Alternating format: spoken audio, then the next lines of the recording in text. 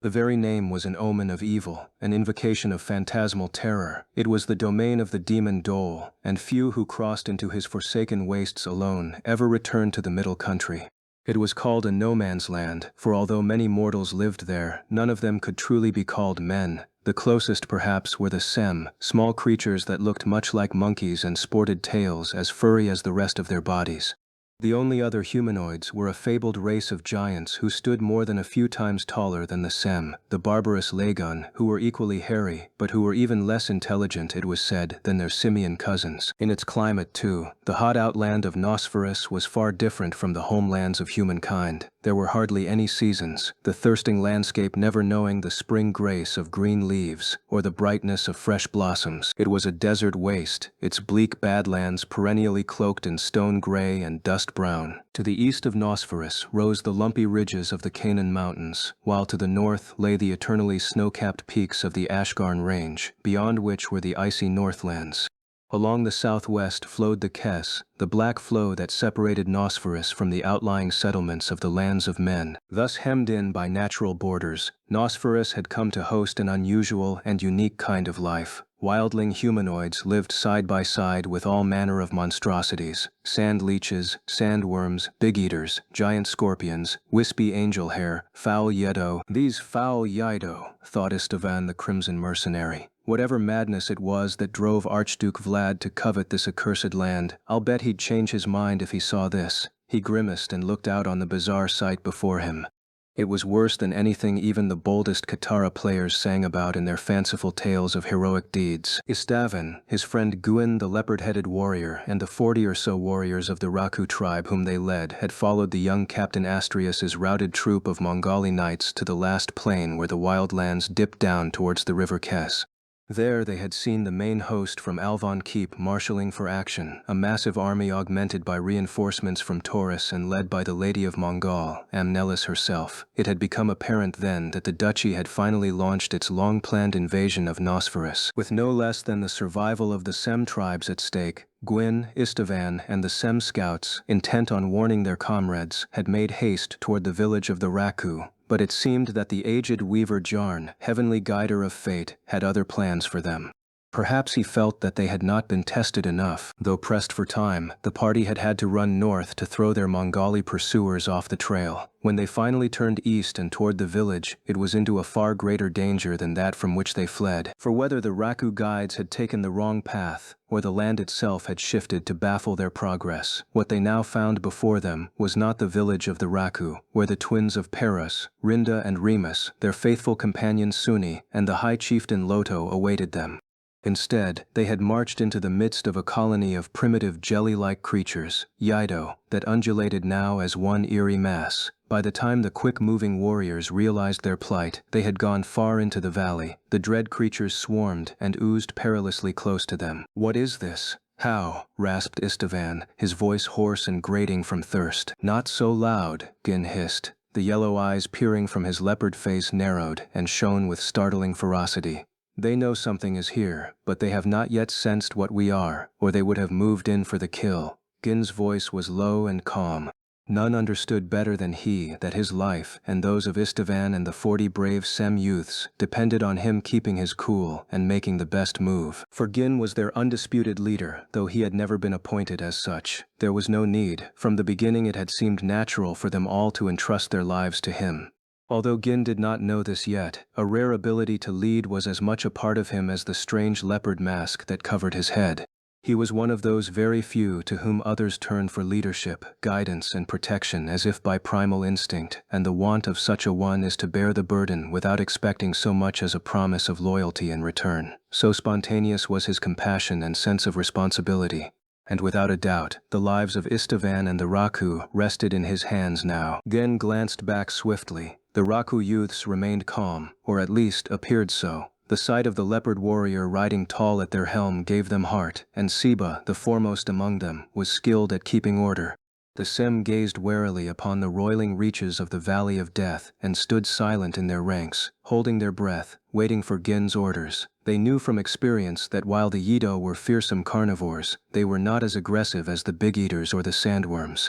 For the moment, waiting quietly was the wisest course of action. "Now," whispered Gin in a low voice, "we go back, but we will not turn yet. We must keep our faces forward and retreat one step at a time. Walk slowly until we reach that bend in the path with the reddish rocks. There, we turn and run out with all our speed. Once outside the valley, we will wait for any who have fallen behind. Good?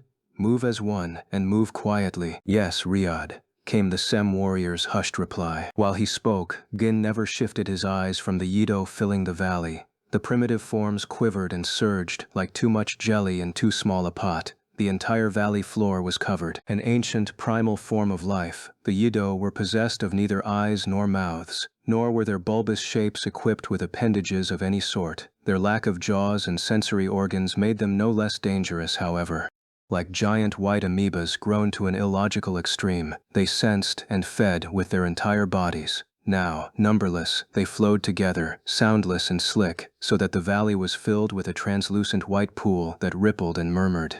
It was impossible to say where one Yido began and another ended, for wherever two of the creatures touched, one would engulf the other, even as, on its opposite side, another Yido was splitting into two new masses. This they continued endlessly. "And I thought I'd seen it all," muttered Istvan, gently backing his horse to follow the Raku warriors on their slow retreat. Gin replied without a trace of humor in his voice. "Remember, mercenary, no spitting. They may not have eyes to see us, but they know prey has entered their valley. If one of them tastes a glub of warm spittle, they'll all be on us in a flash." "Duel's arse," Istvan swore under his breath and kept moving backward. He remembered all too well how it had felt when one of the amoebas had latched onto his leg back in the desert, an experience he had absolutely no desire to repeat. The turn in the path where the reddish rock jutted out seemed farther away than before, though they had not taken a step.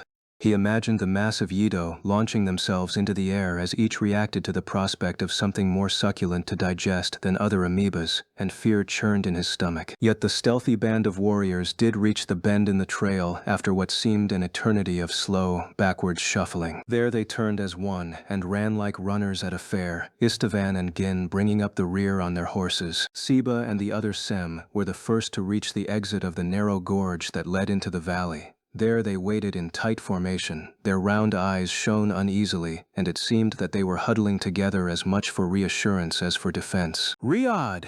Siba came running over to Gwyn's side. "All your men are unharmed?" "Unharmed, Riyadh. This valley of the Yido, did you not know of it?" "No, I had heard, but—" Siba made a sour face. He had led the party astray, and the guilt made his ears burn and his throat dry. "They were not here before, that is certain. The Yido move," he explained. "They moved, and came to this valley." Gin nodded thoughtfully. Surely you are right. The creatures must move far during the night in search of food, leaving nothing whole in their path. Their coming here is not your fault. We were unlucky." "Yes, Riyadh." Siba's hairy face showed a mixture of shame at his own failure as a guide and relief that the party had escaped unharmed. "Hey, Gwyn, what's the monkey saying?" asked the irritated Istvan. Ignoring him, the leopard man said in the Sem language, "We must go around. I hate to delay our arrival any further, but anything is better than sitting here." Siba exchanged looks with the Raku standing next to him, then turned back to Gwyn, shaking his head. "But we cannot go around, Riyadh," he said. "What?" "There is this valley, then another valley, and then there is the village of the Raku. Riyadh said we must hurry, so I showed you the one path, the secret path that goes straight to our home. There is no other way through the mountains from this side." Gin thought in silence. "Gin, what do we do?" Istvan demanded in a vexed tone. "What's he saying?" When Gwyn quickly translated Siba's message, Istvan guffawed and said, "You're kidding. By the gruesome ghouls of the Rootwood, I've had enough of those Yido to last me a lifetime. Let's backtrack some more. There'll be a way around to the east if we get out of these hills." Said Gwyn, thinking. "That we cannot do." "Huh?" Istvan raised an eyebrow.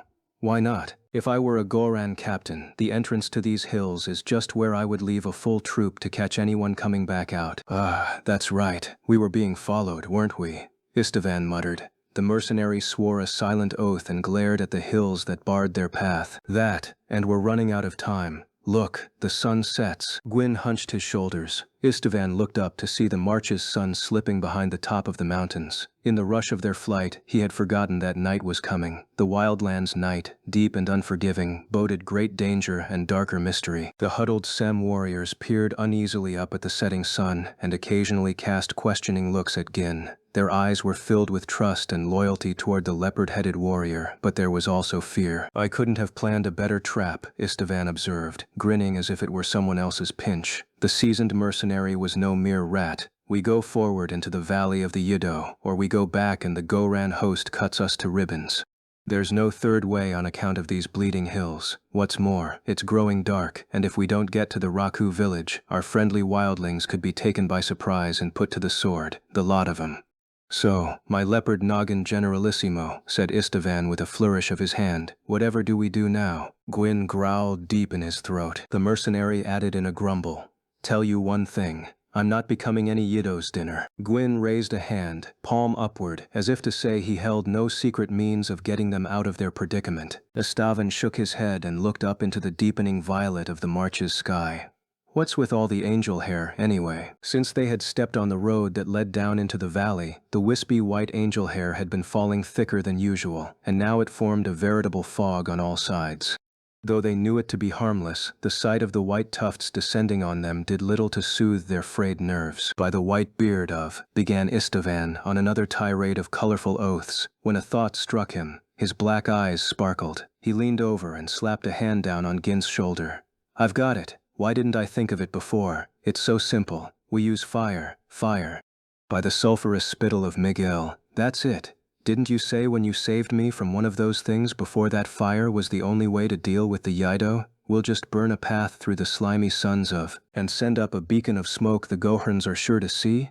interrupted Gwyn, who had already considered that option some time before. Istvan scowled and fixed his leopard-headed companion with a glare. The former pirate's obsidian eyes flared in the gloaming. "Fine, then what do? We could just walk back and forth in this valley until one of our enemies finds us, and we all know the Yiddo move at night." "That, they do." "Yeah, so what?" Gwyn raised a hand to silence the mercenary. "Siba." "Yes, Riyadh." All the Sem grew suddenly tense, ready for action. They could tell that Gwyn had made a decision. Gin gestured to Istvan, and the mercenary reluctantly leaned closer. The leopard warrior looked over his companions once, then said, in the tongue of the Middle Country, "The fate of all the Raku hangs on our every move. We have no choice. We must cut through the valley of the Yiddo." Istvan, and even Siba and the Raku warriors, stood staring at Gin, speechless. The mercenary finally wrung the words out of his dry throat. "What did you say?" he coughed. "We cut through? Yiddo?" "Yes," Gwyn said sternly. He repeated himself in the language of the Sem, and there was a commotion among the ape-men. "You jest," protested the mercenary, "and poorly at that." "I make no jest." "Then you're mad. By the twin faces of Janos that rule the holy light and the darkness," Istvan declared with a cold finality. "Crimson mercenary," Gin said, his voice rising a little, "we're running out of time." He then turned to Siba and spoke with him a while in the language of the Sem. "What was that about?" "They make their home here in Nosferus, so I asked them if they know of any scents or herbs the Yiddo dislike. Perhaps we could rub something on our skin to repel them." "Har, if it were that easy, then—" Istvan proceeded to mock, but Gwyn raised his hand to quiet him. With a serious look, Siba turned to speak to his fellows. They conferred briefly, but when he turned back to Gwyn, his eyes were clouded with disappointment. "Perhaps our elders know some secret, Riyadh, but we are young." "I see." Gin did not sound particularly surprised. "Wait," said one of the younger Raku, shuffling out from behind Siba. "You are?" "Salai, Riyadh. I too have not heard of such an herb, but I did hear something from my father's father once, long ago. He said that the Sem of Nosferus once used to tame the Yiddo, the Riolat, and the mouth of the desert to do our will. We used magic, and the creatures listened and obeyed." "Hanyan Jin Hames," Gwyn growled, and his eyes took on a thoughtful look. It was an interesting story, but not one that seemed of much use to them at present. In response to Istvan's pestering, Gwyn translated the words of the young Sem. "Bwaha, magic?" The mercenary snorted. "If I had magic, the last thing I'd be doing is hanging out here with night coming on, teaching the Yiddo tricks. If we can use magic, let's just fly over that cursed valley and be done with it." He chortled bitterly, but suddenly his eyebrows furrowed. "What is it, Gwyn? If that's what we must do, then do it we shall." the leopard-headed warrior stated calmly. Istvan looked at him with eyes round as saucers. Do what? What you just said we ought to do. Fly over the valley and be on our way. The mercenary shook his head in disgust. Istvan Spellsword, I am not saying we should sprout wings and fly across as though we were Balta birds, the leopard man explained. Nor could we leap over the valley. It's at least a tad in length, but no such feats are demanded of us. All we need do is keep above the Yido. Gin repeated himself in the Sem tongue, and then gave a number of instructions to the Raku, leaving Istvan wondering what plan there could be. The Sem bowed their heads attentively and listened. Then, as one, they looked up and leapt into action. Wait, what's going on here? Would it kill you to let me in on things for once? Istvan complained. A clump of angel hair slapped across his mouth just then, and he had to brush the stuff away with his hand. Gin peered at the silken white wisps with interest. Might it be that angel hair always appear where there are Yido? Much like the tiny fish that always gather around the shark in the sea. A fine time for natural history, my leopard-headed friend. At ease, mercenary. We have not yet seen the pattern that yarn's spinning wheel weaves for us tonight. Istvan stared at Gin, who stood with arms crossed, his mask as always expressionless. The mercenary declared, in the petulant tone of an upset child, how you can act as though you're lying by your own hearth when we're in Nosferus, I have no idea, unless you really do hail from this no-man's land. Just as Gin was about to respond, Siba and several of the other Sem came running up to him with clinking loads of gleaming things between them. You found some? Yes, Riyadh. The Raku dropped their precious cargo before him. Leaning in curiously, Istvan knit his brow and said, Crystal? What for? It was a pile of strange, elongated rocks, crystalline in structure, which the Sem could find protruding from the bare slopes, because the valley was far enough in the north. The slabs of crystal had been broken off with great care. Gin had asked the Sem to bring the clear but hard stone, in as long and slender a form as could be found. The Sem had split into several groups, each group bringing back a load of slender fragments, many longer than the Sem themselves were tall. Testing the strength of the crystal rocks in his hands, Gwyn noted, this would be easier if there were some tall, sturdy trees about, but Nosferus isn't kind to anything that grows much higher than our Raku friends here. What exactly do you have in mind? Istvan's black eyes were wide as a child's as he stared, nearly in pain with curiosity, at the rocks in Gin's hands. Gin's answer was simple. Stilts. Stilts, yes, though I do not pretend that crossing the valley on these will be easy. Even with the crystal veins giving them strength, these rocks are thin and brittle and cannot be cut too long. Also, I fear that, thin as they are, they may yet be too heavy for the Sem to use with any ease. They may also be too fragile to support you or me. I don't get it, Istvan confessed. Taking great care not to shatter them any further, Gwyn selected 2 sections of crystal rock, one very long and one very short, and, taking a length of the sturdy vine rope that the Raku used to bind their bows and arrows, proceeded to tie them together so that the shorter one stuck out perpendicular from the larger one about 1/3 of the length from its top. His large hands moved with surprising dexterity as he made one and then another of the contraptions. Gin tested his improvised stilts to make sure they were sturdily fixed. Then he waved to the tallest of the Raku, the one called Salai who had spoken earlier. Gin instructed him in the language of the Sem. Salai, place your foot here at the crosspiece and try to stand. I'll hold you. Yes, Riyadh.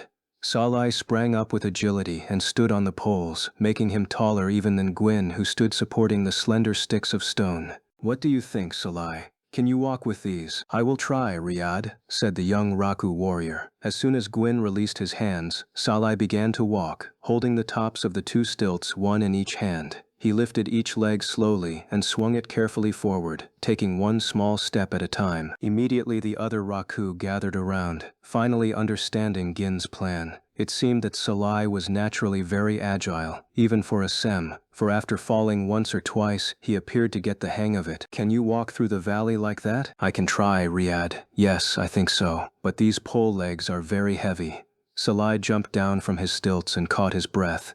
Siba and I will be able to use these, but I fear that Mano and Kai and others do not have the strength. I will not be able to use them either, Salai, nor Istvan here. If we tried, those brittle poles would surely break, Gwyn replied. But all of us need not go. That would take too much time, and besides, we do not have enough of these crystal rocks to make pole legs for all of us.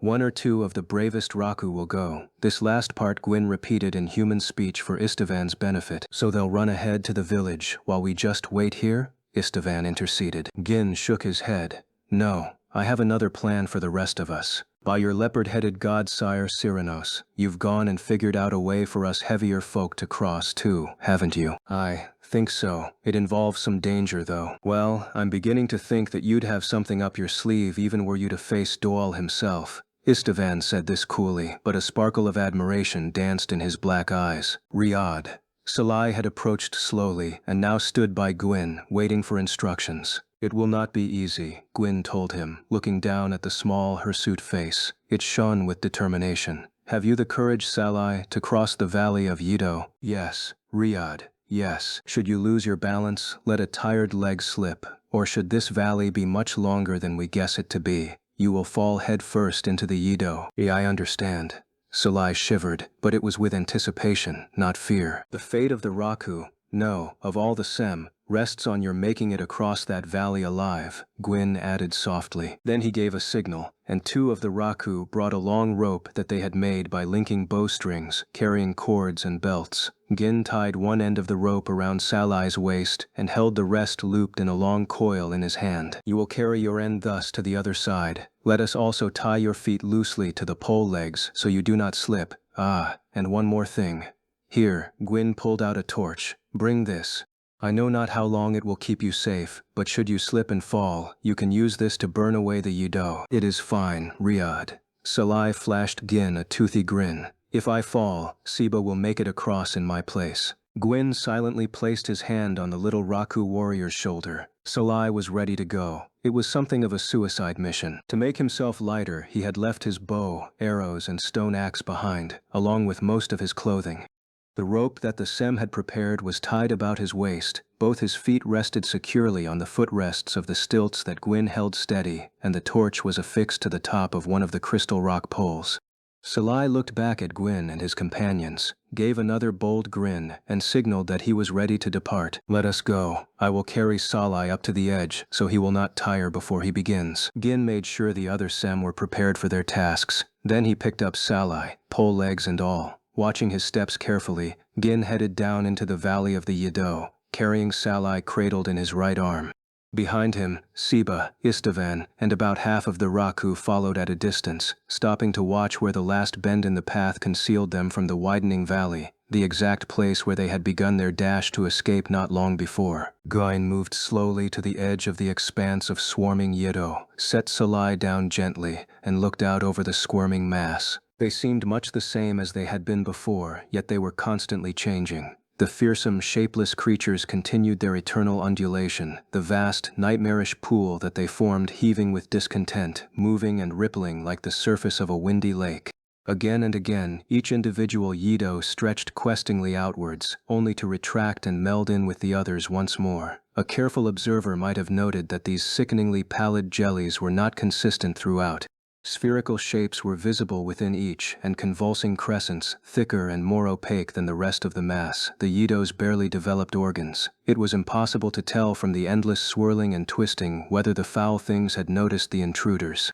Impossible, too, it was not to sense hunger from them, an insatiable hunger. Salai stood looking over the eerie living sea that he would soon cross, his eyes betraying no sign of fear. He took a few steps on the stilts to test out his fittings one last time. Make it to the other side, Gwyn commanded simply. Salai nodded. Yes, Riyadh. Then, moving on the crystal stilts with skill, as if they were a natural extension of his own legs, he ventured out into the valley of the Yido. At some point, Siba had come up behind Gwyn, who stood staring grimly out at the Yido. You should not stand so close, Riyadh. Dangerous. He tugged urgently on Gwyn's arm with a small furry hand. Yes, Gin murmured, moving back a short ways, but not as far as the safety of the canyon corner, where a dozen round furry faces watched from behind the wall of reddish stone. The valley was now quite dark, and at the bottom of that darkness the innumerable pale bulbous shapes continued to writhe and grope. It appeared that the Yido could be faintly luminescent, and yet evidently they were capable too of blending in with their surroundings. The Yido that had attacked Istvan during their first night in the wildlands had been as dark as the nighttime rocks. Dangerous, Riyadh, Siba warned again, tugging on Gin's arm. Gin did not move. His leopard face was an expressionless mask as he stood watching Salai's progress. The brave Raku was like a tiny boat adrift on a pale luminescent sea. The lone torch struggled against the pressing darkness, blinking like the eastern star that guides men's travels. The elite Sem warrior moved slowly and deliberately, choosing each step with care as he passed through the very middle of the Yido colony. Salai's feet were less than 2 Sems height above the topmost of the Yido. Every time one of his stilts came down, the Yido around its base would squirm in search for the intruder in their midst. But they found no living thing, and because the creatures were not particularly viscous, Salai had little difficulty freeing his other pole in turn and lowering it anew into the writhing mass, each step bringing him that much closer to the unseen far side of the valley.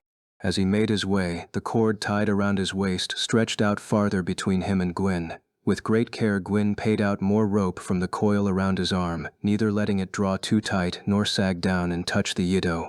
At times this was the only proof of Salai's progress, which was painstakingly slow. It seemed like he would never be free of the deadly sea. Suddenly, a gasp went up from the watchers. Salai wobbled. He had lost his balance. Ah! Even Istvan let out a cry, fearing the worst. But the agile wildling somehow managed to get the stilts back under him and regained his delicate poise. Riyadh. Siba stretched up and whispered to Gin. Riyadh. I will practice so that I may go too. Do so, said Gwyn, never taking his eyes off Salai. The leopard-headed warrior seemed calm, but the sharp-eyed would have caught the trembling of tensed muscles under his bronze, sunburnt skin. His clenched fists, too, contradicted his aura of composure. Yes, prepare yourself.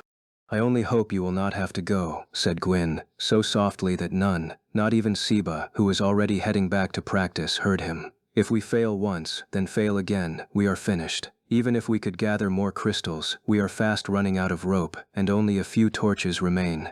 Even if we unstrung all the bows, we'd only get one more chance at best. Not voicing this, instead he stood watching Salai's perilous trek with all the confidence of one who has a solution for any problem, a plan for overcoming any difficulty. He's not through them yet? Swore Istvan behind him. In the name of Doal, how far does this blasted swarm stretch? Gwyn looked down at the rope in his hands, the lifeline connecting them to Salai, and saw that it was running out. If the Yido colony extended for any more than a tad, the rope would not span it, and Gwyn's plan would fail. He shook his leopard head, trying to clear it of dark thoughts. It was when he trained his eyes on Salai again that he heard the Raku's wildly joyous shout. The other side, I see it. Gin! Riyadh! A cheer rose up from Istvan and the Raku warriors. A growl of relief came from Gwyn's throat, and he went into a half-crouch, squinting to see across the sea of Yido. Some time before, Salai and the torch he held had disappeared over a low rise midway along the valley floor.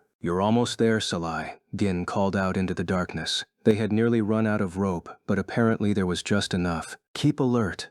Those were the exact words Gwyn was about to add when a scream echoed across the valley, a spine-chilling scream. It was Salai, and the horrid cry could only mean one thing. Salai! Gwyn shouted, but the rope had gone slack in his hands. Salai had fallen. Salai! Gin shouted, but the darkness swallowed his cry. Salai! Riyadh! Gin hauled on the rope with a mad strength. At first it resisted, like a fishing line pulled taut by a heavy catch, then suddenly it grew light and came as quickly as he could pull.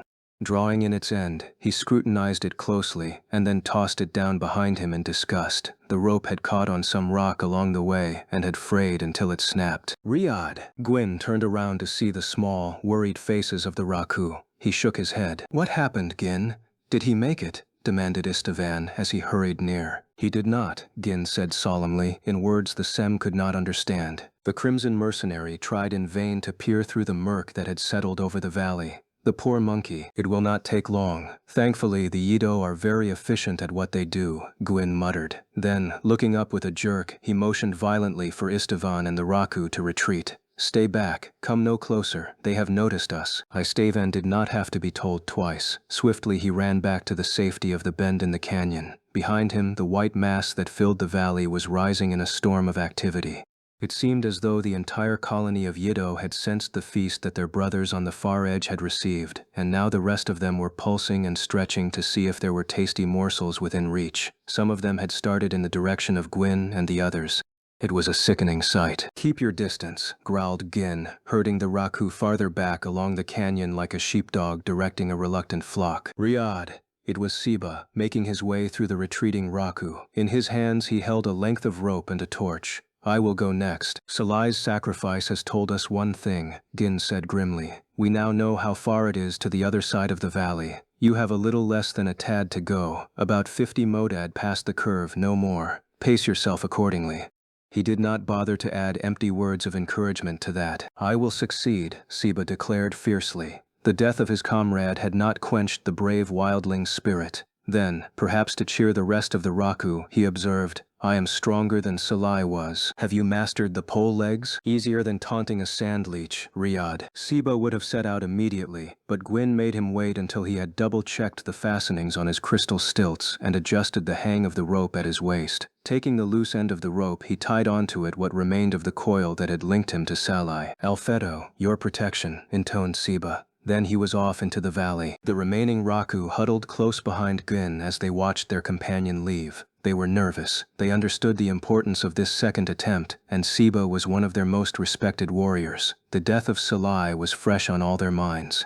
It seemed that the Yido too remembered, for while they had left Salai's stilts largely unmolested, they now wrapped their pseudopods around Siba's at his every step, searching for anything edible. Siba was forced to lift up his crystal pole legs quicker than he would have liked.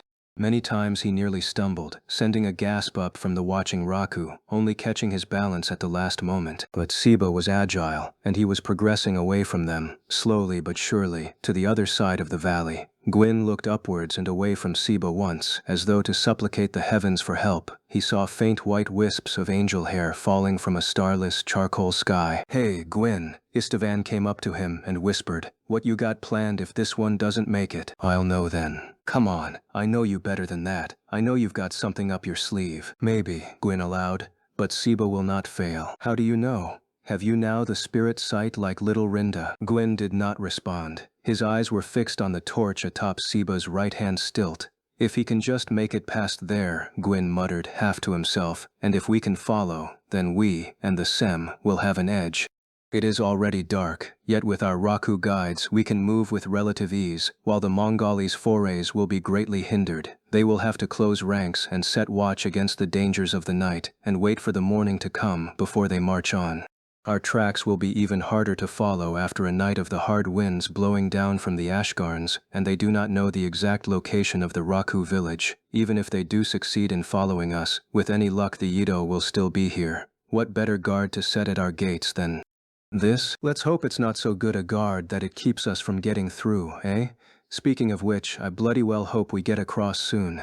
These jellies may be hungry, but so am I." Gwyn did not bother answering. Swiveling his leopard head, he scanned the valley. Siba was already lost to their sight. Thanks to the extra rope that Gwyn had added, the coil in his hand was not running as thin this time.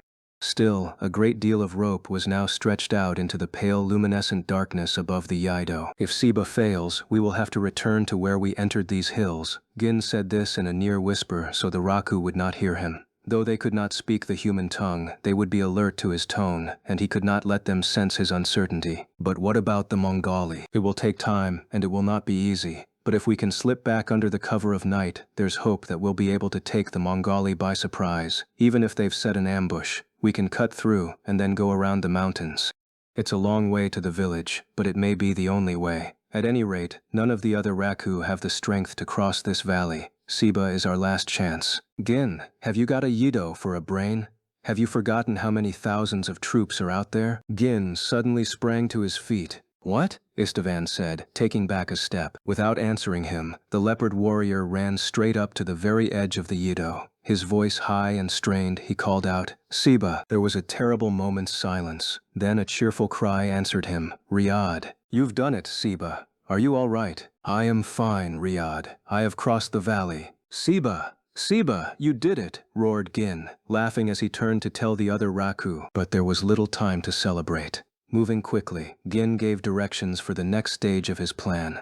He knew that Siba was already following his instructions on the other side, fastening the rope to the highest point which he could find and checking to make sure that it would not come loose no matter how hard it was pulled. On his side of the valley, Gwyn climbed to an outcropping of rock he had noticed earlier that jutted out high above the path. There, taking care not to snap the rope with his great strength, he fixed it tightly around an upthrust horn of stone. The rope now hung in the air, suspended at both ends and crossing the valley diagonally, forming a modest bridge to the other side. Gin faced the far end of the valley and called to Siba. Siba responded with a cry, and Gin pulled on the rope a few times to test its strength. He nodded and muttered, "It will do."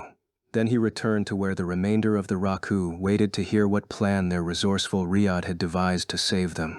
He looked around at the faces of the Sem and said to them, "Thanks to Siba, who risked his life for us all, a piece of rope spans the valley right now." Then he asked, in a tone that was almost harsh, "Do you have the courage to cross the rope bridge?" "Yes, Riyadh," the Raku called out as one. "Wait now," Gwyn raised his hand. "This is no river crossing or mountain climbing. The valley is wide, and you must cross the whole distance with your hands and your feet on that rope. Fail, and you will meet the same fate as Salai." The Raku were silent, yet, one by one, they raised their hands to the sky to say they were not afraid of the fate the gods had chosen for them. They were ready. Gin looked them over and nodded. "Then the lightest of you, with confidence in the strength of your arms, should go first." Giving this order, he stepped back. The Raku looked at one another, sizing up their companions, until one of the smallest of their number clambered up the rocks and took the rope in his hands. He moved out onto the rope until he was hanging by his hands and feet like a jungle sloth. Then, with remarkable speed, he began to wiggle along the rope, bending and stretching like a tree worm. Istvan shivered and cursed. "I'm not so sure about these plans of yours, Leopardhead. The Yido are going to have a feast tonight, delivered to them no less. How many of us do you think can make it across on that poor excuse for a bridge?" "You are forgetting," said Gwyn, checking the knots in the rope for any loosening or fraying against the rock, "that our friends are Sem. Is it not you, Crimson Mercenary, who calls them monkeys? Their arms are as strong as their legs, and they have less than half our weight to support.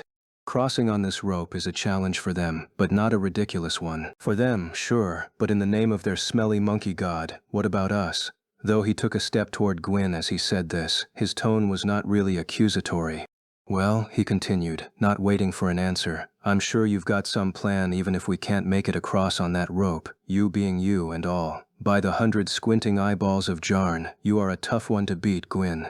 Here I was thinking we were bound to go on a fruitless walk through the wilds of Nosferus, and you came up with that crazy stilts idea, and it even worked." Gwyn was about to reply, but instead reached out a hand to stop the next Raku from climbing onto the rope. "Let the heavier ones go now. First, the next heaviest after Siba." Already, 6 of the smaller Sem had made it to the other side of the valley. Crossing on a rope suited them far better than walking on stilts, and they were traveling more swiftly than Istvan had thought possible. Yet already, one of the Sem had slipped and fallen. A surging crest of the pale jelly that was the Yido had enveloped him as his companions watched. He had become a featureless lump of flesh in mere moments and was nowhere to be seen in the slime. "We have to send some of the heavier ones across now, while the rope is still strong," Gwyn explained to Istvan. "Should it begin to fray, the lighter the load, the better. Why not strengthen the bridge with what's left of the bowstrings?" the mercenary offered. "I've considered it," Gwyn replied, tilting his head thoughtfully, "but we'd not have enough for— it is ready." With an air of importance, several Raku who had been busily making something came up to the outcropping. "Good. Cross now, and hurry," he told them. Most of the 40 Sem had gone already. "How many have fallen? 6? That's on the lower end of what was to be expected." He shook his head and watched the last Sem head out over the sea of Yedo one by one. "How holds the rope?" Gin called out. "It is fraying halfway across, where it rubs on a rock. Riyadh, elsewhere it is strong. The fraying, is it bad?" "It will hold." "Okay," said Istvan, irritated by the chittering, none of which was comprehensible to him. "So the monkeys are doing fine. Great. What about us? You're not going to ask me to wiggle along on this thing, are you?" "I think we can do better than that." Gin pointed at the last 2 Raku, who had just climbed onto the rope. They had a cord attached to their waists. As they began to make their way across, The cord grew taut and began to lift up something that had lain on the ground below the outcropping. It was a net, quickly and simply made. "What in the world?" let out Istvan. "You will ride on that. We are too heavy to cross the valley as the Sem did, but with the help of this net, which the Raku will pull from the other end, we should be able to make it. Of course, we'll use our own hands and legs too, on the rope." Istvan peered at the wildling's handiwork. The Raku had done a fine makeshift job. The net hung evenly like a merchant's cargo bag, and at the top formed a sliding loop on the rope. Through it ran the cords that were tied to the waists of the last two Raku, who were briskly making their way across the valley. From the other side they would be able to pull the net towards them. The tall mercenary of Wallachia, deserter from the March's patrol, stood for a while without saying anything. Glaring skeptically at the contraption, he reached out a hand and gave it a firm tug. "You're telling me to hang above the Yiddo on this thing? By the sulphurous fiery breath of Doel. Back when I was a pirate on the Lensi, I used nets like these to transport goods, even a few servant girls, between ships. No time to put up a proper gangplank when there's fighting going on, you see."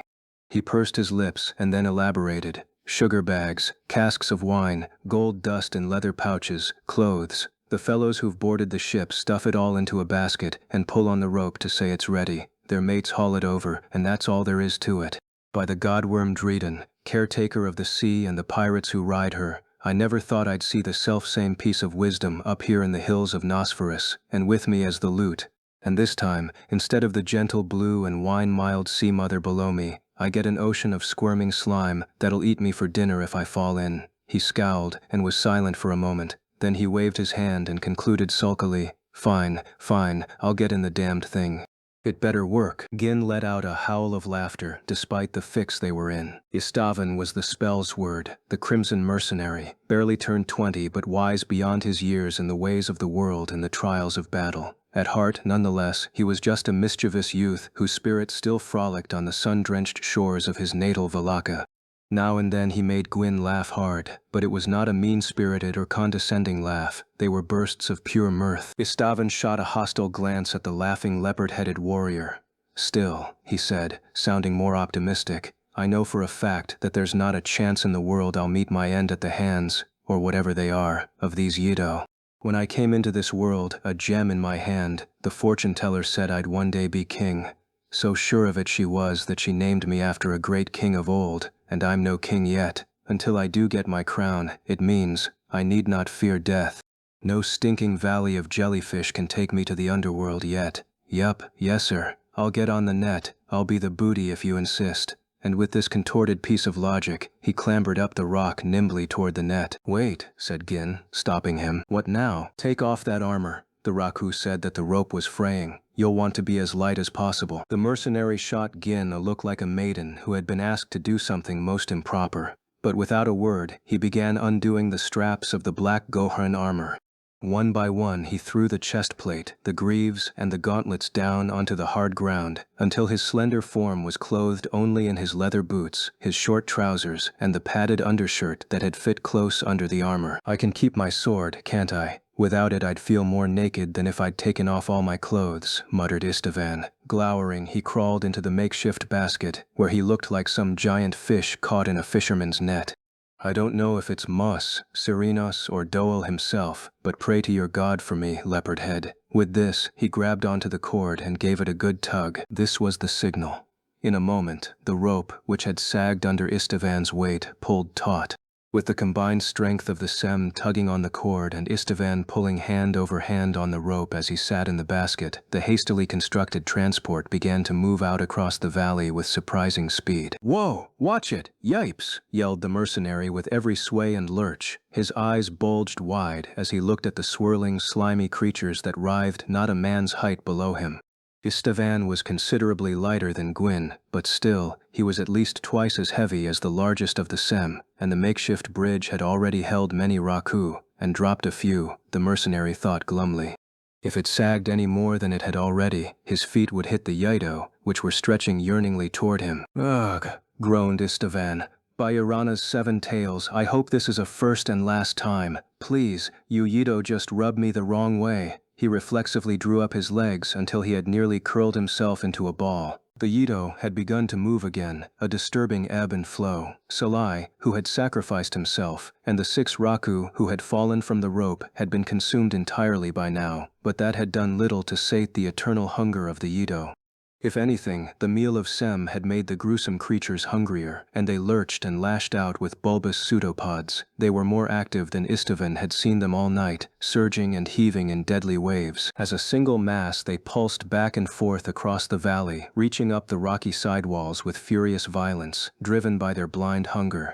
The entire mass was sensing for shifts in temperature and sent out pseudopods of Yido to test whether the things they crashed against were inedible rocks and trees or warm, living food. Istvan's sun-tanned face twisted in a grimace of disgust. The net in which he sat, which had moved so quickly at first, now seemed to advance with appalling slowness, and the mercenary began to despair of ever reaching the end of the fearful journey.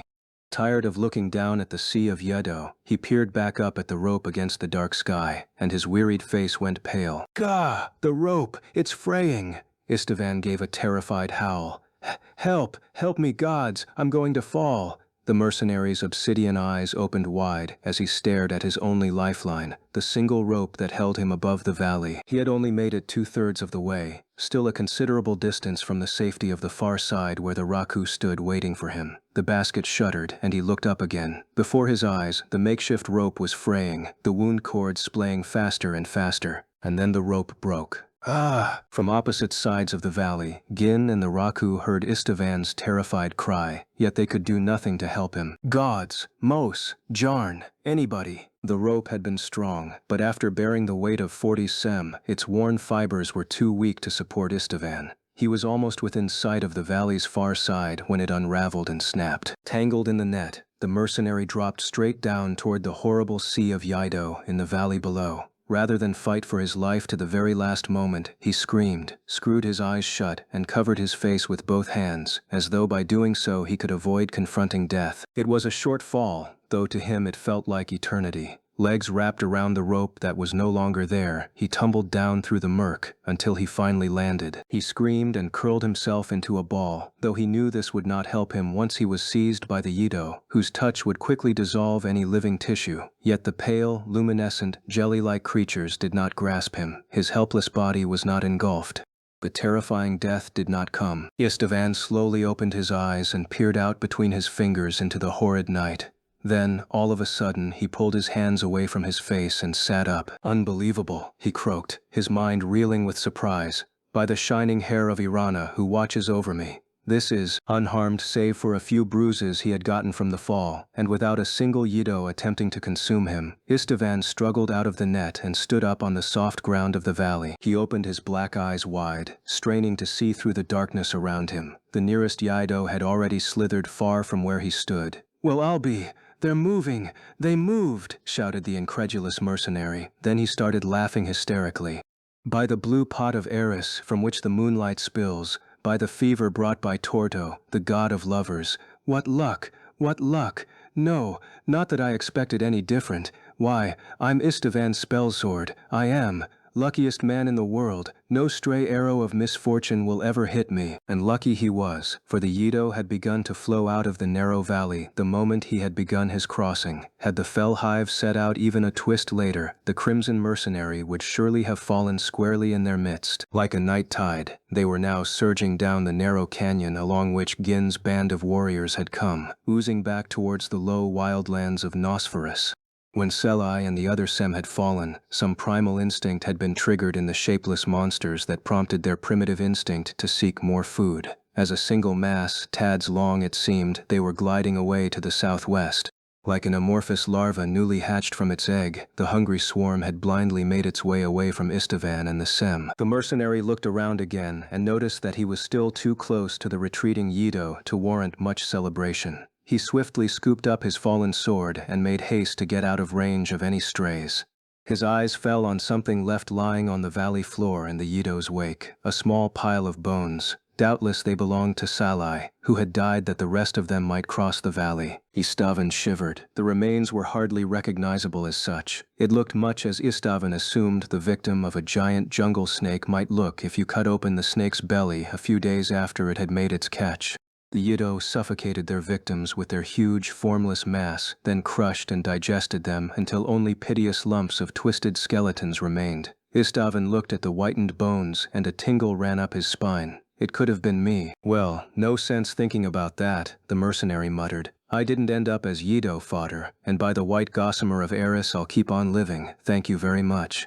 He shook the visions of grisly death out of his head like a dog coming out of the water, then leapt over the few rocks and boulders that lay scattered on the ground between him and where the Raku were waiting in a worried huddle. Lo, my furry friends, I made it. Don't look as though you've seen a ghost. It's me, the mercenary announced, unconcerned that they could not understand his words nor he their reply. Indeed, the Raku, their eyes wide and round, paid him little attention. Riyad, Riyad, Ine, Rik, Rahne. Riyad, the Sem fretted in their high voices, peering back through the darkness of the valley. Istvan wrinkled his brow and looked back the way he had just come. Gin? A sudden realization came to him. That's right, Gin's still on the other side, and damn if those Yido weren't heading his way.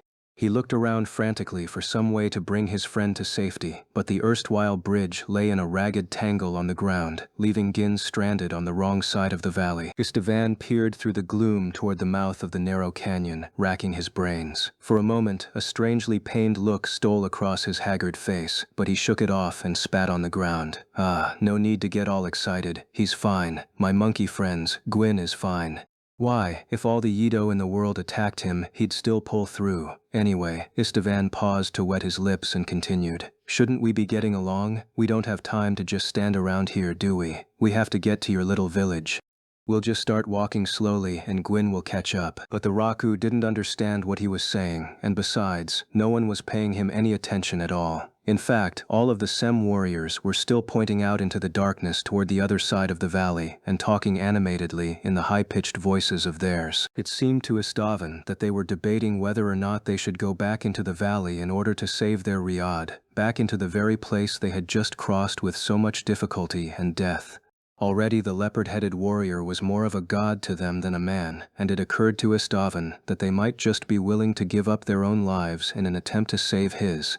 Siba in particular sounded quite vehement. He waved the single remaining torch in his hand and chittered passionately, perhaps rallying the entire band to charge into the valley and burn a path through the Yido to Gin. Hey, bad idea, yelled Istvan. You can't seriously be thinking of burning the Yido out of there. Why do you think we went through that whole mummers act to get over them in the first place? If we lit a fire big enough to drive them off, the blaze would have the whole Mongoli host upon us in a flash. Look, I'm telling you, Gwyn will manage. He has to. The Raku seemed unconvinced, if indeed they understood him at all. 40 pairs of angry eyes, in fact, glared now at the Valachian mercenary. Hey, now, no need to look at me like that, he stuttered, blanching and taking a step backwards, when suddenly one of the Raku screamed, Alfeto! The tiny warrior's eyes bulged with fear, and they hurriedly scattered in all directions but one, back into the valley. Istvan turned and saw what had caused the Raku to run, and he was stuck to the spot, petrified with fear, his tongue stuck to the roof of his mouth. He could not tear his eyes off the nightmarish thing striding slowly toward him. A shape like that of a great sea monster out of some horrible myth was rising from the Yido, parting them in two. It was like a mass of Yido in human form, with its arms outstretched, and it was coming directly toward Istvan. Gun? Istvan yelled and ran towards the human form, then stopped, unsure of what to do. If he moved any closer to the Yidan, they'd be on him for sure. It was indeed Gin who had come inexorably up out of the sea of Yido. Every inch of his mighty form, even his leopard-masked head, was covered by Yido, so that it was impossible to see any of his features, but Istvan did not doubt it was Gin. Lunging suddenly, the Yido Gin reached out and snatched the torch from Siba, who alone out of the Raku had stood by Istvan instead of running off. The little Sem yelped and jumped back, while Gin turned the torch and thrust it at his own head. His body, still covered with Yido, now erupted into a ball of flame. "Ya, Gin!" Istvan yelled. The figure in flames twisted and scraped at its sides as though in great pain, then dropped to the ground and began rolling about furiously. The flames went out as fast as they had spread. What in Dol's name? The mercenary stood, mouth agape, unable to speak a word more. The Raku, too, watched dumbstruck, forgetting to do anything but stare. Gin, or the figure they believed was Gin, lay there on its side, and for a while did not move. The blackened remains of Yido were plastered all over the giant frame, smoldering in the cool night air. Istvan swallowed and found his voice at last. Gin, you didn't burn yourself to death, did you? He smiled uneasily, and his voice trembled. Then the crumpled form twitched, and the head lifted ever so slightly off the ground. No, came the familiar growl, only thicker than usual. I am not dead. Gin! Only then did the fear that had held Istvan and the Raku frozen in place finally release its grip. All at once they gathered around him to see how badly he had been burned. I am fine. Give me space to stand, the leopard warrior grumbled, his voice becoming clearer by the moment. Suddenly, his hand went to his face and pulled off the blackened shell that covered it. Istvan and all the Raku gasped as one. Gin's round leopard head was unharmed, his golden whiskered visage barely singed by the heat of the fire. Gin chuckled. I'm lucky the flames died when they did. I thought I was going to suffocate. Luckier still that Siba thought to stand there with his torch like that. It was the only thing I could see through the Yido covering my eyeslits. The warrior's yellow eyes blinked and shone, and he cast down the husk in his hands. It was a piece of the black Goran armor that Istvan had taken off before crossing the valley. Gin had worn the chest plate over his mask, and with that as his shield, charged straight through the Yido. Istvan whistled and shook his head, amazed. By the many miracles of Janos, are you a man of flesh and blood? To charge headlong through the Yido like that, then set fire to your own head. I had planned to do that from the start, and I dare say my journey went smoother than yours, Crimson Mercenary. Gun gave one of his characteristic howls of laughter as he worked busily to remove the rest of the armor and blackened Yido remains from his body. Istvan stared at him and snorted. As soon as Istvan had started out across the valley in the netting basket, Gin had hastened to gather up what slabs of crystal remained. These he had tied to his torso with leftover bowstrings and cords from the horses' bridles. This makeshift armor, together with Istvan's greaves and gauntlets, had protected his bare flesh from the Yido's powerful digestive juices, and with the chest plate fixed over his head so that he could see through its fastening slots, he had made his way across the valley. That was a little too close, Gwyn admitted after he had finished discarding the last piece of armor. I need some wine. He lifted the wineskin that was put into his outstretched hand and drank deeply. Those Yido were stronger than I imagined. I had to tense every muscle just to keep from being crushed, and I knew that if they knocked my feet out from under me, I was done for. I took the last torch and burned a path before my feet for most of the way, but I dropped it. I took a deep breath and charged for the last 30 moded or so. 5 paces more of those things and I would have run out of breath or lost my footing. You're a bigger fool than I thought, Gwyn. I don't care how strong you are or how long you can hold your breath. Your standing here alive is nothing but the most incredible, unbelievable piece of bleeding luck I've ever seen. Gwyn laughed. I knew from the beginning that our rope would not support my weight.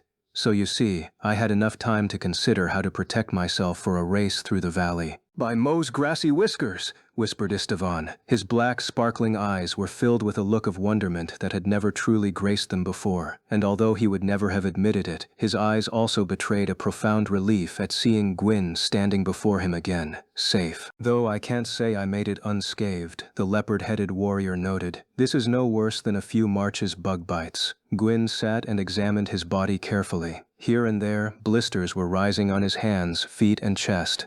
And on his sides, where the Yido had pressed with bone-crushing force, the crystals had shattered and their points had driven into his flesh. Gwyn let Siba and the other Raku place compresses over his wounds, and he stretched and rubbed his stiff neck and shoulders. Those horses deserved better, he said, looking over the dark void of the valley from which the shining luminescent sea of Yido had disappeared without a trace. I set them free, but I fear the Yido have caught and eaten them.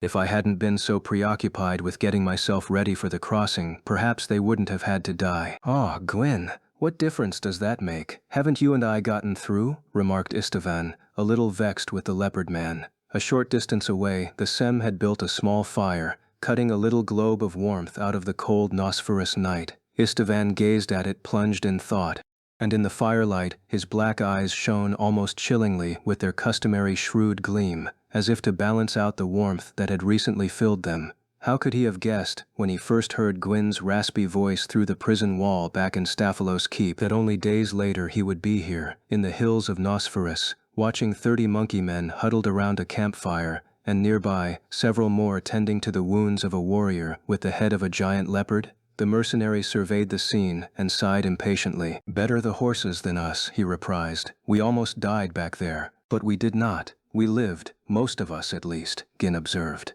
As much as he would have liked to honor the dead, they had no time to build a cairn for the brave Salai and the other fallen Raku.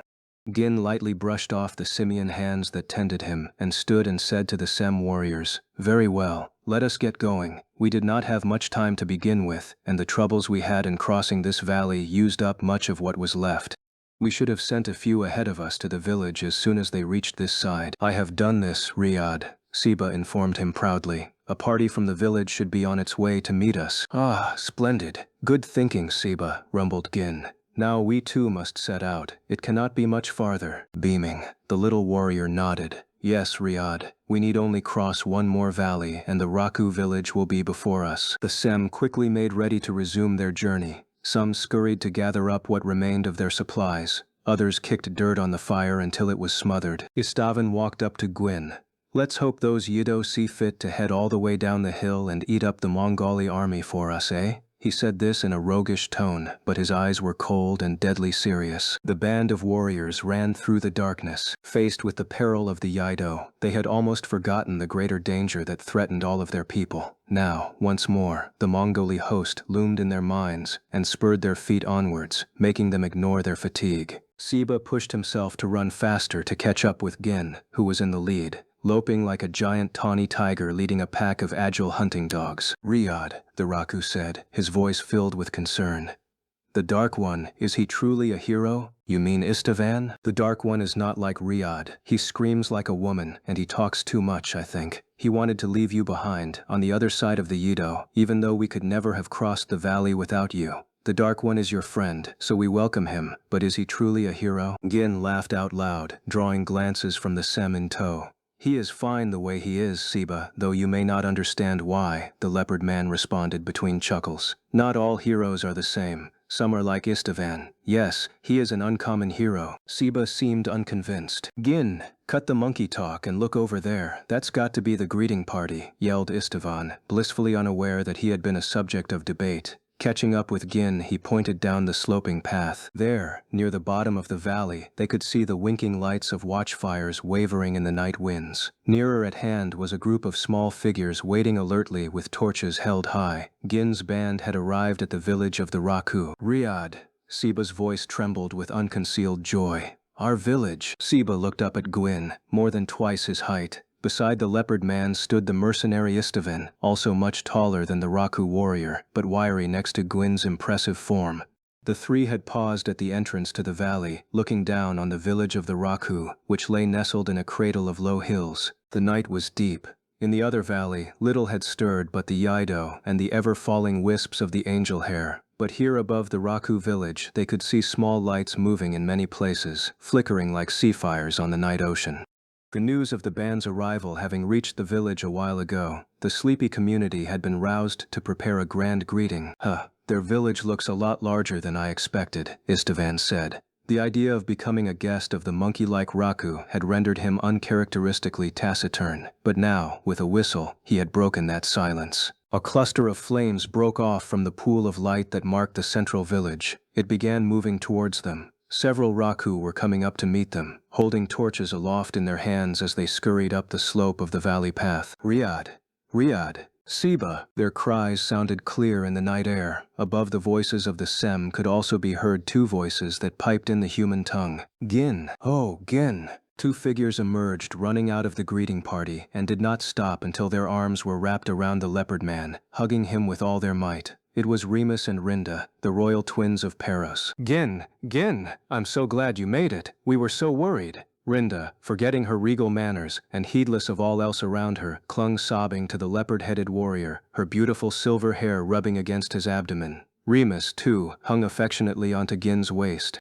The two were like lost baby birds returned at long last to the shelter of their mother's wings. "There was no need to worry, children," growled Gin. Istavan cast a baleful glance at the happily reunited trio. He spat disdainfully. "Ah, so the Princess of Paros is just a teary-eyed kid after all." Rinda lifted her head from Gin's torso and, as if noticing the mercenary for the first time, looked over at him. Istvan, expecting the usual curt retort, was surprised when she said nothing. Rinda merely exchanged glances with her twin brother, and the two laughed as if they were privy to some private joke they did not care to share with the Valachian. "Heck, what's this?" Istvan sneered. "Fine then, go ahead and laugh. Easy enough for you to do. You've been sitting pretty here, royal guests at a monkey banquet table, while my plebeian ass was on the brink of death itself." "I'm sorry," Rinda replied, still giggling. "Where are my manners? The whole village has been waiting for you. They've prepared quite a feast." "Yes, a real feast," chimed Remus. The twins exchanged looks again and burst into peals of laughter. "I see you've caught monkey fever and gone mad," declared Istvan, but the news of a feast cheered him up considerably. Young though he was, the long string of adventures and brushes with death had taken their toll. He was very tired and, more than anything, ravenously hungry. As they continued down the slope toward the village, surrounded by torch-bearing Raku who lit the path for them, giving them a hero's welcome, the crimson mercenary softened his scowl. Gazing down at his worn undershirt and leggings, he began to mumble to himself, as was his wont. "Hardly dressed for a feast, am I? True, it's just a monkey village, but would they have stolen armor from the March's patrol or something? Just a breastplate would do. By Serena, goddess of beauty's silver-rimmed mirror, I'm a sight to behold." Meanwhile, Rinda and Remus, for whom Gwyn the leopard man was already much more than a traveling companion, nearly clung to him as they made their way. Since the three had met in the Rootwood by chance, or perhaps by some design of fate, one could not know, they had faced the Black Count Vannon, witnessed the fall of Staphylos Keep, braved the treacherous waters of the river Kes, and made their way through the dangers of Nosferus. Gwyn's past was cloaked in mystery, he himself not knowing who or what he was, but to the twins he was a guardian spirit, and they trusted him with their lives. The twins had lost their parents and their country, but as long as Gwyn was there to protect them, even the great unknown of the Marches held no true terrors for the homeless orphans. The Raku had spared no luxury in welcoming the twins. By nature a warm people, they were all the more hospitable when they heard that Rinda had saved the chieftain's granddaughter, Sunny. For the first time in the interminable days since the fall of Peros, the twins were able to wash their hands and feet and eat their fill of good food, yet until Gwyn was with them, they could not relax. "Everything will be fine now that you're here," Rinda oozed. Laughing, she skipped along and led Gwyn toward the Raku village by his giant hand. But a cloud fell over her smoky violet eyes when she saw the fresh scars on Gwyn's arms and chest. She stopped, and in a worried tone asked if he was hurt. "It is nothing," Gwyn assured her, and spoke no further. His thoughts were on the Mongoli army, and his leopard eyes burned with an impatience that he could not hide. Riyard, a new group of Sem, also bearing torches, approached them. At their head trotted little Suni and her grandfather, Lodo, the high chieftain of the Raku. Lodo's graying fur glistened like silver needles in the torchlight. In the cultured words of the Middle Country, Lodo said slowly and formally, "Brave warriors, our village and all its people welcome you. We are forever grateful." Gwyn raised a hand to interrupt him. "We must save formalities for later, High Chieftain. I need you to summon the leaders of all the Sem tribes now. Send out word, and may the messengers be quick. The lives of your people and of all the Sem depend on it." Lodo's eyes went wide. "Of what do you speak?" he demanded, falling back into his native tongue. A tremor ran through the crowd of torches around him. "You mean not only the Raku, but the Salt Valley Koroi, the black-haired Guro, the spotted Rasa, and the Yido Kin Tubai." "That is so," Gwyn replied, continuing down the gentle slope toward the village, the twins of Peros clinging to his sides. Flustered, Lodo sped up his pace so he would not be left behind. As he trotted along, he looked at the leopard-headed warrior carefully to see whether this was some sort of jest or whether Gwyn was truly serious. "Riyad, tell me, what is happening?" "The Mongoli are marching on Nosferus," came the leopard man's stern response. "An invasion army has already crossed the Kes, 10 and 5,000 in number. They camp on this side of the river and wait for dawn. General Amnelis, the Lady of Mongol herself, leads them. Judging by that, and by the store of gear they carry and the array of their camp, I believe that they plan to demolish all the Sem of Nosferus, to hit you so hard no Sem will ever cross the river into Mongoli lands again.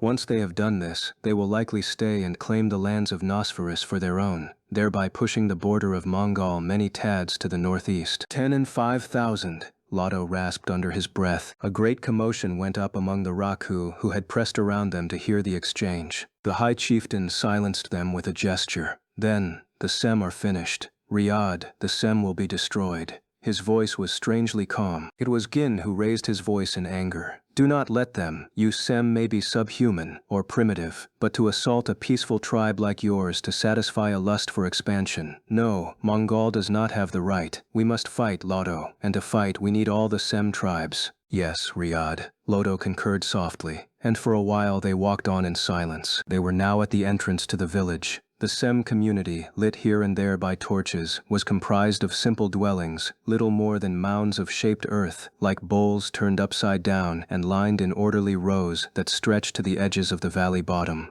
In most of the doorways, Gwyn could see Raku tribespeople huddled in clusters, peering out at the unusual visitors as they passed. They proceeded along a road that had been hard-packed by the passage of many feet through what appeared to be the center of the village. The glittering eyes of the Sem followed them all the way. One word could be heard clearly in the high-pitched chittering, the Sem word for leopard. Waves of whispers followed them down the street. Riyadh, Riyadh, Alfedo-san. I don't believe this, said Istvan, who could not remain silent for any stretch of time. Looking around uneasily, he drew close to Gwyn and whispered in the leopard man's tufted ear. Hey, Gwyn. What? Welcome to Monkey Town. Phew, what a sight. Don't tell me you seriously believe these guys stand a mouse's chance against 15,000 Mongoli soldiers. I don't think you do, Gwyn. Just be nice and tell me you don't. Gin was silent. Ahead of them, Lodo had stopped. He was signaling now for everyone to gather around him. They were standing before one of the inverted bowl-like dwellings, which, though only dimly visible in the darkness, was clearly considerably larger than any of the others surrounding it. Brave heroes, guests of the Raku, I welcome you. Allow us to show you our hospitality, Loto pronounced. Then he grasped Gin's arm with a small furry hand and spoke more quietly. Riyadh, this way, please. Gin nodded. I'm starving, all right. Istvan informed no one in particular, but first I want some water to wash my hands and feet, and some wine to wash my mouth. Ducking his head, he went into the dark hut first after the Sem. The twins, who seemed familiar with the place, followed. Rinda turned around at the threshold and looked at Gin as though she wanted to tell him something, but she thought better of it and just flashed a lovely little smile. With Suni at her heels, she stepped in after her brother. Soon enough, the guests' voices rose up merrily. Istvan's rang above all others, and his voice was full of glee. Their high spirits spilled to the street. Gin, who had gone in last, glanced over at the mercenary and chuckled. He is truly a remarkable man, that crimson mercenary. How he resisted becoming the guest of the Sem, how he complained. Yet now that he is here, he behaves as though he has lived in this village all his life.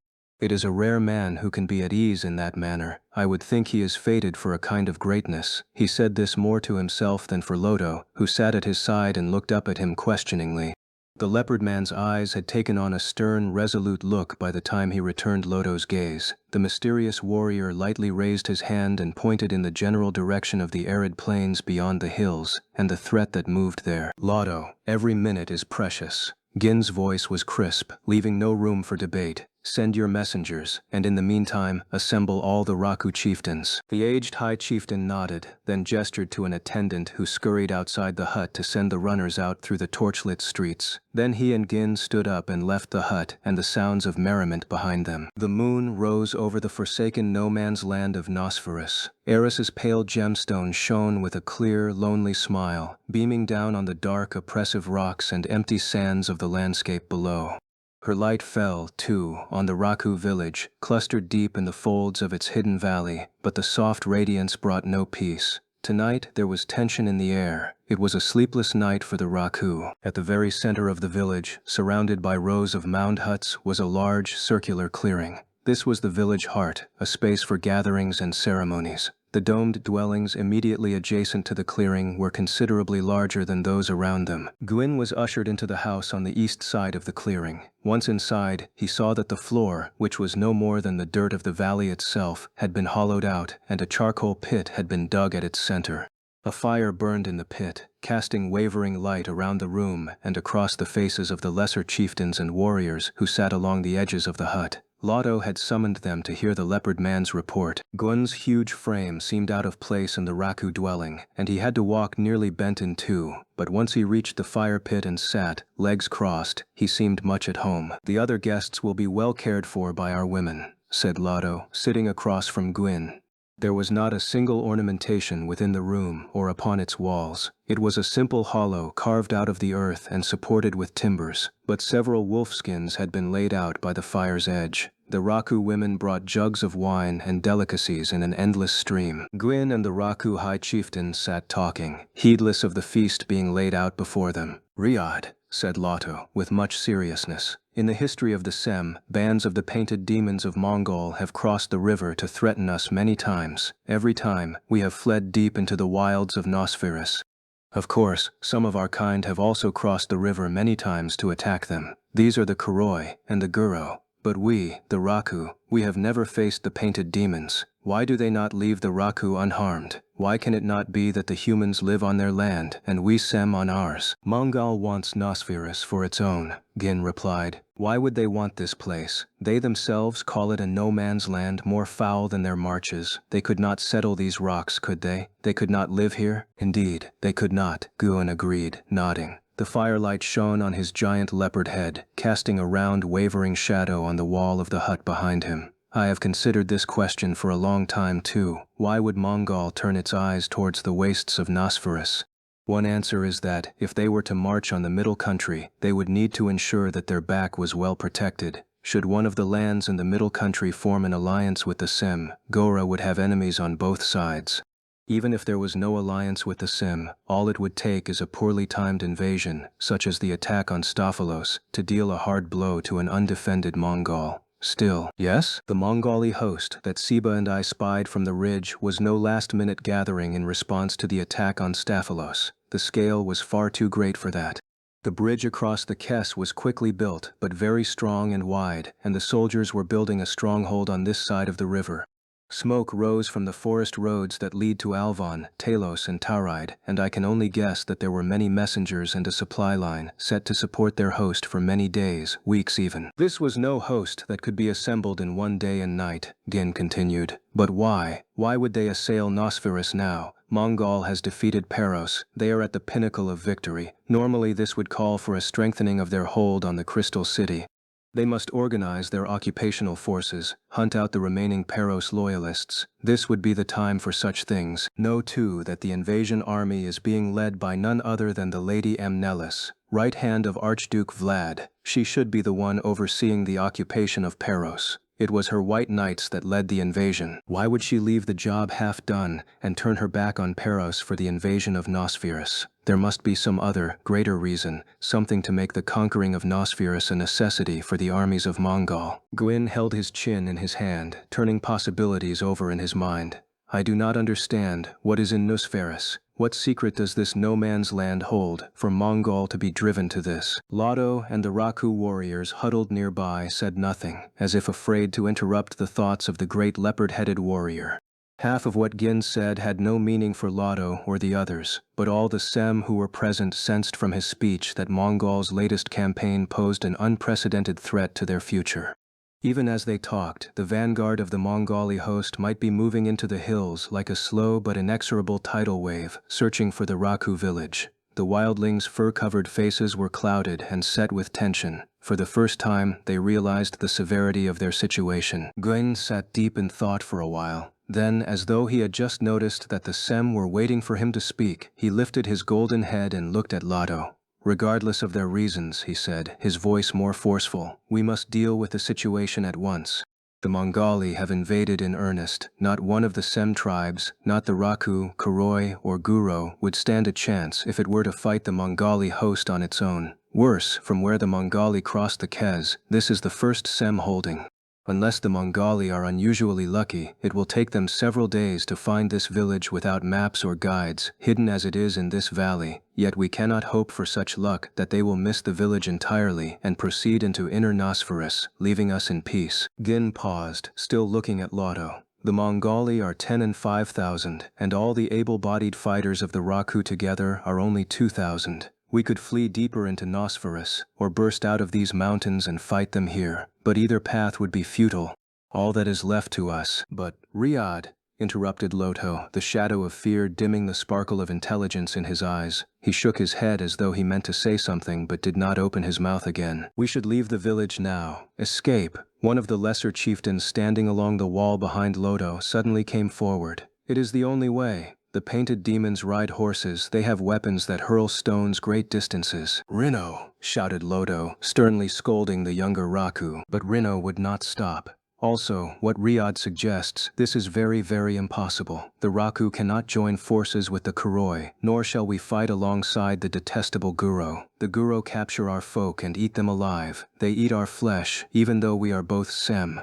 And the Kuroi, how many of our women and children have they stolen and made into slaves? That is not all, another lesser chieftain exclaimed. The Kuroi are only 2,000 strong, and the Guro about the same. Even with the Rasa, the Tubai, and all the smaller tribes on top, we would not come close to matching the Mongali demons in number. Who are you? Gin asked, turning to look at the new speaker. Ibu, the Raku stammered in reply. I am Ibu, Riyadh. Now, Ibu, you too, Rino, and the rest of you, listen. I have been thinking upon this a long while. On the way here, the warriors who accompanied me told me of the friction between the tribes. Also, I know that if all of them gathered, there would still be no more than 7,000 Sim, or perhaps 8 at best. Our disadvantages are many. We have no pellet bows, nor horses. Sim warriors are but half the height of the shortest Mongali. And we cannot say for certain if the current invasion force of 10 and 5,000 is truly the entire army. Since they have gone through the trouble of setting up supply lines and a base camp on this side of the Kes, we can probably assume that they have 10 to 20,000 more troops ready as backup.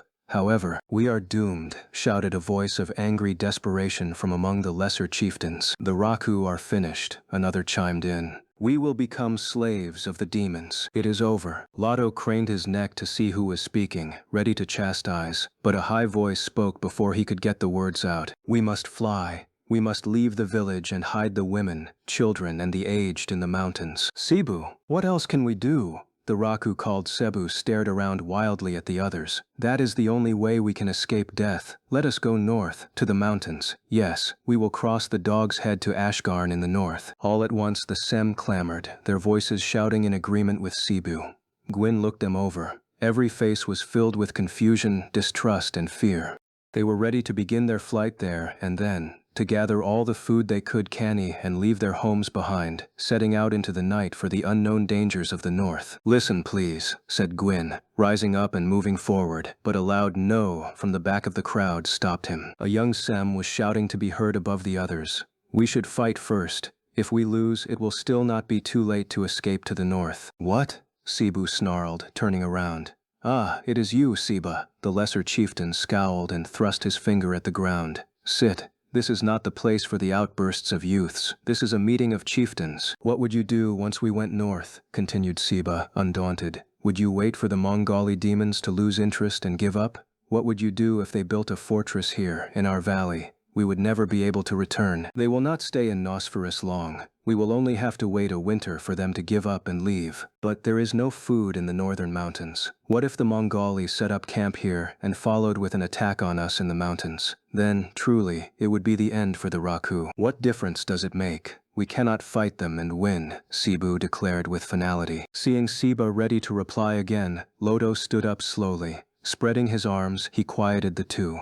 There is no time for this quarreling. Indeed, Gin added in a low growl, we have precious little time and much to decide. Now, listen, I have an idea. Lotto, Seba, Cebu, Ebu, Rino, and the 20 or so other Raku leaders gathered there all fixed their eyes on the leopard-headed man who now loomed above them in the half-light of the fire pit. I suggest, Gwyn began slowly, measuring his words, but a commotion near the hut's entrance cut him off.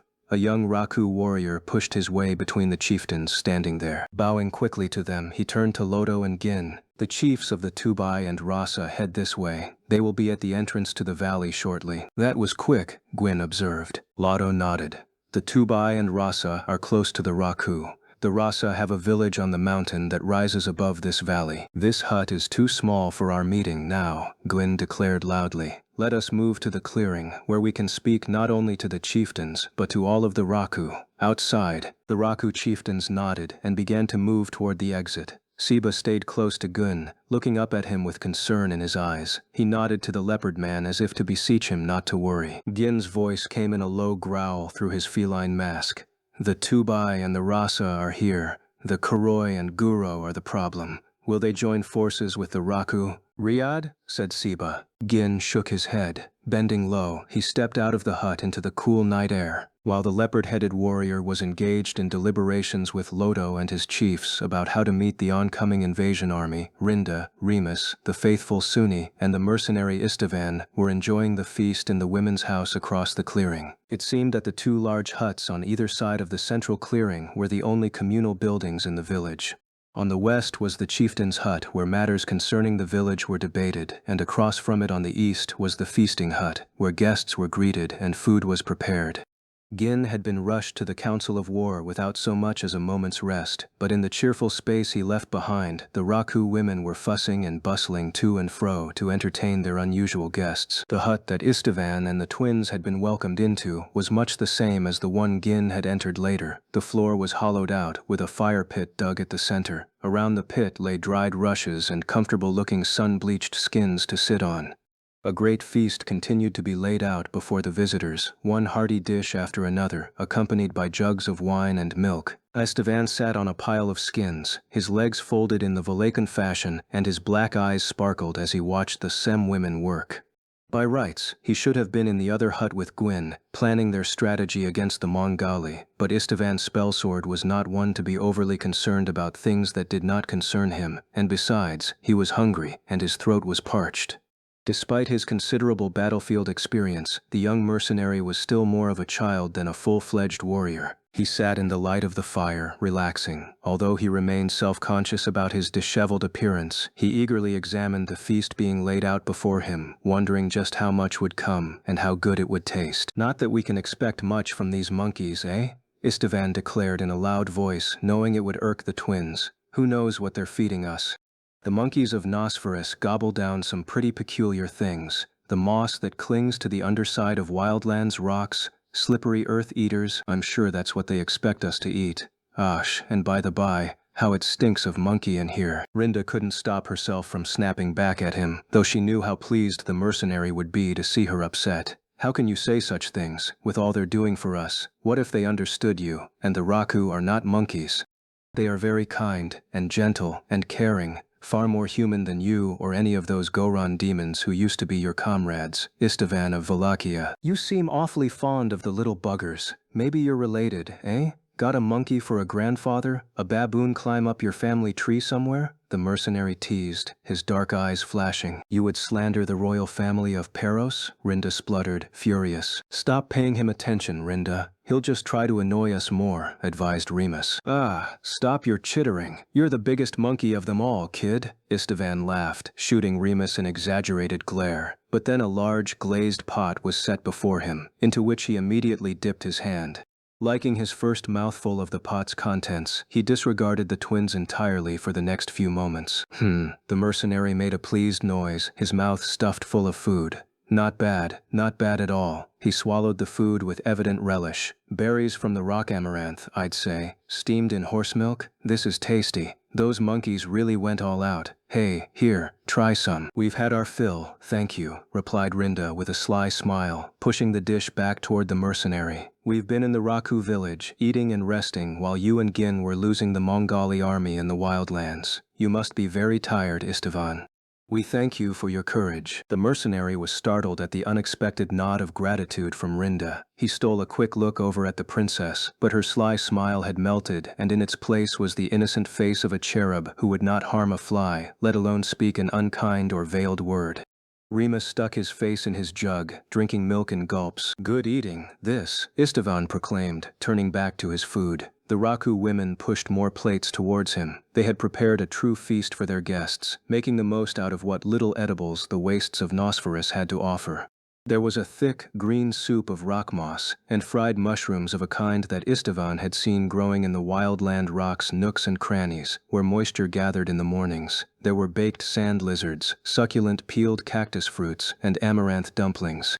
Istvan licked his lips and whistled in astonishment at the variety. The Raku women apparently thought they had 30 visitors, not 3, for they kept bringing dish after dish piled high with food. Some children played at the women's feet and gazed up at the plates with wide, hungry eyes, but all they received was a slap on the temple and a push towards the door. Istvan paid them no mind as he hungrily munched on juicy cactus pulp and dipped amaranth dumplings in stew. He crammed them into his mouth 2 at a time, entirely forgetting all the misgivings he had proclaimed to have about smelly monkey food.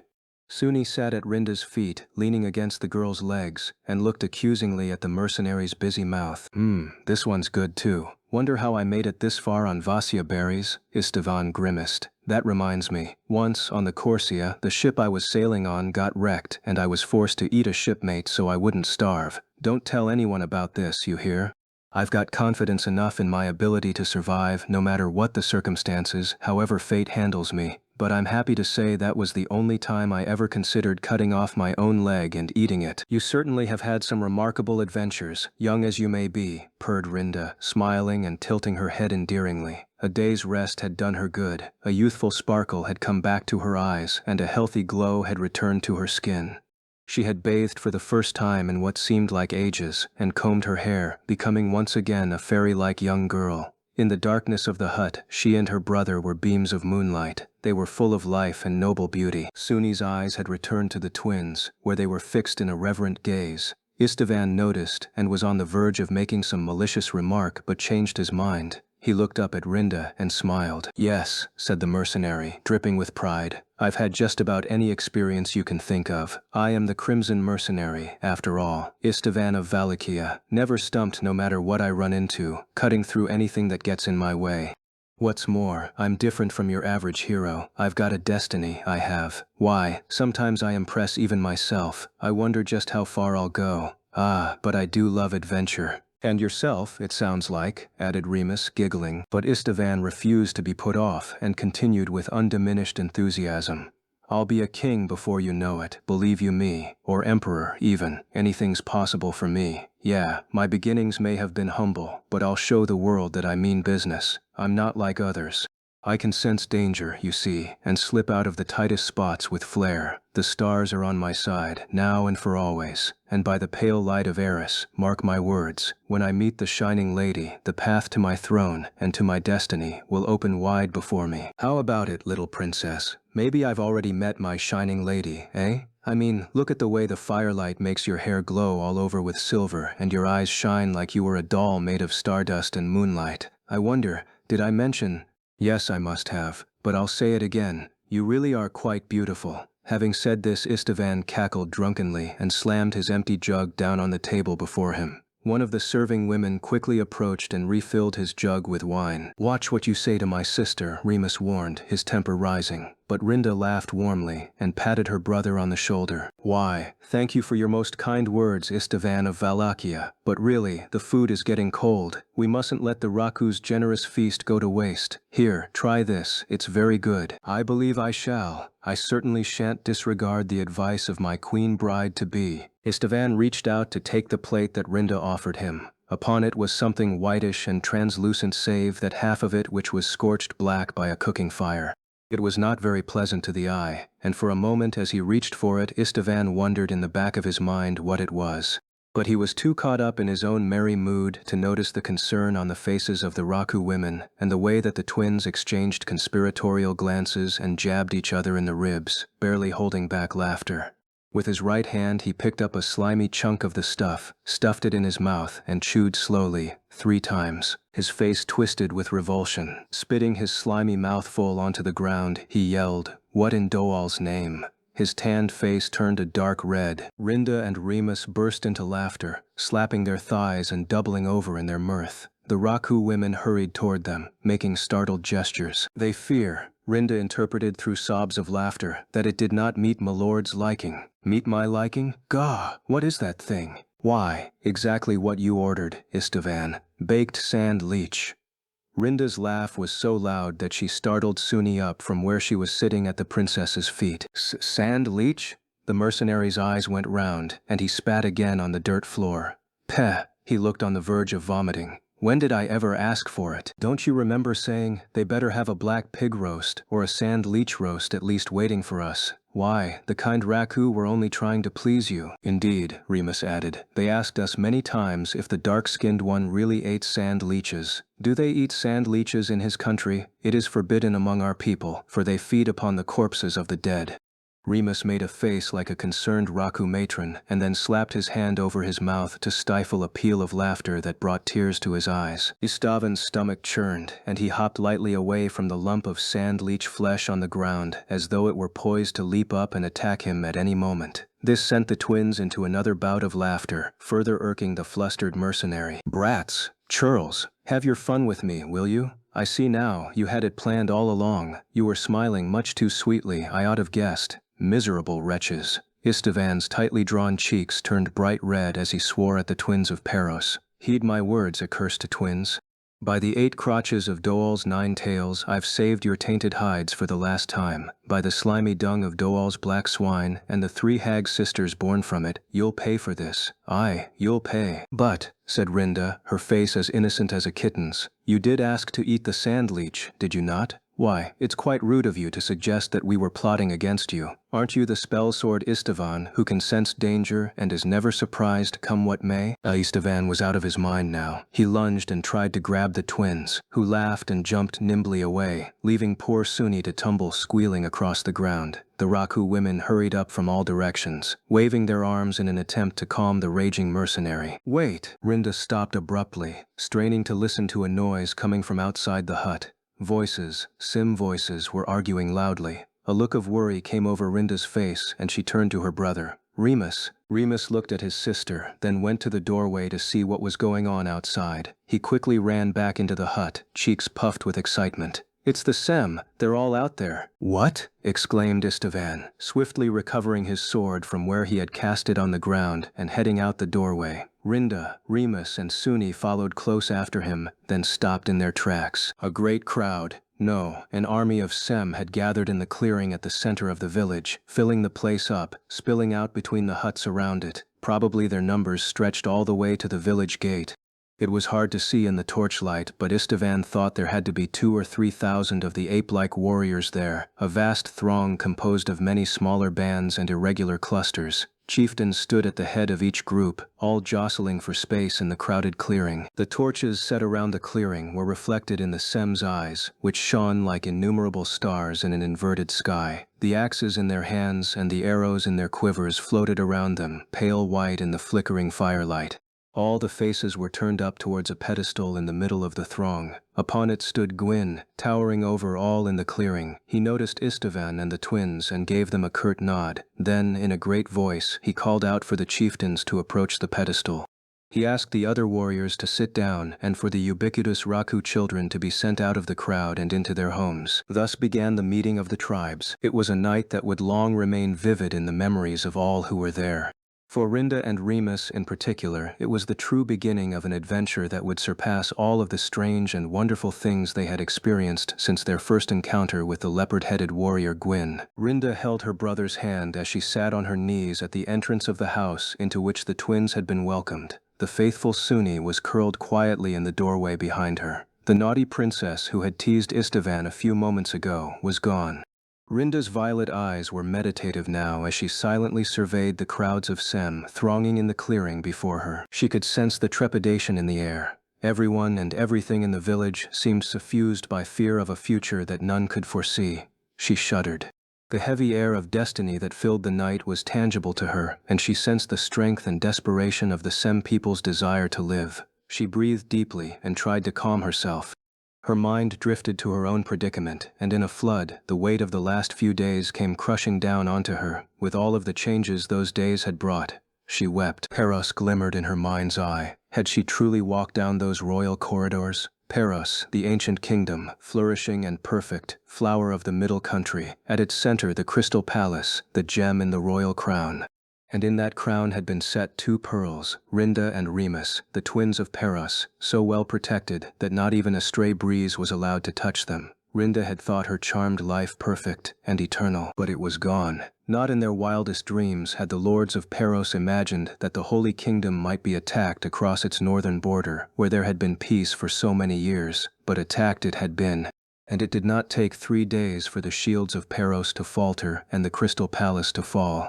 The young prince and princess watched as their lord father and lady mother were cut down where they sat on the jeweled thrones of the burning palace, their blood let to run in streams in their own court. Images flooded through Rinda's mind, their nursemaid Bogan's tears as she fled with them down through the ancient halls, Minister Rhea and the mysterious ancient machinery to which they were brought.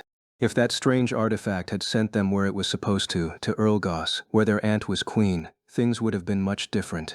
But the hands of fate had moved again, sending the twins, and with them the hope that Peros would someday rise again, tumbling onto the forest floor in the Rootwood. The cruelty of it, stuck in the middle of Mongol, one of the 3 archduchies of their enemy Gora that had destroyed Peros. But it was in the Rootwood that they had met Gin, and he had protected them from the ghouls of the Marches forest, freed them from the cells of Staphylos Keep, and guarded them during the siege that had destroyed that fortress. Rinda shook her head as she remembered the Sem warriors crowding those narrow halls, the screams, the smoke, and the blood, so much blood. Fate's skein is twisted, thought the princess, snuggling closer to her brother. I know not where it will lead us next, but one thing I do know. These last several days have been like 10 years spent in the halls of the Crystal Palace. So filled with adventure and excitement I've hardly had time to catch my breath. Remembering the gentle color and beauty of her lost home, Rinda sighed. She and her brother had been the love of all, and now every day seemed like her last left to live. Yet, here they were, the pearls of Peros, alive and unscathed. Sweet God Janos, we thank you from our hearts, thought Rinda, putting one slender hand on her breast. She already knew, deep inside, that the constant trials and rapid pace of adventure had changed her and her brother greatly.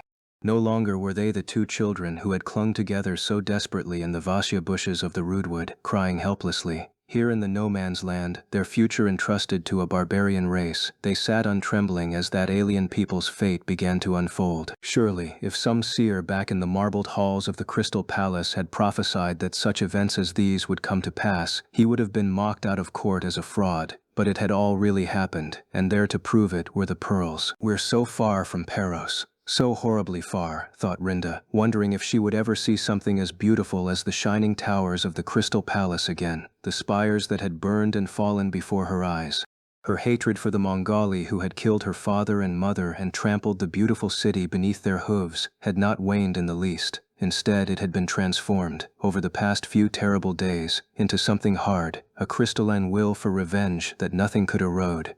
She would not waste away grieving for the lost idol of her buried home. She was too young and full of life for that, and in fact, she felt alive more than anything else now. As it is with most spirited children, the twins loved adventure. New sights and thrilling scenes stole their hearts. What Rinda and Remus had experienced over the past few days was far more remarkable than anything they had ever seen or imagined, sheltered as they had been in the beautiful halls and courtyards behind the palace walls. Dreadful as their journey had been, it had also opened their minds and filled them with the excitement of exploration. And then there was Gwyn. Rinda clutched Remus's hand tightly, feeling its warmth in her own, and turned her eyes to look at that amazing god of a man. She was struck again by the power of his presence. He was standing atop the high stone pedestal in the middle of the clearing, with Lodo and the other Raku chieftains arrayed on either side. He cast a fierce gaze over the gathered Sem, describing the approaching Mongali army and the dire threat that faced them all. To Rinda, whose understanding of the Sem tongue had not progressed much beyond communicating with Sunni via hand gestures and facial expressions, the words of Gen's impassioned speech were gibberish.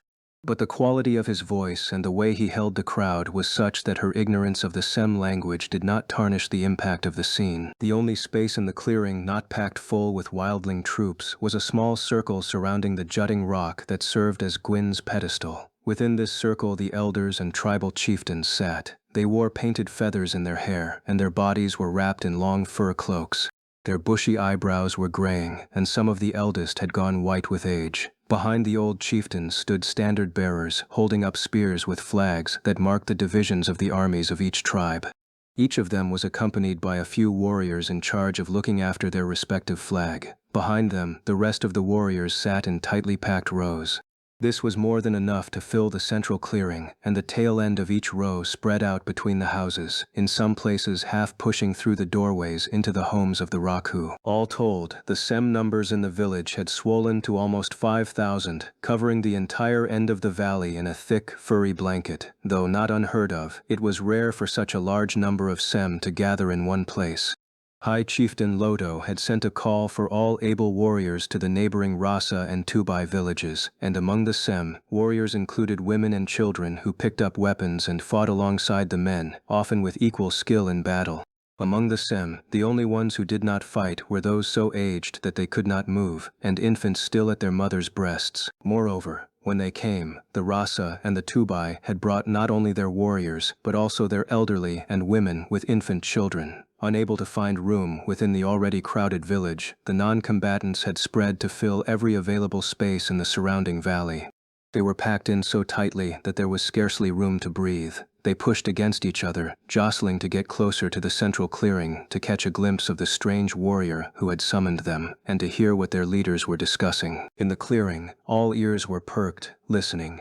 They had already heard of the Mongolian invasion, and they knew that this was by far the largest force that had ever been unleashed upon the wildlings of Nosferus.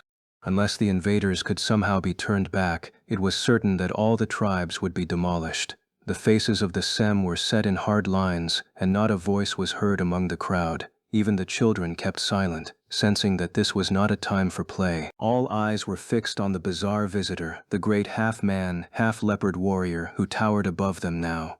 Gwyn had been introduced to them by the High Chieftain as the very son of Alfeto, the Sem god of war.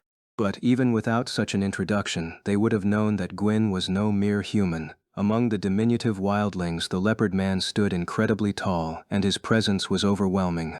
It was as if he were not a man at all, but a statue of some divine being at whose feet the Sem had come to worship. The firelight lit his bare torso, casting rippled shadows across the muscles of his chest, and the glow of the light on his giant leopard head seemed to threaten the very darkness around it. He was no ordinary warrior, or even hero, but a demigod sent to lead the Sem truly into the battle that would determine their fate. He was the messenger of that fate, and surely, if they followed his counsel, he would as their war god lead them to victory.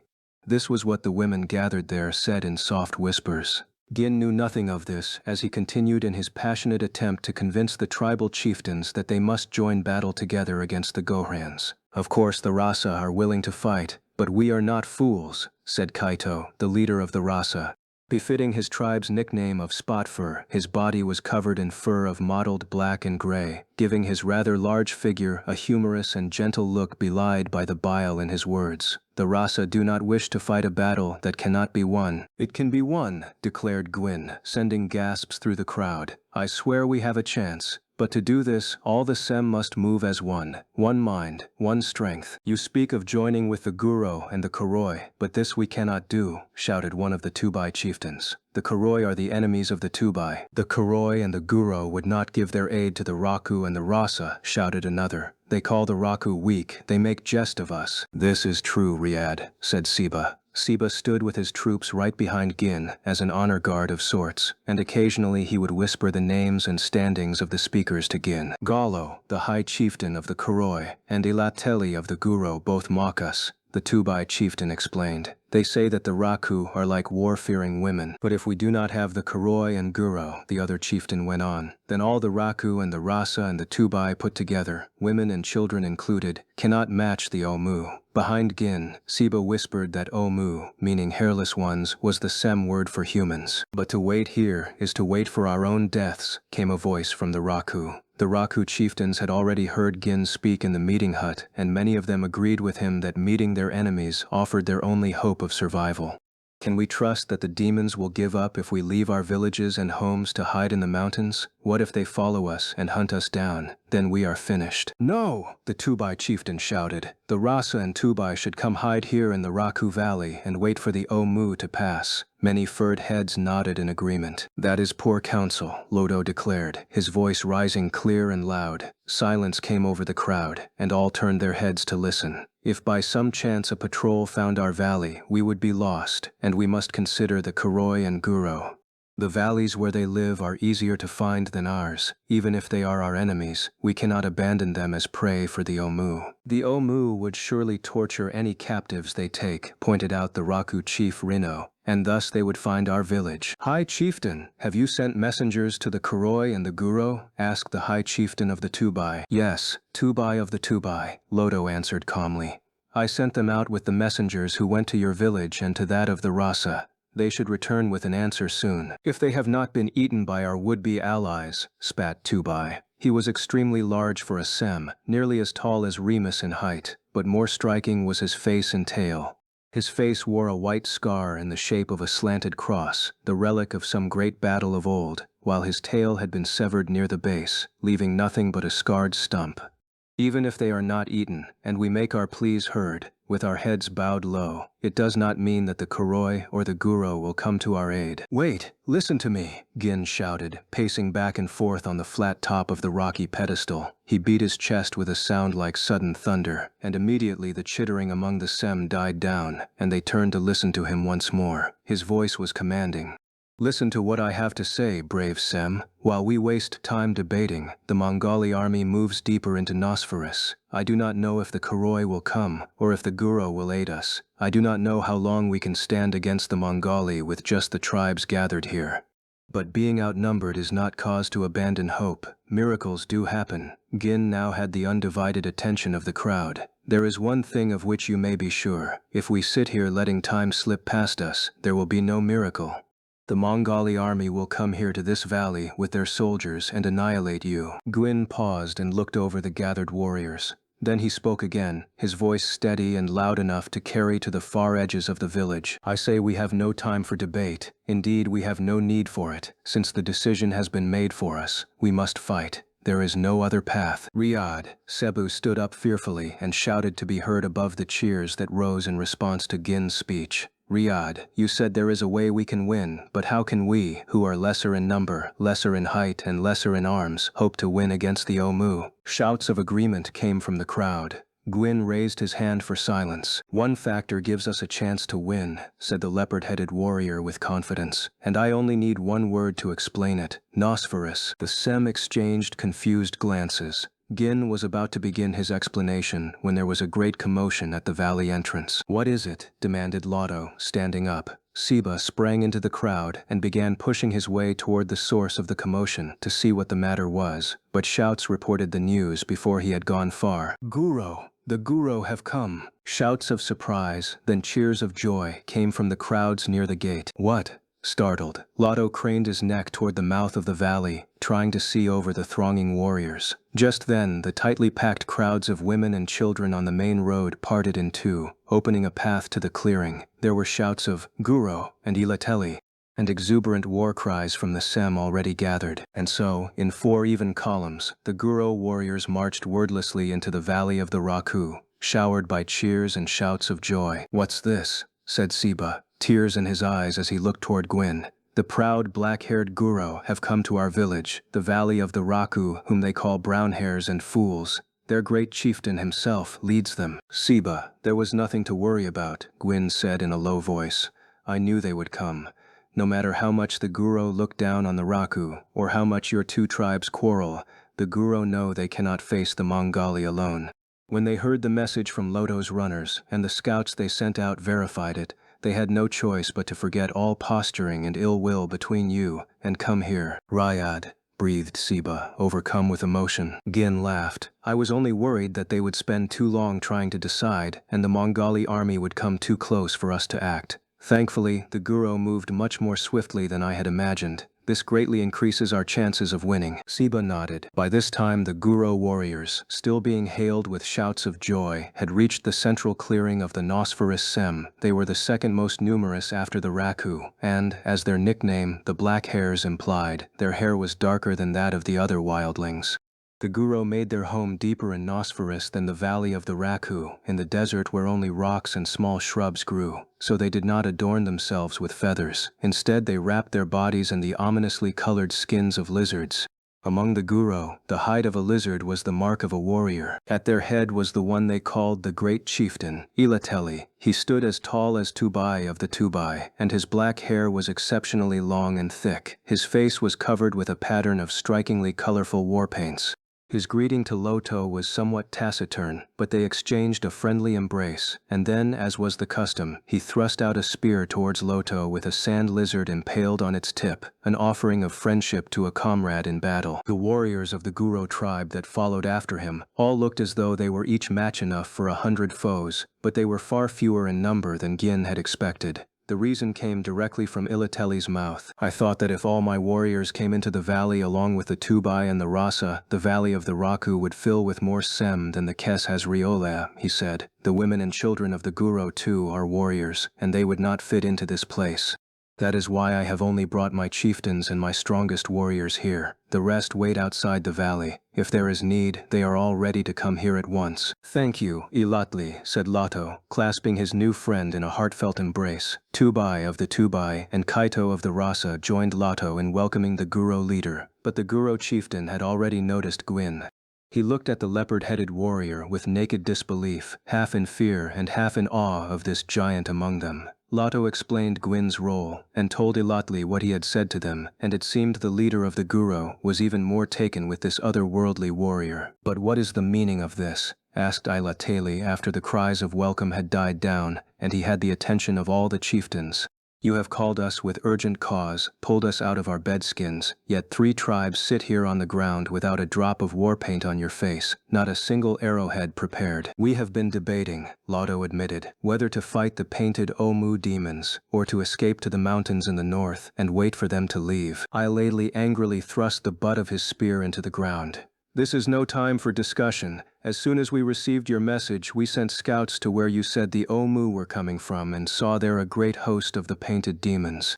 They are heading due east and will find this village of the Raku in 2 days. Even now, in the Guro tents, the women and children dip arrows into the poison pots and sharpen the spears and axes, for war is upon us. Murmuring rose up from the Sem, and Gwyn's eyes shone with a hard light. He had thought the Mongoli army would not risk a night march, but camp and wait for the sun to rise before moving. From what the Guro chieftain was saying, however, it seemed that the enemy had decided to shoulder the risks and march through the wastes of Nosferus in the darkness. Danger was not yet imminent, for the hills around the valley would conceal them from Mongoli eyes for a while. Yet there was no doubt that the Goren army would send out scouts to explore the land before it as it proceeded deeper into Nosferus, and the valley of the Raku would eventually be found. To battle! The Raku warriors were the first to stand and give the cry. To battle! Echoed Gwyn, sounding relieved. He jumped down from the stone pedestal and nodded to Ilateli. The Sem warrior stood next to him, barely coming up to his waist, but he proudly stuck out his chest and returned the leopard man's look of approval. The sky to the east was slowly growing lighter. Morning had come to Nosferus, and with it the first winds of the coming clash. In moments, the valley of the Raku was a sea of furious activity. The warriors of the Guro, Rasa, and Tubai were the first to move out the valley. They gathered their troops according to tribe and awaited orders to march. The Raku women raided their stores for all the food they could find, and for a while they were busy preparing and serving a meal for the warriors of the other tribes who had run through the night to attend the council and now were weary and in need of nourishment. It was also the women's job to gather the flowers from which the Sem drew the poison they used to make their poison arrows, the most fearsome weapon in the wildling arsenal.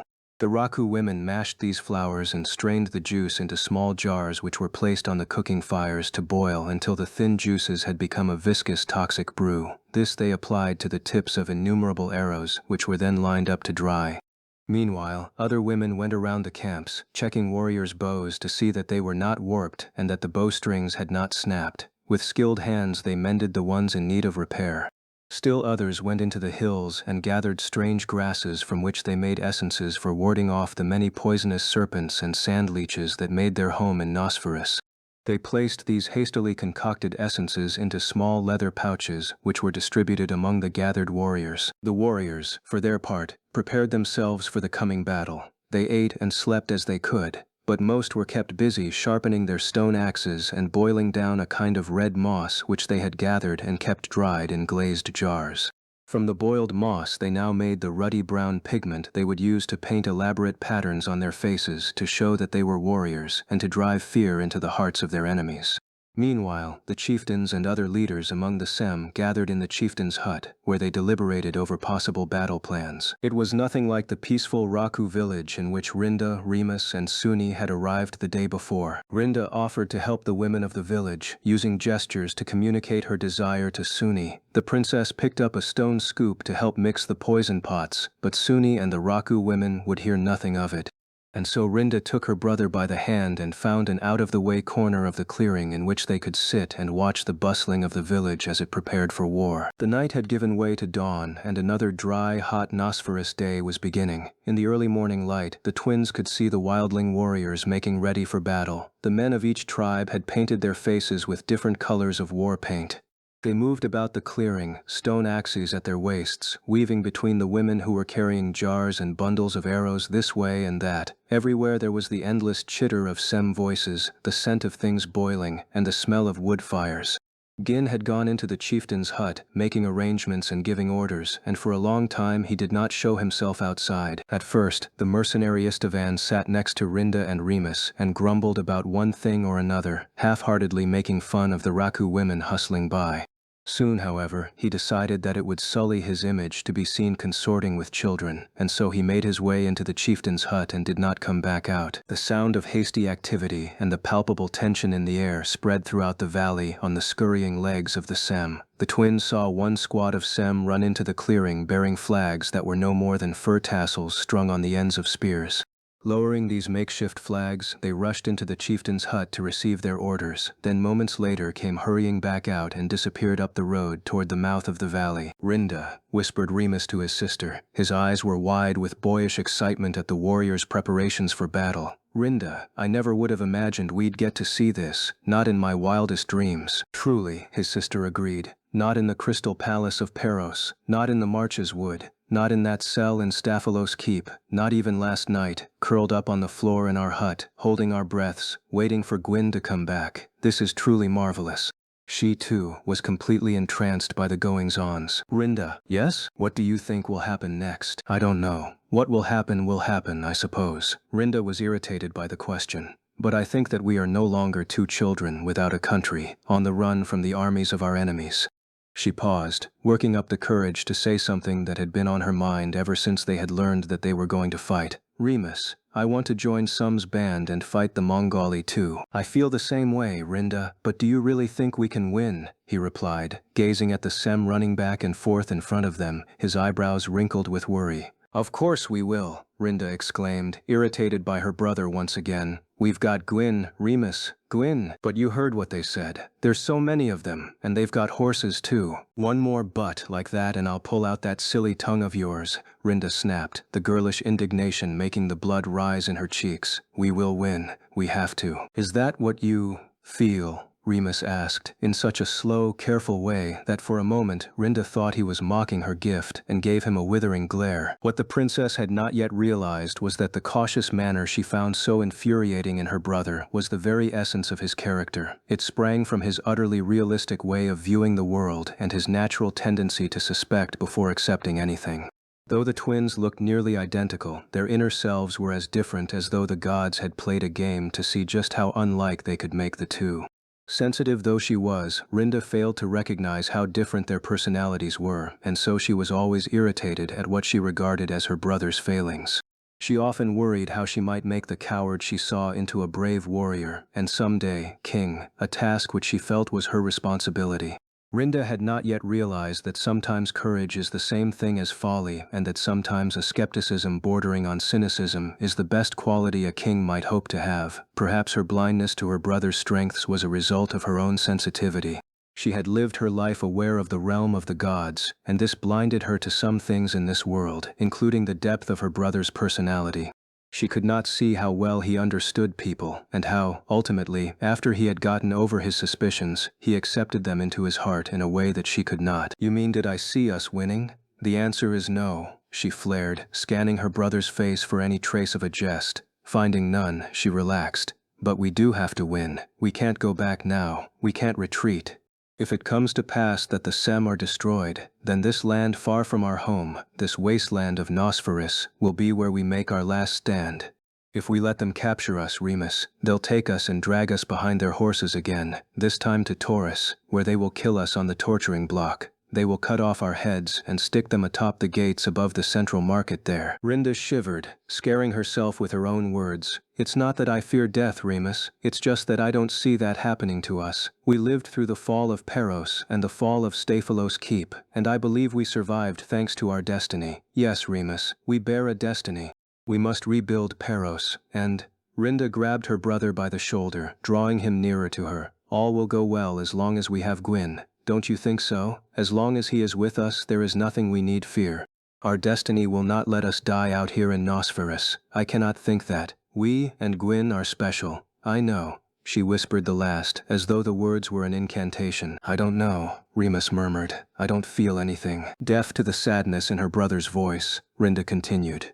Well, I do. I am Rinda Farseer, and yes, I do feel something. Gin is not a normal person, no, and it's not because of his leopard head or because he's a great warrior. There is something more that separates Gin from all other people. You know what? I think it's because he has a destiny. A destiny? Yes, Rinda replied, sounding sure of herself by the moment.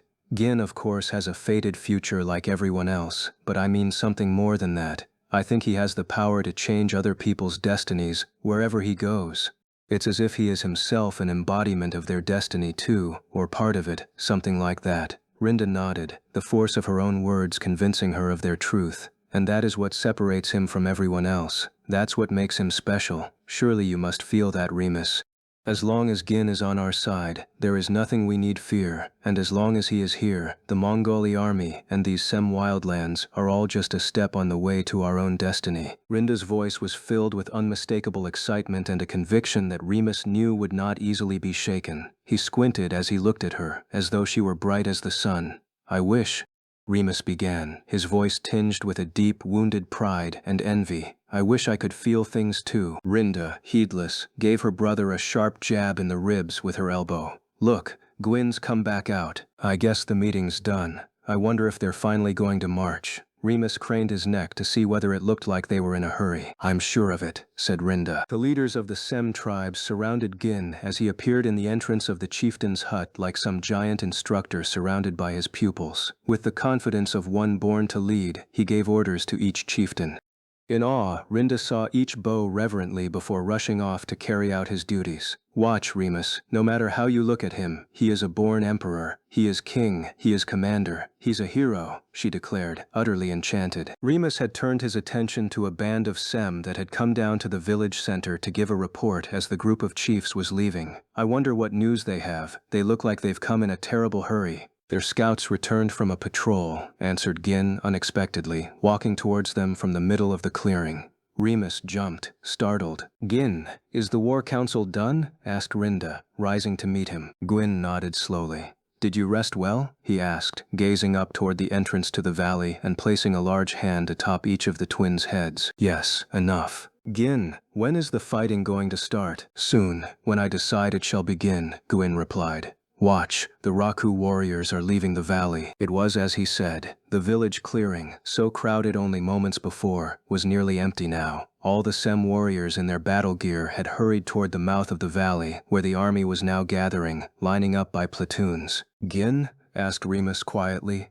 Can we win? I have been thinking, the leopard-headed warrior said, avoiding the question. I have been wondering what to do with you two. The Sem of the Rasa, Raku, and Tubai are sending their aged and the women with children over the ridge to follow the spine of the hills toward the Dog's Head where they have a place to hide. Soon those of the Guro who will not be fighting will join them. Already I have given the order for them to come here and prepare for the journey. You could go with them to the mountains, but then, should things go poorly, you would be stuck out there. Gwyn scratched his furred chin. That said, we can't spare any to take you to Erlgos or such. We have few enough fighters as it is. Why don't you ask us to fight? Rinda accused angrily. We've just now decided never to leave your side again. Waiting for you will be like torture, Gwyn. Give us weapons, we'll fight by your side. Gwyn shook his head. I can understand why Mongol is so intent on finding the orphans of Peros, he muttered half to himself. If we had, right here, a way of understanding the trick by which you were sent in an instant from Crystal to the middle of the Rootwood, we could send you away from here, to a safer place. If we only made that device bigger, we could send troops wherever we want, whenever we want. No front would stand against us. We could attack our enemies at our leisure and always catch them by surprise. Twins, you do not understand at all how much they value you. You are worth far more than your weight in gold, far more. But we have no idea how it works, Rinda exclaimed. That artifact got us out here, yes, but we have no idea how or why. Maybe if we had the Crystal Palace back and the sealed temple, the Spire of Janos, we could learn. But now, we know so little about it. She spoke quickly, hoping her mind would stumble upon some bit of information that could help Gwyn. Suddenly, Remus grabbed her arm. "What?" his sister snapped. "Rinda." The boy's voice had an echo of urgency in it. She turned and looked in the direction he was looking just in time to see a dark face disappear quickly into the shadows beside the hut where they had feasted. She snapped her mouth shut and stuck out her lip in a pout. "Coward! Eavesdropper!" the princess called out, casting a baleful gaze toward the shadow. But already the figure had vanished around the side of the hut. "Ah, Gwyn, there you are," came a voice from behind them a few moments later. It was Istvan, his look of forced innocence marred by a smirk that suggested he might whistle up a jig at any moment. "This is no time to be chatting with the young'uns. We've got to get going." The monkey armies all lined up waiting for their general. "He's pretending he wasn't listening," Rinda whispered to Remus. Istvan grinned, ignoring the twins. "No matter how you look at it, I don't think those Kuroi are coming. By Rua's fiery chariot, if they don't show up, we'll have to fight this war without them. If that is the way it is, then so be it. We'll think of a way to wage this war," Gwyn answered. "Right. Well, shall we get going?" The mercenary clapped Gwyn on the shoulder and turned to head off toward the valley entrance. "But Gwyn, what about us? Where should we go?" "You brats should stay here, with the monkey brats," the mercenary sneered. "You'll take us with you, won't you?" Rinda asked Gin worriedly, ignoring Istvan. "Time is precious," Gin sighed. "Children, come with me to the mouth of the valley. We will decide there." "Yes, yes, Gin." The prince and princess had to walk fast to keep up with Gin. The last warriors had departed from the village of the Raku, and now the wildling army filled the broad slope of the valley mouth with painted faces and brandished spear flags, all waiting for Gin. Siba came running up to escort the leopardmen, a troop of young Raku warriors behind him. "Riyadh." "Yes, let us go." With the twins of Peros on either side and Istvan and Siba's band behind him, Gwyn headed up the slope from the village with giant strides. As the small band passed among the ranks of the army, cries went up from the warriors of the Raku, Guro, Tubai, and Rasa, packed on both sides of the path. The Sem warriors waved and pounded the hafts of their spears on the ground. "Riyadh! Riyadh!" At the rear of the ranks, the elderly and the childbearing women, as well as the Raku women who would remain to protect the village, gathered and cheered, calling the names of their husbands and sons. "Incredible! Look at all of them. Look at the tribes," whispered Rinda to her brother, gazing around with wide eyes. "Gin did all this in one day, Remus. Our Gin." "But the Mongoli have 3 times our number," replied her practical brother. "And the Kuroi haven't showed up. That's a great loss. They're almost as many as the Guro, and even better fighters." Rinda's expression changed to a look of gloom. "Blah. Don't say things to disappoint me." She scowled at the prince. "You're always like that. Say, where did Suni go?" Remus shrugged and looked around. But he didn't have time to go hunting for Suni, for just then an outcry came from the vanguard of the army as it stood poised to leave the valley. "What is it?" came Lodo's shout. "It's terrible. The messengers." "The messengers?" the chieftains murmured, and all craned their necks to see what the matter was. From the head of the columns came a young Raku warrior, out of breath. He jostled his way through the ranks, and the Sem hurriedly stepped aside to let him through. He staggered and tumbled onto the ground in front of the Raku high chieftain. "Nolu!" shouted Lodo. The young warrior was covered with horrible wounds. There was a deep gash across his forehead, and the blood that ran from it had nearly blinded him, transforming his face into a crimson mask. His whole body was covered with cuts. The twins were amazed that he still breathed. "He was one of the messengers we sent to the Kuroi?" asked Gin. "Yes, Riyadh. The Kuroi," the messenger known as Nulu gasped. The Sem around them shouted when they saw what he held in his 2 hands. 2 heads, dripping blood. "Gogu and Ruki," Siba groaned. They were the two other messengers, warriors of the Raku, who had been sent to the Kuroi with Nolu. Galo has this to say to Lodo. The Kuroi crossed the river and attacked the Omu. We are the brave warriors who burned down the castle. We do not need to join hands with the cowardly brownhairs or the Yido kin. The Omu fear the Kuroi. They will part before us. Fools, spat Lodo. Someone, tend to Nalu. Cries rose up from the assembled warriors. Cowards? They call us cowards? It is the Kuroi's fault the Omu crossed the river. They attacked them. They burned the Omu castle on the Kez. Our enemy is the Kuroi. There was a brief, tense silence when this was said. The silence was broken by more shouting from the ranks. Death to the Kuroi! Kill the Kuroi! Iya! Iya! Iya! A battle cry spread rapidly through the assembled army. All the Sem were standing, shouting and waving their spears and bows in the air. Siba turned with a despairing look to Gwyn. Riyadh. It was then that Gwyn rallied them. Wait, warriors of the Sem, listen to me. The piercing howl erupted from the leopard mask, and he began to address the Sem army. In the pre-dawn hours of the same Nosferous morning on which the tribes of the Sem assembled for war, the Mongolian invaders were setting up camp in the vast wasteland of bleak and broken desert. Having crossed the Kes River 2 nights before and marched through the following day and night, they had finally been given orders to stop just as the false dawn was glimmering in the east. Wearily the Mongoli troops broke formation and spread out the thick woven blankets they carried in their packs and saddlebags. These would be their only bedding for the duration of the expedition. The cavalry gave the horses some of their precious water, and after the animals had been fed, the soldiers sat down to eat. Here and there grain balls were being kneaded, and dried meat was passed around. The only soldiers not resting were those on watch. They paced around the perimeter of the camp, crossbows in hand, watching in all directions across the vast wildlands. From where the commanders had chosen to stop, nothing but rock and sand could be seen, all the way to the bumps of low mountains that marked the bland horizon. Crossing the Kez, the army had borne due east, and were it not still dark, they would have seen the Canaan mountains farther eastward, while to the far north the lumps of the Ashgarns would have been visible, white beneath their eternal caps of snow. The Ashgarns seemed frightfully far away and mysterious on their march during the last day. The highest mountains the soldiers had ever seen, they were indeed the roof of the world. A considerable distance before the Canaan range, a few strangely shaped rocky crags stuck up from the desert, the only anchors for the eye in a vast sea of sand.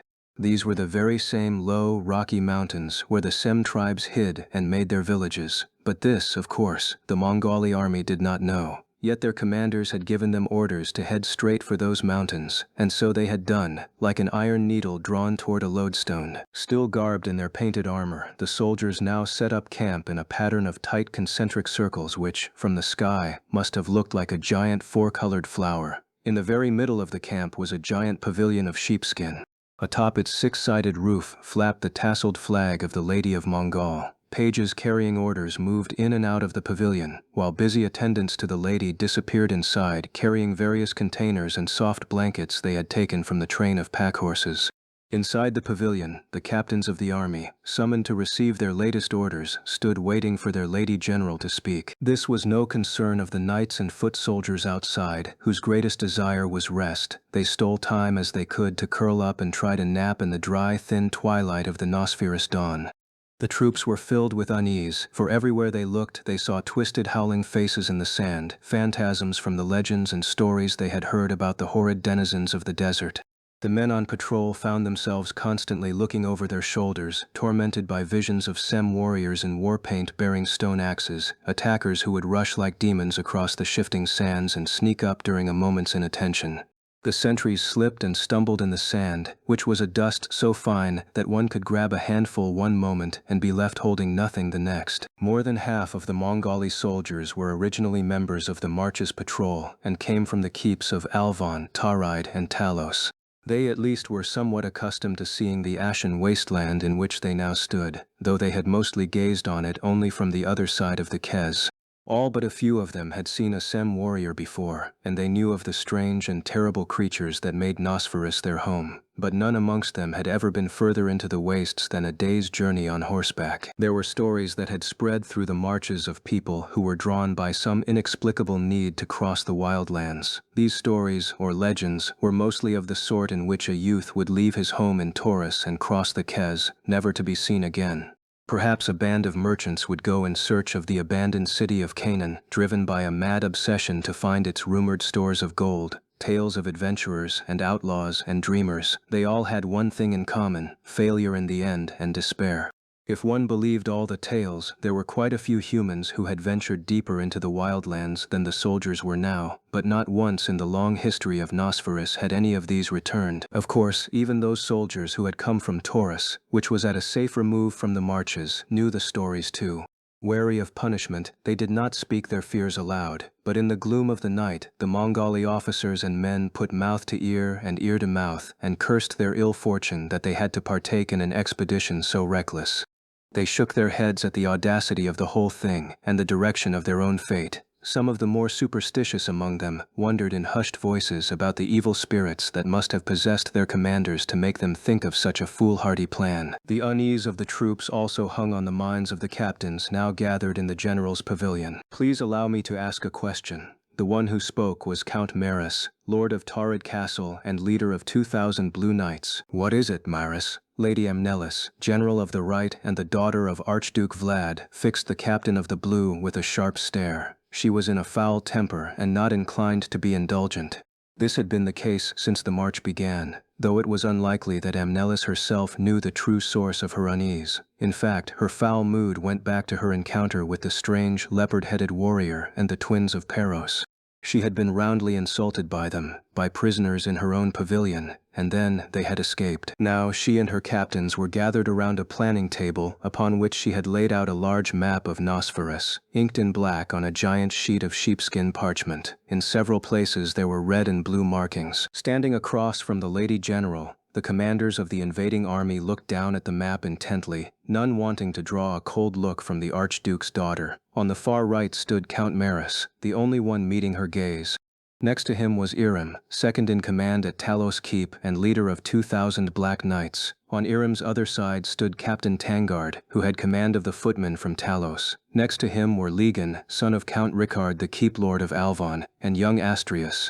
The Red Lion of Gora was burning with shame and eager to vindicate himself after returning alive from battle with the Sem, with only a handful of his troop. Finally, Count Vlan and Baron Lindrot, leaders of the White directly under Amnelis, stood off to the side. The Lady General held a haughty pose, her blonde hair flowing like a river of gold over her shoulders. Gajus Runecaster lurked in the shadows behind her. Next to him was the White Knight Feldric, and there was one more sitting silently in the gloom of the pavilion. None of the captains knew who he was or where he had come from. The stranger had been with them from the beginning of the march, riding the whole way concealed in a palanquin with long curtains of cloth hanging down on all four sides, like those used to carry women in the eastern lands. None of the Mongoli soldiers had known who or what was inside. The cloth was too thick to peek through, and they had whispered quietly amongst themselves and taken bets on whose guess would prove to be correct, but none could say with any certainty who the passenger might be. Even the captains were full of curiosity, for they had been told nothing about the mysterious guest who now sat in the gloom. He had been one of the last to cross the Kez and had been surrounded by White Knights afterward, riding abreast of Amnelis's horse. But even though they had stopped for short breaks many times, the flaps of the palanquin had never opened. When the captains first entered the pavilion and saw him standing with Amnelis, they had looked up expectantly, thinking that the guessing was finally over. But they had been disappointed. Since exiting the palanquin, the mysterious figure had kept a large hood over his face. A thick robe and cloak wrapped around his body so tightly that not a bit of him showed. The guest's outfit was similar to the garb that Castor Gajus wore. The Mongoli captains were confronted by a peculiar tableau. Two black gods of death standing to either side of the golden goddess of the dawn that was Amnelis. Still, even Gajus showed his weathered, ugly face from under his hood, and he held his paper-thin hands out under his cloak and crossed them meditatively atop his chest, while the other one, whom they now thought must be a spellcaster, held his hands deep within the folds of his robes and never raised his head, so that his eyes met no one's from underneath that bulky hood. This piqued the curiosity of the captains even further, and they began to wonder if there was even a human being under those deep black robes. Count Maris shot his eyes in the direction of the stranger, then hurriedly turned them away with a flustered look, as though he had seen something he should not have. "Please let me ask a question," he said, repeating his request to the Lady General. "We lords of Mongol received due orders to join under your command, and so we have, bringing much of the March's patrol with us on this expedition into Nosferus. But still we have not been told what the Golden Scorpion Palace has in mind for us. What objective has brought this sizable force here to this wasteland? We do not even know how long this expedition will last." The Count's voice rose at the end, perhaps a bit too much. "I will tell you all in due time," Amnelis answered curtly, "as I believe I have said to you already, Count Maris." Her voice was icy and flat. "But when will that be, my lady?" the Count pressed, undaunted by the general of the right, who was easily young enough to be his own daughter. "At least tell our purpose for being here, and give us a general idea of how long we must be absent from our posts in the Mongolian marches." Amnelis did not answer. A slight look of hesitation passed over her fair, noble features. "General," he persisted. Of the captains with whom he stood, he was the oldest, and he held the highest rank among the Goran nobility, that of Count. "The soldiers are uneasy, and when we who lead them are ourselves uncertain, they will be driven to further worry. Are the soldiers of Mongol, not the hands and feet of Mongol, content to do what the mind tells them as they have sworn to do?" asked Amnelis. "And must I clear where I go and what I do with all of my soldiers before I act?" "General." The White Knight Feldric spoke from behind her, trying to calm the supreme head of his order. Count Maris took a deep breath. "That is not the case," he said, also trying to calm her. "Still, in order to ease the soldiers' fears, we must give them at least a modicum of information. They are, to say the least, curious about our destination. It troubles them to be this deep into the wildlands of Nosferus, following paths no army has tread in a land from which no one has returned. At first we believed," broke in Legan, trying to be helpful, "that our expedition was a campaign to punish the Sem who so craftily attacked Staphylos Keep. Clearly, we must uphold the authority of Mongol." The face of the young Viscount, the son of Count Ricard, looked much like his father's. "But now we worry if it is wise to go so deep into the wildlands like this looking for the Sem villages." "There is no need for worry." Amnelis waved a slender hand, irritated, yet she knew it was required of her to explain the purpose of the great invasion ere long. Indeed, she had spared the time for this meeting of the captains for just that reason. This was the hour, when all was quiet as dawn broke over the camp. "Very well," she said. For a while she was silent as she considered how best to begin her explanation. She raised her face and looked at her captains. Her cold green eyes passed over Count Maris, Captain Iram, Captain Tangard, and Viscount Legan in turn, and then rested on Astrius, who stood at the end of the row. This young noble of Taurus was only 20, yet he had already made a name for himself throughout the archduchies. Since entering the pavilion, the captain had fixed his eyes on the Lady General's young porcelain face in wordless reverence of her beauty. But when his eyes met her cold, distrustful glare, the Red Knight's fine-featured face turned a bright shade of crimson. He was taken off guard, and abashed, lowered his face. Amnelis, sensing something, stared at him piercingly for a moment, but then turned away from him toward the White Knights Vlan and Lindrot. "Do you have proof that the soldiers' morale is wavering, Maris?" she asked, without looking at the Count. The commander of the Blue raised his hands. "Right now, no. But if we do not soon tell them where we are going, and what your ladyship's plans are, rumors and speculation will spread through the troops like wildfire, and by the day's end I am afraid we will have a serious problem." "I see," said Amnelis, deep in thought. "I had expected more from our March's patrol. Only 1 day has passed since we cut into Nosferus, and the Sem have not attacked us once." "While I said that we have no solid proof of our troops' unease," Maris added, "I did hear a rumor that came up through the ranks just before we were summoned here to this meeting. Apparently, some of the soldiers think that this expedition has not come to punish the Sem, and as evidence, they point—" "What now?" cut in Amnelis, her face stern. "As evidence," Maris continued, "they point to the fact that the scouts are not being sent out in all directions to find the Sem nest as one might expect. Instead, your orders have been for them to scout straight east, in one direction only, as though we had a predetermined destination. Soldiers fascinate me. They see when they appear not to be looking, and they claim to know nothing but still must know everything," Amnelis remarked, a wry smile crossing her well-formed lips. "Their eyes are rather sharp and accurate." "Count Maris, your troops are correct," she admitted. A stir went through the line of captains, but only a mild one. for they had already been expecting something like this. Of course, Amnelis continued, the extermination of the Sem is one of the primary goals of this expedition, as you are all aware. But it is true that our final destination lies not in the villages of the Sem, it is. Amnelis stuck out her index finger with a graceful swing of her hand, and then with sudden violence she thrust it down on a spot on the map laid out before her. Here, the captain swallowed and looked at the spot where her unwavering finger stood. Because Nosferus was largely unexplored by the people of the Middle Country, there were no detailed maps of it. The Mongali map was really more white parchment than map blank for the most part, except for where small mountains had been drawn in, along with a few place names, most of these located in the surrounding regions and not in Nosferus itself. A wavering black line traced the edge of Nosferus closest to Amnelis. This was the river Kess, surrounded on the map by small red and blue markings showing the locations of troops of knights. But where Amnelis now pointed was far beyond the Kess, about in the middle of the parchment, a spot in a sea of white where hardly anything had been drawn. My lady, that. Maris began with nervous diffidence, but Amnelis lightly motioned for him to be silent, and straightening up she looked over the captains once again. The Sem call this area Gurnu, the Valley of Death. It is this valley towards which we ride. There was not a trace of hesitation in her voice. The Mongali captains glanced at each other for signs that any of them had heard of this place, but all faces were blank. We have already made it this far, Amnelis continued, tapping at a red X mark on the map much closer to her than the location of Gurnu. I believe we have now come far enough into Nosferus that there is no fear of our secrets reaching the ears of other countries. I will tell you now what the ultimate purpose of our expedition is. We will find this Valley of Death, flatten the Sem tribes in the area, build a new fortress near the valley and claim it as our own. In fact, you have my permission to tell the troops as much.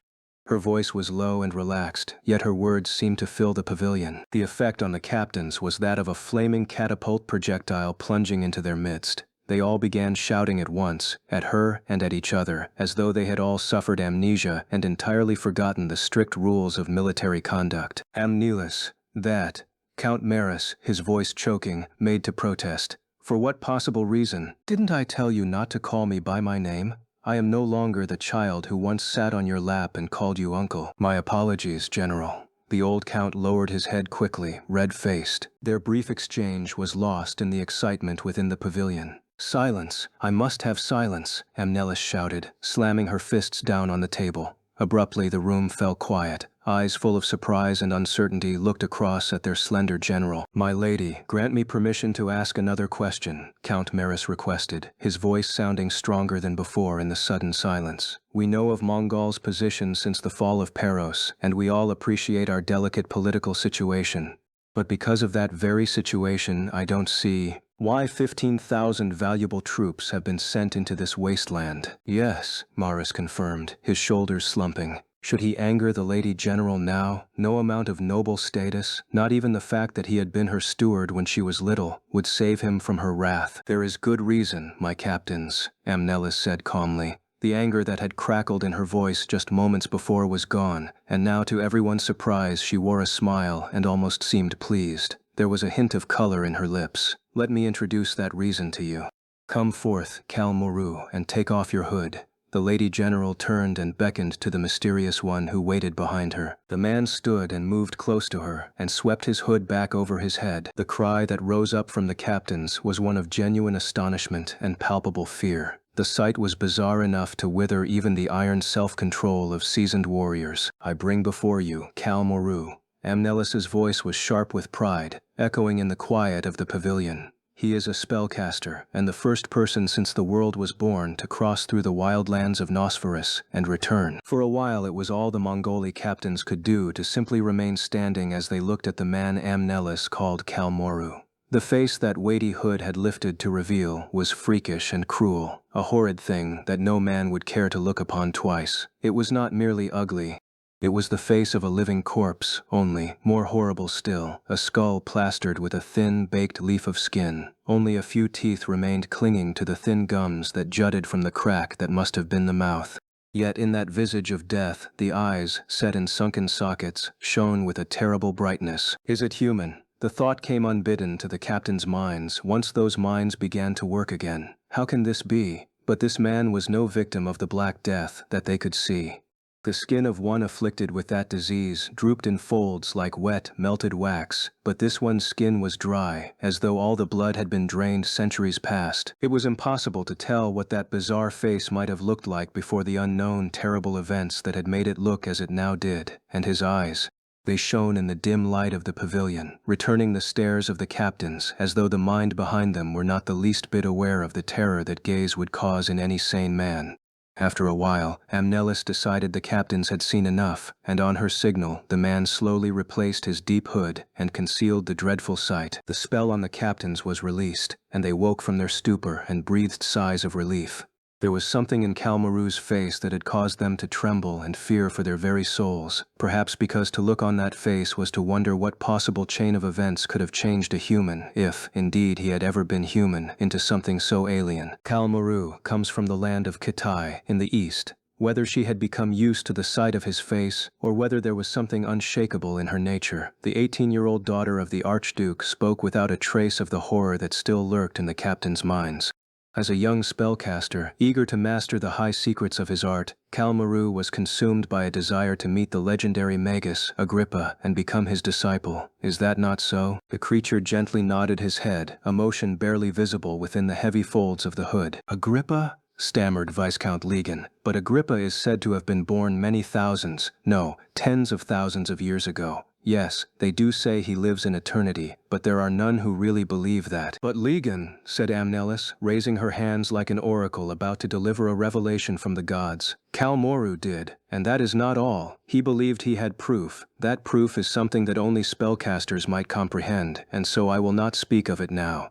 Suffice it to say that Kalmoru had heard that the legendary Agrippa was alive somewhere in this world, working his secret alchemy, and so he left his homeland of Kitai to find him. He thought the lost sage would most likely be found in the Canaan mountains, and so he explored the peaks and looked for signs of the ancient empire of Canaan. But there he found nothing, and so he continued on to the barren wastelands of Nosferus. The captains listened, holding their breath. The story she was telling was surely nothing more than a fairy tale, yet the captains did not have the luxury of disbelieving, for they could see Kalmoru right there before them. Of course, said Amnelis, for a man to cross the wastes of Nosferus and emerge alive is not something many of us think possible, not even in a dream. However, Kalmoru is no ordinary man. He is a spellcaster. He knows many secret arts, and at the time he was a strong young man, far stronger than any of us here. At this the captains cast dubious glances in the direction of the living corpse, thankfully still hidden in his robes. And Kalmoru was blessed by good luck, Amnelis went on, once again drawing looks from the captains.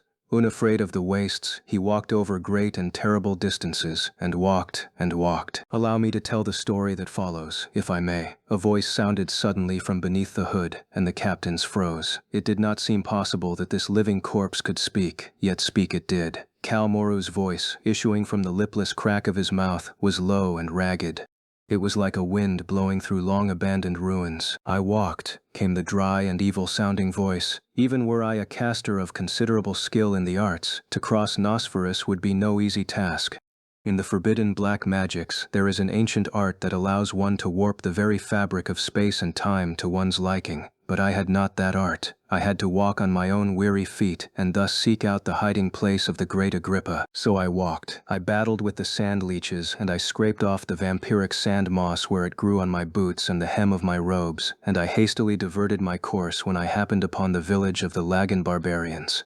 I walked for what seemed an eternity, but was in fact several months, trekking through the endless rocks and sand in my search. I did not lack for food or drink, for even a humble spellcaster such as myself knows the arts of creating nourishment from nothing, and of floating in the air to sleep in safety. As I walked, I learned something about this land of Nosferus, something that sets this place apart.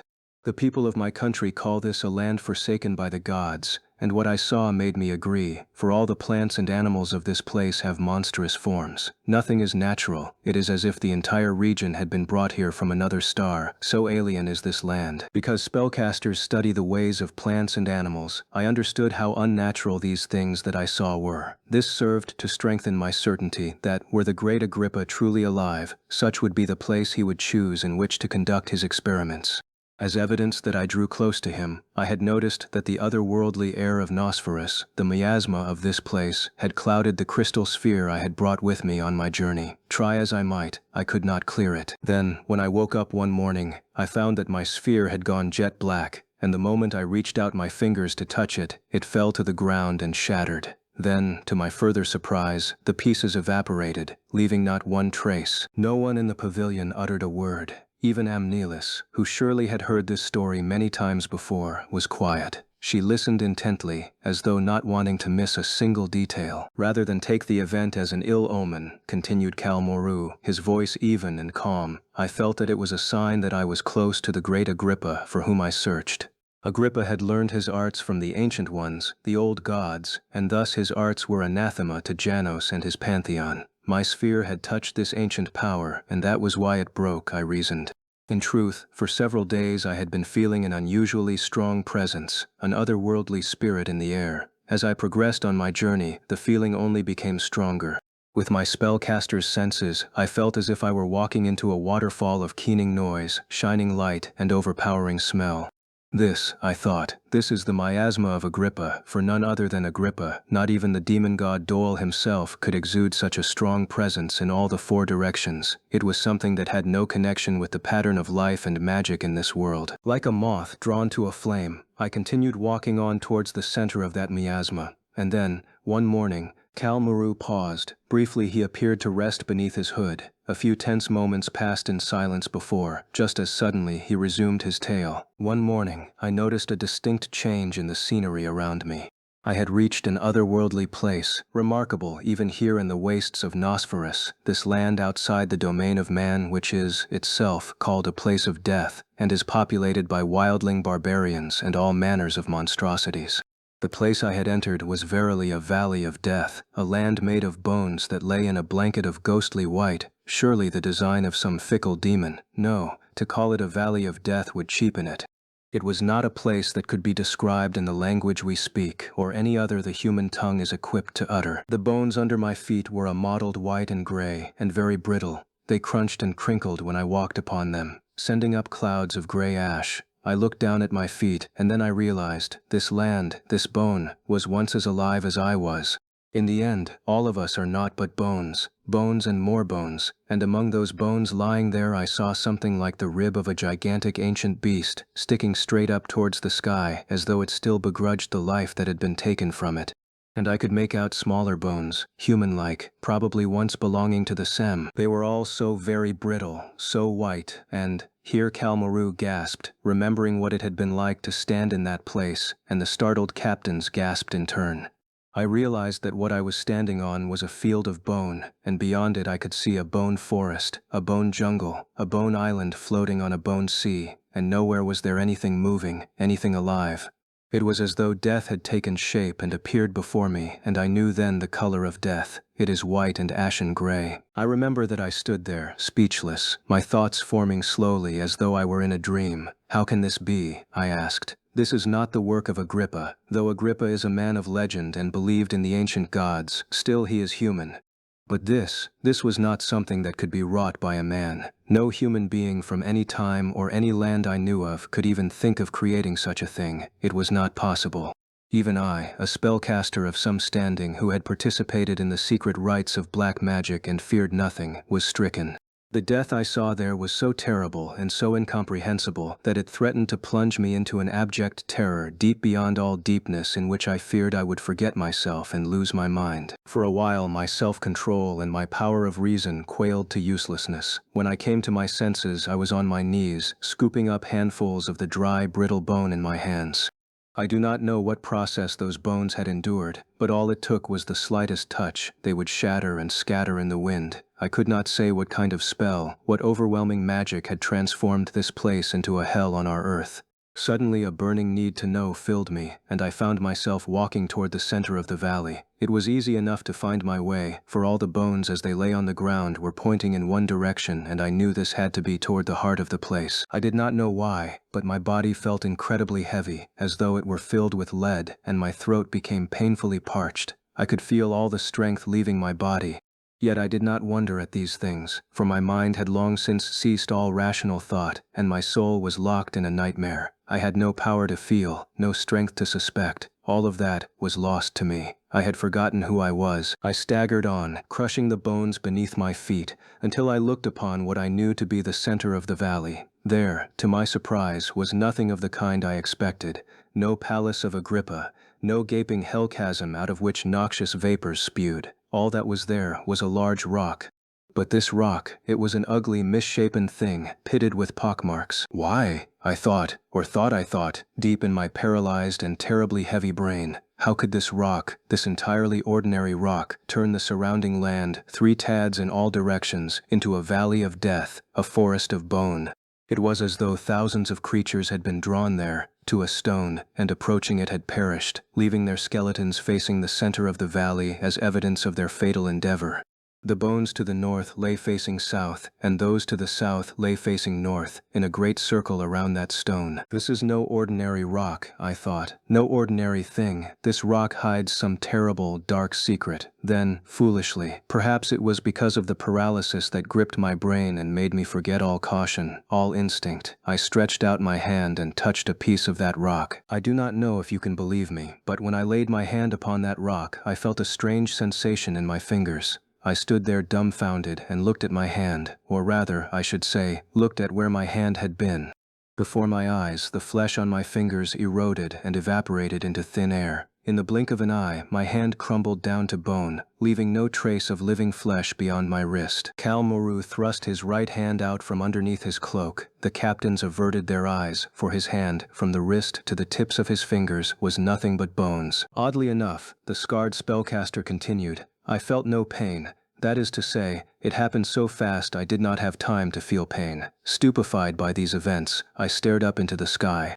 Bone ash danced higher and higher above me, and it was as though even the wheel of the sun was wrapped in a veil of pallid cinders. Then I saw something black rip through the white veil that obscured my vision. It was a lone desert crow.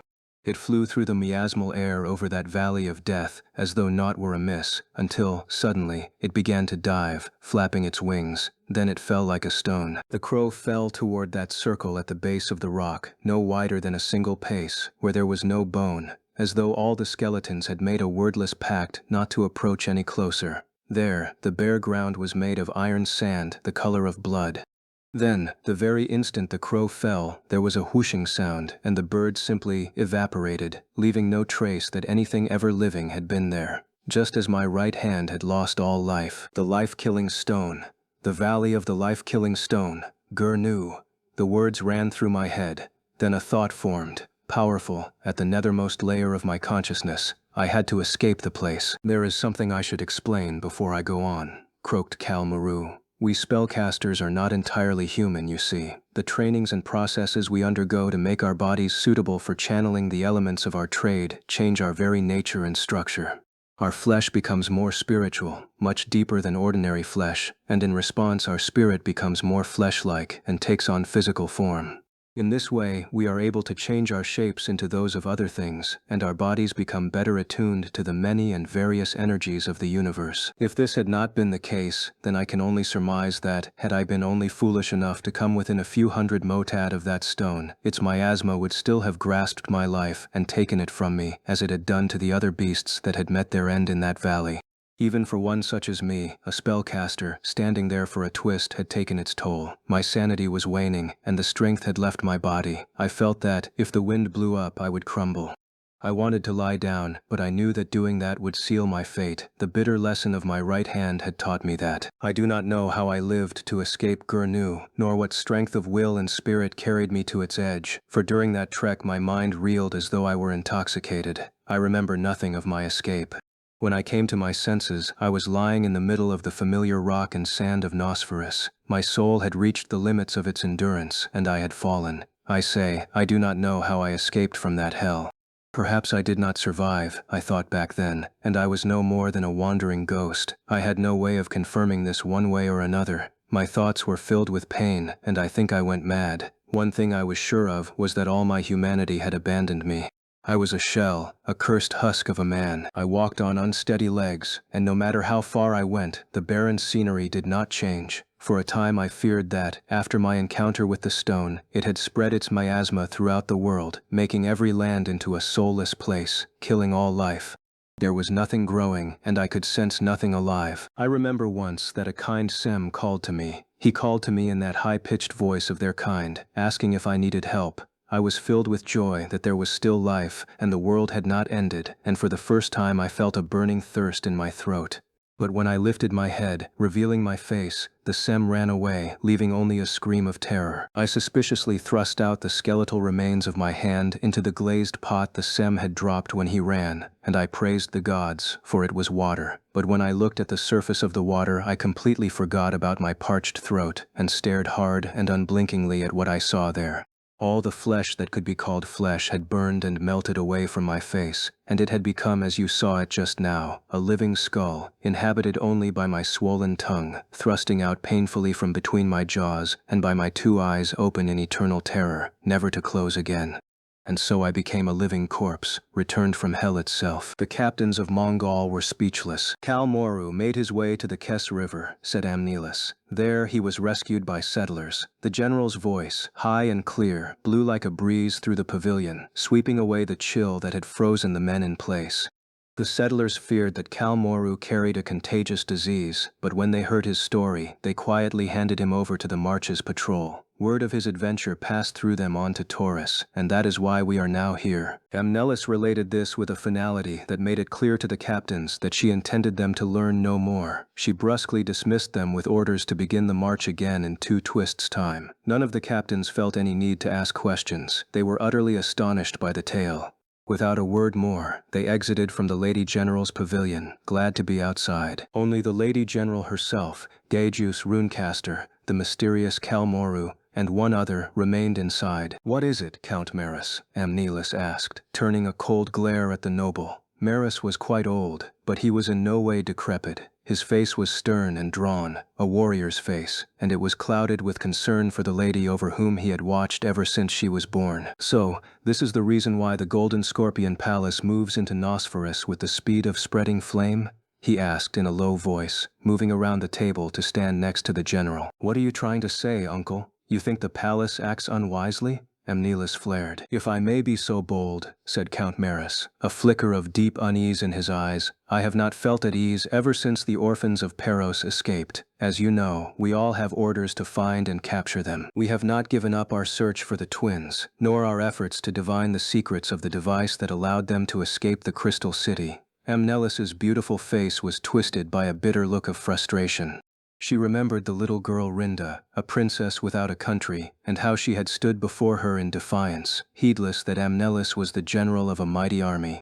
"In any case, we can assume they've holed up in some Sem village, or have met their end in these wastelands. Either is acceptable. What matters is that their secrets do not pass to another country.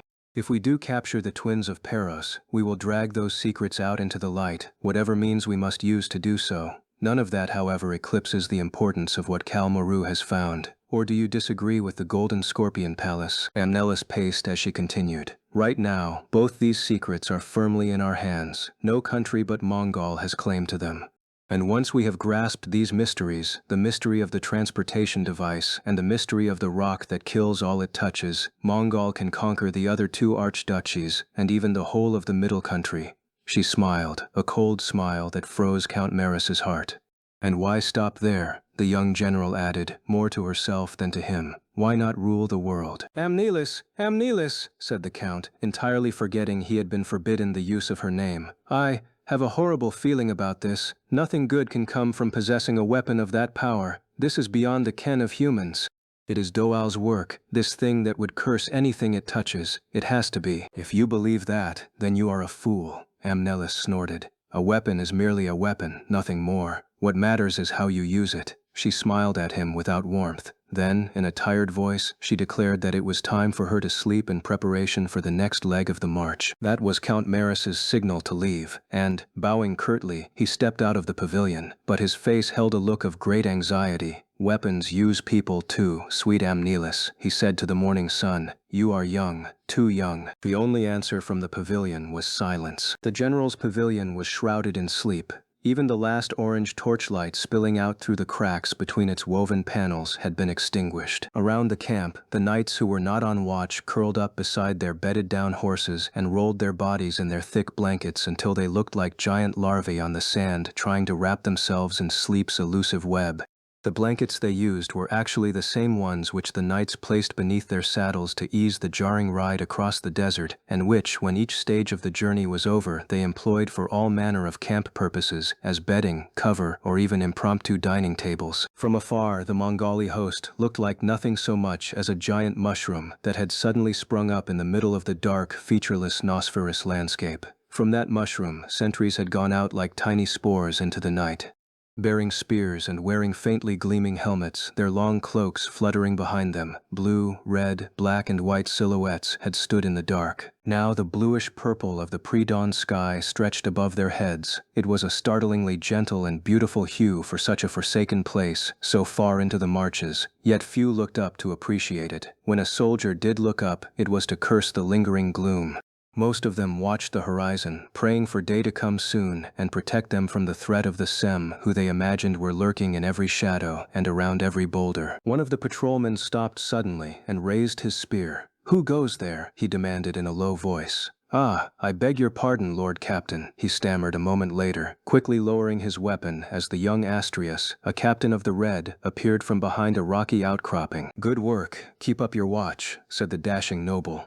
It seemed he did not need rest, for he had been away from his horse and crude bedroll, pacing the perimeter of the camp, breathing in the clear air of the day's beginning. Even in full armor, the captain cut a slender figure against the sky. He placed his hands at his waist and drew himself up to his full height to look out over the horizon. His handsome profile was smudged by a day's growth of beard that made him look somehow wiser. "What a woman! And still only 18, whispered Astrius to the dawning sky. He had taken off his plumed helm, and there was a dreamlike expression on his face, almost as though, no, it was unmistakable, he was in love. "Sorry, Captain? Do you have an order for me, sir?" "Ah, no, it is nothing," Astrius replied, glancing over at where the attentive sentry stood. He could feel the color rising to his cheeks, and he thanked the lingering gloom that it could not be seen. The sentry stared at the young captain, the Red Lion of Gora, beloved of all the troops. Fearing that he would break his captain's reverie, he waited silently, eyes cast downward, only occasionally stealing glances up at Astrius.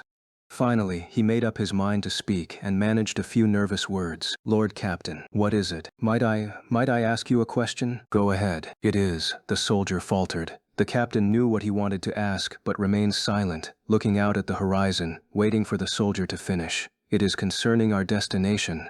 Now that he had begun to talk, the man relaxed, and feeling that he must ask now or never, he continued on.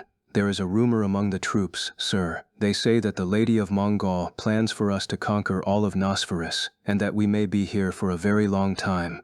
They fear that many of us will never make the journey home, not in this lifetime. And if it is so, do you not believe that as a soldier of Mongol there can be no greater honor than to be part of such a grand undertaking? What is better than to have your bones buried to form a foundation for Mongolian glory in a foreign land?" Astria's response was quick and imperious, but then he relented and spoke more softly. "These rumors, are they widespread?" he asked, taking a step towards the soldier. "Ah, do not fear me. Take off your helmet and speak clearly." Fear raced through the sentry's mind that perhaps the captain wanted to remember the face of the one who had complained. But when he saw the friendly twinkle in the young captain's round, black eyes, he relaxed and removed his black helmet, holding it over his right breast in the formal salute of Mongol. The soldier was hardly different in age from Astrius, but he was a footman, not assigned to any troop of knights. He was rather a conscript for the Marches patrol, probably the son of some borderland farmer. Mongol had a levy which required all youths to join one of the patrols for a minimum of 3 years upon turning 18. This soldier's sunburned face was soft and unrefined, a peasant's face. Astrius decided to be gentle to this one.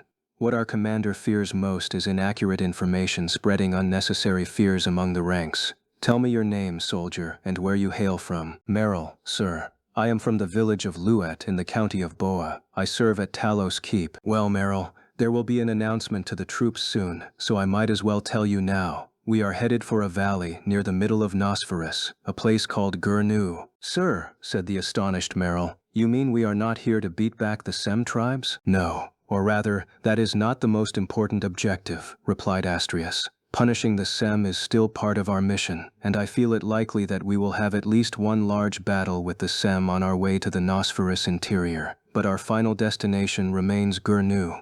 We will go to that valley and there build a fortress to claim the land as Mongoli territory. It will be our new stronghold in this region to replace the fallen Staphylos. Gah, sir, I kunna, began the young soldier, the regional accent of Boa coming through in his shock. That idea is crazier and Doyle's frothin' horse, sir. I beg your pardon, but... He looked up at Astria's face, worried that he had offended the captain.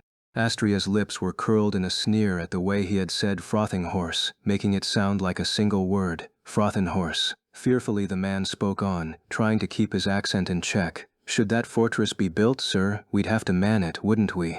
We'd be stuck in a fortress in the middle of nowhere, wasting our days fending off the Sem. We are not even sure we will make it to Gurnu yet, snapped Astrius, losing his temper. And who are you, a lowly foot soldier, to question the decisions of the Golden Scorpion Palace? He glared at the quaking soldier briefly, then his face softened again. Do not worry, Merrill.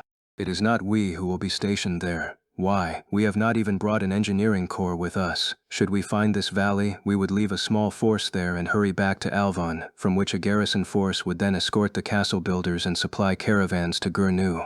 Our duty, rather, is to drive out the Sem that stand in our way and to find the location of this valley. Do not worry, you will be back in Alvon soon. Merrill nodded, but he looked no less anxious. It was an understandable anxiety, for the worst fear shared by all the levied peasant soldiers was that they would be sent to man a keep in some remote and hostile place where they would die during their service. Unlike the professional soldiers, the levied men had fields in need of tending waiting for them at home, and needy families as well. A posting to a place like Talos Keep, right on the river Kez, gave them cause to lament their ill fortune.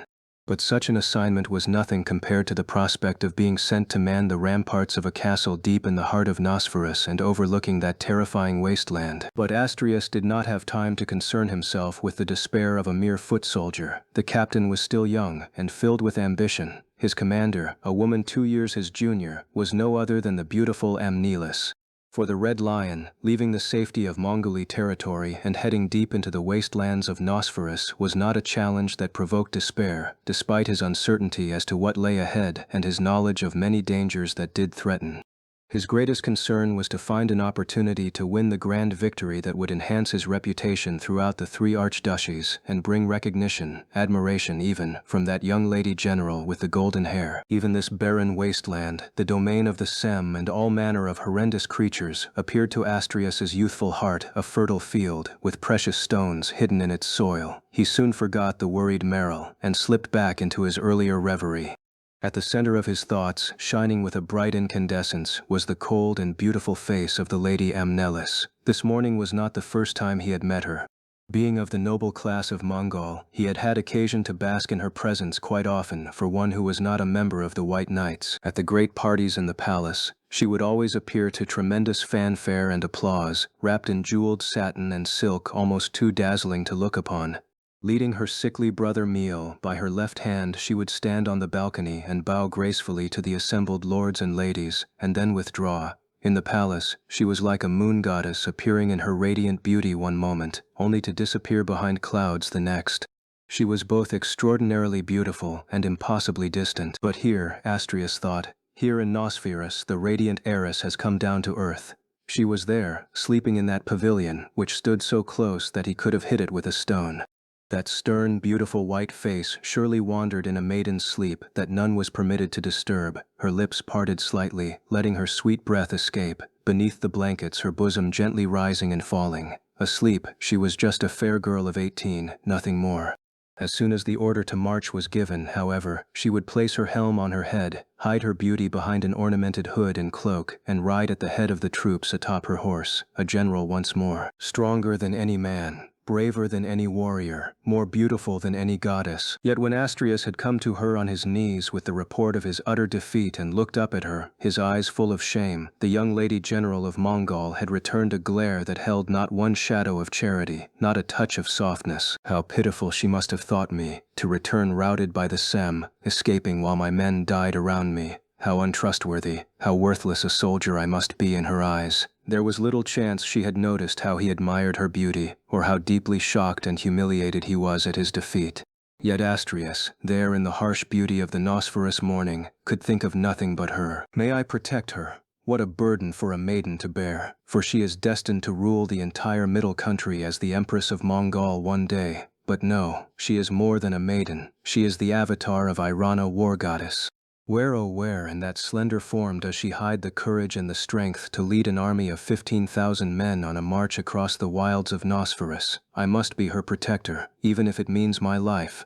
I would not have one strand of golden hair from that beautiful head come to harm at the hands of a filthy barbarian warrior. No matter what happens, I shall guard her and return her safely back to Taurus. It did not occur to Astrius that if he truly managed to save the Lady General in such a manner, he might impress her enough to be put in the seat at her left, one day to succeed the Archduke himself. Too young and too pure a warrior to consider such a scheme, it was with honor and innocence that Astrius turned wistful eyes to the Lady General's pavilion. Neither did his thoughts linger on Kal Maru, the fearful and strange spellcaster who had come through the Valley of Death and now shared her pavilion. Nor did he dwell on the grand and fearsome plans that Kal Maru's information had inspired the Golden Scorpion Palace to devise, and what that meant for the brave Mongoli warriors camped around him. All Astrius could see was Amnelis, and himself protecting her wherever she might lead them, fighting alongside her in battle, guarding her with his sworn blade. Eh? Astrius lifted his eyes. Someone plays the rigolo. The rigolo was the most popular wind instrument in Mongol, a simple flute made of a length of bamboo. Yes, Captain Astrius, answered Merrill of Louet. But Astrius had spoken to himself, entirely having forgotten in his daydreaming that he was not alone. Some knight with a touch of romance in his heart had carried the instrument with him from Mongol, thinking to calm the camp and relieve the tedium of the watch from time to time. The simple tune floated through the camp of 15,000 unquiet souls, ringing in the deep quiet of the Nosferous dawn. Astria's first impulse was to find the player and say something to him about the proper behavior of a soldier camped in enemy territory. He thought better of it, and stood silently listening to that melody from home. For Astrius, however, it was still too early to think of returning. He was too young to be yearning for peace, and the 3 years he had spent on the marches in Alvon were fresher in his mind, and more exciting than his dimming memories of life back in Taurus. Instead, he thought of Amnelis. "The day is dawning," he said at last, pulling himself out of his reverie and looking around at the brightening horizon. Over the course of the journey into Nosferous, little had changed in the seemingly endless plain of rock and lichen on either side of the marching army. The dry landscape was dotted with an occasional desiccated bush, but otherwise stretched flat and featureless far in all directions.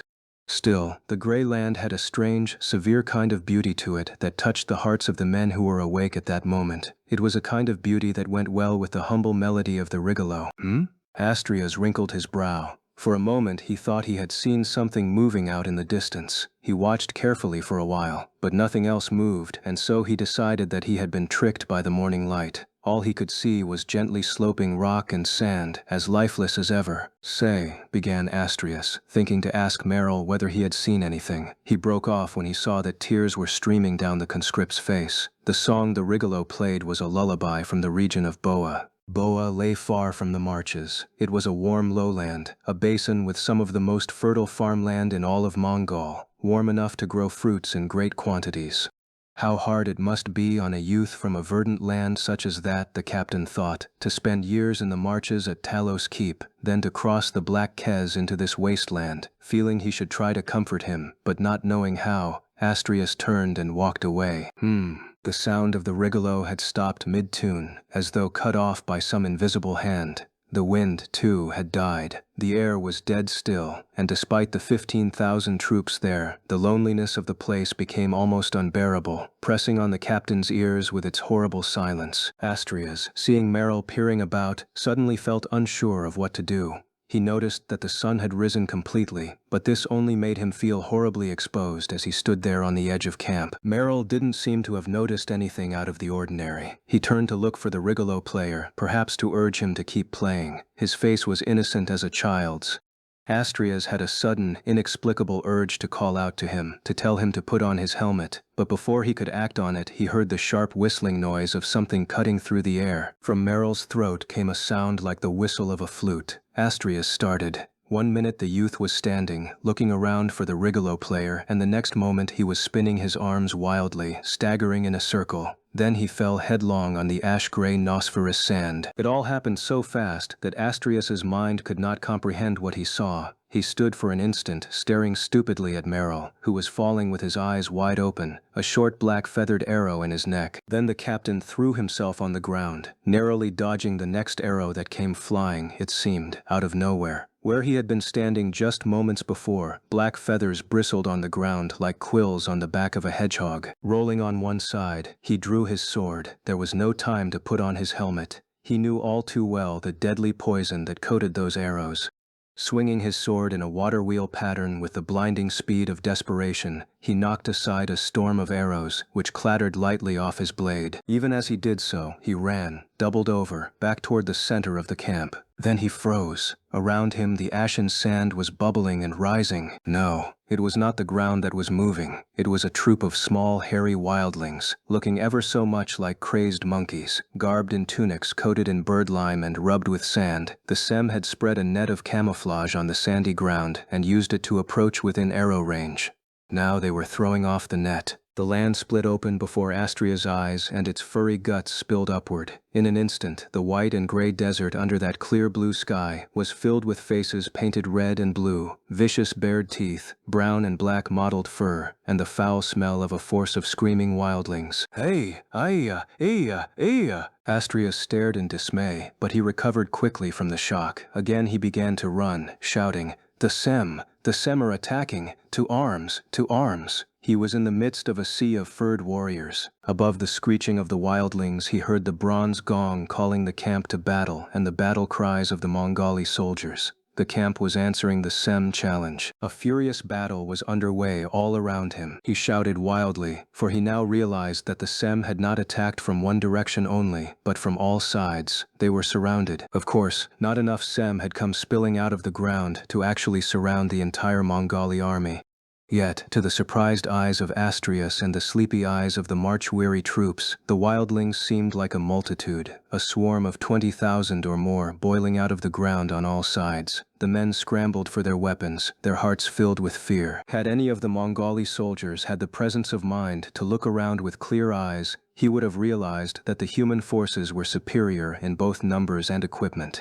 Moreover, it was now fully light, and there were no rocks or bushes behind which to hide. A less than ideal situation for their attackers. But it was precisely because all these factors weighed so heavily in favor of the Mongoli that they had not expected this stealthy assault. In keeping with their knowledge of the Sem's simple tactics, the Mongoli commanders had expected a different sort of attack, and preparations had been made accordingly. What the men feared most was a night assault in an open camp. That was why they had risked the dangers of a night march in Nosferous and only allowed the troops to rest once the sky began to brighten around them. Even a night passage through the wastes had seemed less perilous than a Sem night attack, in which the wildlings might have crept up to the commander's very tents unobserved. But now the day had dawned, and the sentries were watching in all directions. The Mongoli were superior in numbers, weapons, and sheer physical size compared to their enemies. The last thing the human army had expected was a daring assault in broad daylight. This overconfidence was the only chink in their armor, and through it the Sem had struck. As part of their strategy, the Sem had made an effort to give the impression that they were coming from many different directions. All the wildling warriors had adorned themselves with bright war paints and feathers to make themselves look larger and more numerous than they actually were.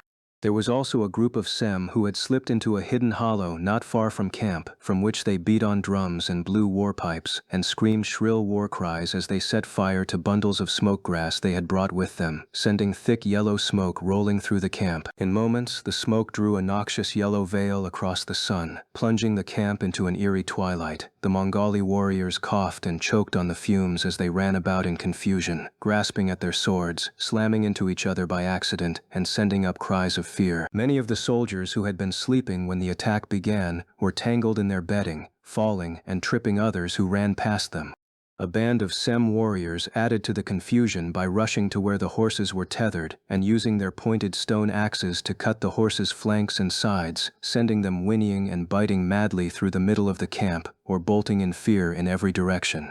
The thick yellow smoke, the galloping, whinnying horses, the beating drums, the screams of the soldiers, and the shouting of the captains giving orders all added to the chaos. "Quiet! Quiet! The Sem are attacking! Grab your swords! Where are those bowmen? And the horses? Somebody grab the horses!" Above it all, the war cries of the Sem rang out. Madness reigned like a demon god. The Sem invaders had bows, but they were already inside the camp, for the Mongali crossbowmen to meet them with their hails of stone would have placed their comrades in a crossfire. Yet, having heard a captain's wild shouts for them, the soldiers faithfully followed their orders, sending lethal shots streaking through the clouds of yellow smoke at their tiny furry targets. Some shots flew true, but the vast majority went wide, denting Mongali armor or punishing the flanks of horses. Soon a great number of the cavalry's steeds were racing uncontrolled among the milling soldiers, or, their legs wounded, rolling and flailing among the tents. The Mongali camp was sent spinning further out of control. "Hold your shot! Put down your bows!" shouted Astrius, his voice already hoarse from yelling. "Meet them with swords!" The young captain ran through the haze, which had grown so thick that it had become difficult to tell friend from foe.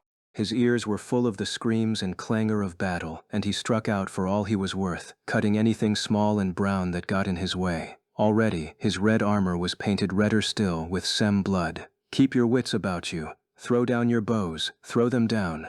Don't spread out, keep to one place and fight in clusters. Somebody calm those horses." As he shouted, he ran toward the general's pavilion, one thought filling his mind. He must protect Amnelis. Cutting down Sem left and right, he searched for the pavilion. The enemy had closed in on the camp, no doubt to prevent the Mongali from using their powerful crossbows, but the maneuver also prevented the Sem from using their deadly poison arrows effectively. Instead, they wielded the stone axes that they carried at their waists. Screaming in their high-pitched voices, they leapt through the air, splitting Mongali soldiers' heads or swinging at their vulnerable knees. The Sem attacked with great speed, but Astrius knew them to be reckless in battle, and he felt himself in little danger. As long as he was wary that no Sem circled around him to attack from behind, and as long as he kept his beloved sword away from the stone axe's shattering blows, he had little to fear. The small size of the Sem made it a simple matter for him to ward off their attacks. When one Sem, his furry face painted an unsettling hue of scarlet, came leaping high with a howl and swung his wickedly sharp stone axe at Astrius' head, the captain nimbly stepped aside and brought down his blade with a chopping cut that split the Sem clean in two. Astrius jumped back neatly to avoid the spray of blood and brains. Dodging a puff of smoke, he turned back to look at the pavilion, then wiped his eyes and blinked. The pavilion seemed unnaturally quiet. It was as if the Lady General were still sleeping inside, entirely unaware of the chaos raging all around, so calm did the great tent seem. Yet it was the brain of the Mongali army, and the army was beginning to think once more. The soldiers around the perimeter of the camp bore the brunt of the attack. Footmen, bowmen, and knights alike were caught unawares. None had the time to organize or to catch and control the bolting horses before the Sem were among them, and everything was a chaotic mess of swords, cries, and battle. However, the interior of the camp had had time to listen to their captain's orders, and lines of defense had been formed swiftly with the Lady General's pavilion at their center. Here at the heart of the camp, the Mongali commanders had taken time to survey the situation and plan a course of action. "Stay calm. Lower your faceplates. We outnumber them. Watch their movements." For Mongol, the orders flew down the ranks, and finally the knights began to act like the trained elites they were. They could see now that the only serious fighting with the enemy was confined to a shallow ring around the camp perimeter. Only a few groups of Sem had infiltrated the camp itself. "They are few. The drums and smoke are a ruse." Messengers ran back and forth, carrying orders from the command center down to every squad captain.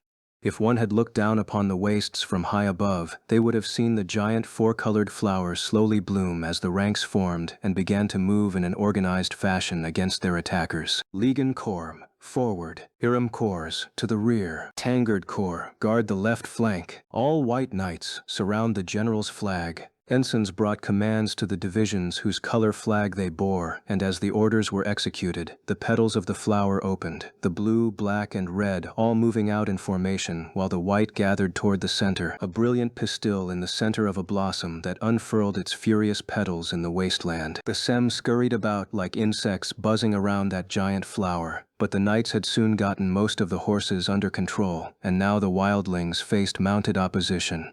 Furthermore, the yellow smoke that had concealed their numbers at the opening of the battle was now mostly gone, blown away by the morning breeze. They had lost most of the advantage gained by their sneak attack, and now the tables were clearly turned against them. Iram Corps, advance beyond the footmen. Maris Corps, send your first troop out into the desert. Find the wildlings making that smoke and deal with them. Feldrick, Lindrot, and Vlon, form ranks by the tent and await your orders. The messengers moved through the troops efficiently, a spider web of guidance. All could see that the battle had turned. The Sem were divided by thrusts from the knights in formation, and they were being cut down one by one. Without the advantage of surprise, the small, poorly armed wildlings were no match for the elite riders of Mongol. By now, the soldiers were taking turns on the front lines, fresh men relieving their wearied comrades. Astrius, who had been surrounded by the fighting since the very beginning, now lowered his sword and traded places with another. Wiping the dripping blood off his blade, he strode back toward his own men. Since they had been positioned toward the middle of the camp, they were largely unharmed by the sneak attack. "Lord Captain, are you injured?"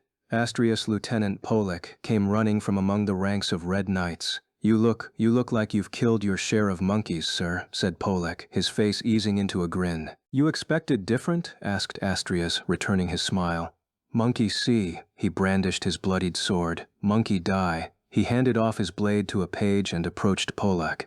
"As you can see, I've not a scratch. Any wounded or dead among our corps?" "Not a one," Polak reported. "The men are disappointed that none of the enemy made it in this far." "Ah, there was one injury, actually." "Who?" "Relo, sir. He sprained his left arm trying to mount his horse. Got out the wrong side of his bed this morning." "The fool!" exclaimed Astrius, laughing aloud. "We were most worried about you, sir," Polak admitted. He had been Astrius's right hand since they left Taurus, and none knew the young captain better. "We called the rolls, and you were the only one missing." "Can't a man take a morning stroll when he pleases anymore?" asked Astrius, sticking out his unshaven face in mock anger. The knights of the red around him laughed. "Not if it means leaving your men and hoarding all the battle to yourself," Polak countered, smiling. "There was no battle today. We were just playing with some monkeys. Pity about that Merrill," he added with a frown, recalling the ruddy-cheeked footman of the March's patrol who had listened to the tune of the Rigolo with tears in his eyes. "You should take a lesson from this," Polak jested. "Next time you feel moved to take a stroll, bring a bodyguard." Astrius was about to counter with a jibe of his own when a messenger with a white tassel hanging off his shoulder rode up and hailed him. "Orders from the general. All captains are to give a report at once on the numbers of wounded, dead, and horses lost." "Understood," responded Polek on his captain's behalf, bowing to the messenger. "Lord Captain, it appears the first skirmish is over." "Right. We have one wounded then, and what of our horses?" "Margot's horse hurt its leg, but it is nothing serious, nothing else." "And the Sem, they have retreated?" Astrius asked. He stepped onto a boulder to peer toward the front, then nodded, satisfied. It seems so. I am afraid we did not kill all of them, though." Throughout the camp, the fighting had ceased. The Sem had pulled back with the same surprising speed with which they had attacked. Around the camp's perimeter, the ground was strewn with dead Sem and the unlucky Mongali who had been hit by poison arrows or had their heads split by stone axe blades. They lay where they had fallen. The injured were being brought to a field hospital set up near the middle of camp. "It's odd," muttered Polak suddenly as he looked around at the aftermath of the battle. "What's odd, Polak?" "This attack. Don't you find it unusually reckless?" "I don't see the point." "I do not either. But I fear you may be overestimating the minds of these monkey wildlings." "That may be. Still, they don't think as you and I do, friend. Like a sandworm, they strike by instinct at any enemy they come across. They are barbarians, nothing more." "That is true, sir, but still it is strange to me." Polek shook his head, a look of suspicion lingering on his face. Astrius laughed and asked him again what was strange about violent barbarians causing violence. But the young captain did not wait for the answer, for just then the flaps of the pavilion opened with a crisp snap, and the Lady Omnelis showed herself outside for the first time since the attack began. Because the pavilion had been erected on a slight rise, the general was visible from every part of the camp. Many gazed at her, for she was like a brilliant star on the morning horizon. The color rose to Astrius's cheeks, and he stared in awe at the vision of beauty. Omnelis had equipped herself in full battle dress. She wore her white plate armor, high boots, and white fur cloak, above which her hair flowed freely like a shining waterfall of gold. The Nosferous sun shone down on her fair, noble face, and she lifted her left hand to shade her eyes. Standing there before the pavilion, the sunlight reflecting off her armor and hair, she had all the timeless beauty of a great painter's masterwork. "What am I doing here? I must go report," said Astrius, his voice deep in his throat. He set out briskly toward his general as though drawn on a string. Pollack stayed behind, watching him go. The other captains were already lined up before the pavilion and were beginning to give their reports. Iram Corps, dead, 8 knights, 34 footmen, wounded, 2 knights, 8 footmen. Legion Corps, none dead, none wounded. Considering the amount of chaos following the surprise attack, the Mongali losses were relatively light. Behind Amnelis, who stood with her hands on her hips listening to each captain's report in turn, a scribe furiously took down the numbers on a scroll of parchment. Astrius Corps, none dead, 1 light injury. When he had finished his report, Astrius stepped back and moved a little to one side, keeping his eyes fixed on Amnelis all the while. While the reports continued, the Sem dead were counted. 2 squads of Count Maris's knights that had been giving light chase to the fleeing Sem returned, having received strict orders not to follow the wildlings too deeply into the wilderness for fear of an ambush. "We believe that no more than 300 Sem have escaped," reported a squad leader of the Blue Knights who wore the crest of Tarid Castle. "We have confirmed approximately 150 Sem dead, including the drummers and the ones making smoke. That means an attack force of around 500, said Amnelis, a look of disbelief on her face. "They sent a paltry 500 warriors against our 15,000? "General," said Count Maris, walking slowly up to the Archduke's daughter. "What is it, Maris? Could this not be an attempt to draw us into pursuit? They strike with 500, then immediately escape. We give chase, and then their main force launches an attack. Yes, that is possible." "Yet," objected Iram from the line of captains, "yet even if all the Sem tribes were gathered together, they would find it difficult to match our numbers, General." "True, though it is hard to know their exact numbers. Our reports suggest there are no more than 10,000 Sem in all Nosferus. Even if those reports were inaccurate, it is hard to imagine there being more than twice that number in this barren land. And, General, we know that the Sem tribes are divided. They often go to war with each other, slaying their own kind. I do not think that they could muster a force of any great size on short notice, and it has been only 3 days since we crossed the Kez. Then what possible reason could they have had to attack? With only 500 warriors, it is as if they came to die." The captains exchanged uncertain glances, but none among them could guess the import of that morning's battle. With the clever tactics they had used and the ferocity of their fighting, the Sem might have effectively capitalized on their advantage of surprise, had there been as few as 2,000 of them. But with only 500? The number of Sem was far less than the Mongali had imagined it to be during the battle, even after they had realized that the attacking force was relatively small. It made the invaders uneasy to wonder what the purpose of the assault might have been, what barbarian cunning might have led the Sem to attempt such an apparently foolhardy enterprise. The meeting area in front of the pavilion was noisy with the captain's questions without answers. Each commander gave his opinions loudly. Some thought that the wildlings had happened upon them and that without thinking, for their brains were not equipped to handle the nuances of strategy, they had leapt to the assault, only to beat a hasty retreat when they found themselves hopelessly outnumbered. Others believed that the attack had been a death squad sent to create a diversion, and that the main forces were waiting up ahead. That would explain why the Sem had been so intent on creating as much chaos as possible with their limited numbers, using smoke and drums to confuse the soldiers into believing that the wildlings were perhaps as numerous as the invaders. When their ruse was discovered, however, they had been forced to retreat to keep their losses as low as possible. "Very odd," muttered Count Maris, who had fallen back in line next to Astrius. "What is it, Count?" Astrius inquired, remembering that Pollack had said the same thing. The venerable count glanced over at the younger man. Count Maris had been childhood friends with Astrius' father, Malx Astrius, who was now Lord Defender of Taurus, commander of the capital's watch. "How fare you, young Astrius?" The count turned and raised his hand genially, but there was a concerned look on his weathered face. "I find it very odd, this attack. I have fought with these barbarians many times in my years, but never have I seen them do something this. How shall I describe it? This inexplicable. The attack this morning was unlike any Sem tactic I have ever seen. It worries me. I cannot say why I feel this, but I do feel that there was something strange about the Sem this morning. They were not the wildlings that I know."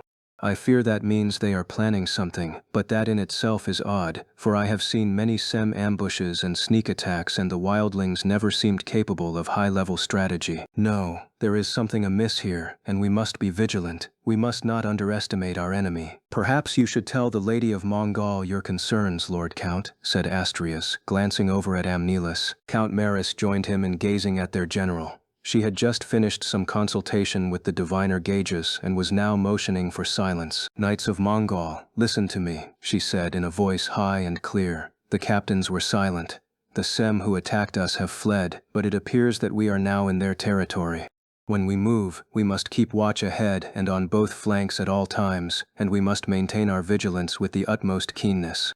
Tell your men that from now on, when we pause to rest, they are to keep hold of their horses' tethers and keep their scabbards loosened and their armor and helmets on at all times. We march in 10 shakes time, that is all. The captains, scattered, hurriedly making their way back to their troops. Astrius looked back at Count Maris, then glanced over to where Amnelis's retinue was busily dismantling the pavilion. Amnelis stood just before them, poring over the map of Nosferus, which was now spread out on the ground.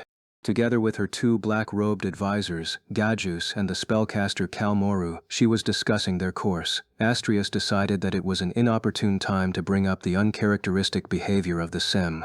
Quickly he made his way back to his men, for he had little time to prepare for the march. Meanwhile, near the edge of the camp, 2 Knights of the Blue led by Count Maris were discussing lost property. "Ye sure ye haven't seen me helmet, Galoran?" "Nay, for the 10th time, nay. And that's 11. This one's mine, right here where I left it, Tag." "Bloody thing!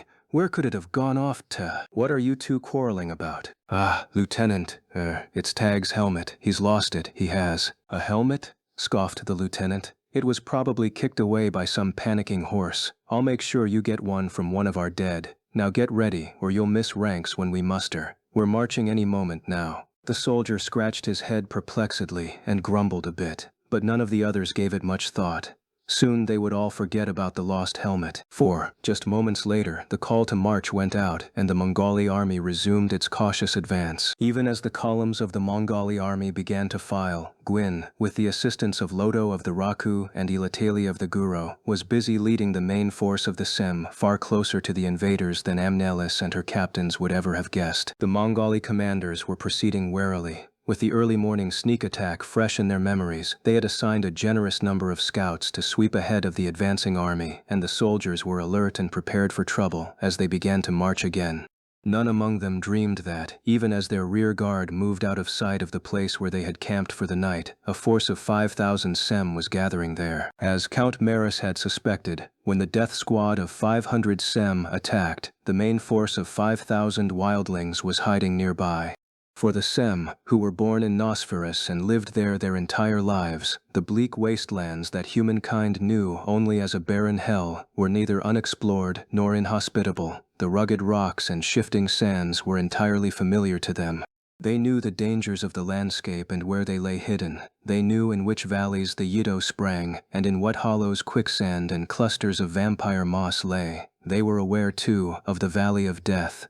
It was the one place in their desert home where no Sem would ever willingly set foot. They also knew of the oases, where they were hidden, and the distances between them. All these things made up the first lesson each Sem child was taught in its earliest days. The Sem also knew that, in this place of vast empty horizons where the eye could gaze across miles of unbroken barren sands, there were in fact hidden river gorges and secret caves tunneled by the wind and dunes that rose and fell and concealed narrow paths between them.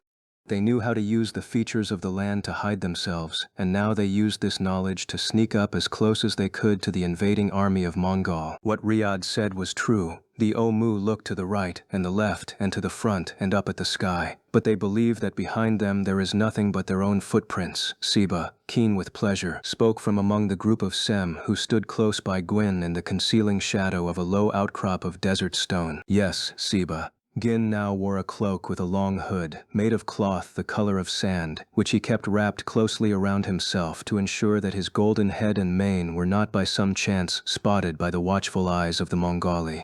Gathered around him were the most important leaders of the force he had assembled: Lodo, Ilateli, Tubai of the Tubai, and Kalto of the Rasa, as well as the crimson mercenary Istvan of Valicia. The holy twins of Peros were there too, and so was inseparable little Suni. "The death squad has returned, Riyadh," announced the young Raku who had been acting as their lookout. He had just hurried down from a high point on the outcrop. "Are they not being followed by the Omu?" Lodo asked worriedly. Gin shook his head. "All is well. The squads they sent to pursue our force did not follow them far. I would guess that their commanders feared that a larger force might be hiding nearby and told them not to give chase in earnest. Their army only began to march after all their cavalry had returned." "It seems that is so, Riyadh." The Sem death squad that had attacked the Mongali camp earlier that morning had been made up of an even number of Guro and Raku. In order to confuse any of the Mongali who might attempt to follow them, they had followed a roundabout route in their flight, going well to the east before circling back around to rejoin the larger Sem army. They had been running at top speed the whole way, and they were out of breath as they arrived, desert-running Sem though they were. "How many lost?" Gin inquired. 130 or 40, Riyadh. "Less than a third. Still, I had hoped that the toll would be lighter. I had told them to withdraw after meeting our 2 objectives, but they must have gotten lost in the joy of battle." It was so. The one who had led the death squad was Sibu of the Raku. He looked embarrassed. "Well, it is unfortunate, but no matter. Did you succeed?" "We did both things, just as you said," Sibu told him, pulling out his spoils. Gwyn looked them over carefully and nodded. "Good. Perfect. You got these, and you certainly achieved the other goal of confusing our enemies. By now, even as they hurry forward, the Mongali are all wondering what the sneak attack was supposed to accomplish. After all, they are 3 times our number, and they know that if we do not proceed carefully we will be swallowed up in one gulp, and they know that we know this too. So they wonder. "Do we attack and finish them off now, Riyadh?" Ilatli asked impatiently. "If we catch up to them from the rear and kill a third of them with poison arrows, they will only be twice our number. We can kill another third with our stone axes, and they will be the same in number. Before that happened, we too would be much reduced in number, and our situation would be no better," the leopard man retorted, and gave a short laugh. Then he stood up with sudden cat-like agility and continued, "No, we will not attack immediately, but we will not sit around all day, either. Our enemy certainly does not realize how close we are. They probably believe that a tribe living nearby happened upon them and foolishly attacked, then retreated in disarray. If so, we have a great advantage, an advantage that we must not squander." "Hey, Rinda," whispered Remus. He was watching Gin, who had moved a few paces off and was now calling certain leaders of the Sem by name to gather around him. "Rinda, what do you think's going to happen?" "How should I know?" Rinda snapped back. Hearing her, Istvan came over to sit beside the 2. "They're planning something totally crazy, Princess." The mercenary squinted dubiously. Among those present, only he and the twins did not speak or understand the Sem language, so it often happened that, whether or not they got along, the 3 of them found themselves together. "Totally crazy?" Rinda asked, led on by his words. Istvan often made her angry, but there was also something about the youth that made him almost impossible for her to ignore. The overly forward, self-proclaimed rapscallion of a mercenary possessed an infuriating sort of charisma. "Yeah,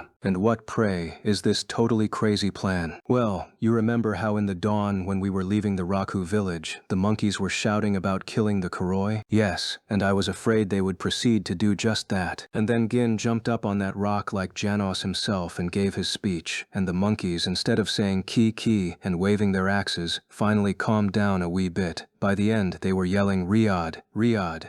I wondered what Leopardhead had said to them to calm them down, so I asked him on our way from the Raku Valley to this, what's it called? Yes, Night Wailing Rock Hill. And what had Gin told them? Well, that's just it. Istvan drew out the moment, enjoying the chance to bait her impatience by pretending to withhold something important. To hear Gin tell it, he didn't say anything special to them. He just told them that we have a chance to win. And why? Because we have a secret weapon, a powerful ally that can turn the odds of 10 in 5,000 versus 5,000 on its head. That was his answer. So I asked him what in the name of Jarn he had in mind. And then, yes? That leopard-headed madman gave one of his howling laughs and answered, Nosferus. I asked him what he meant by that, but he wouldn't tell me. All he said was that he'd told the Sem that, before another day passes, the Koroi will join us anyways. Can you believe it? The Koroi? Rinda's eyes became round. I don't understand. The Koroi cut off the Raku messengers' heads and said unkind things. Hey, it wasn't me that said the Koroi would join us. You'll have to talk to Gin if you don't believe me, and good luck trying to get him to explain anything." Istvan's dusky face made a frown. "I'm sure he's got some plan.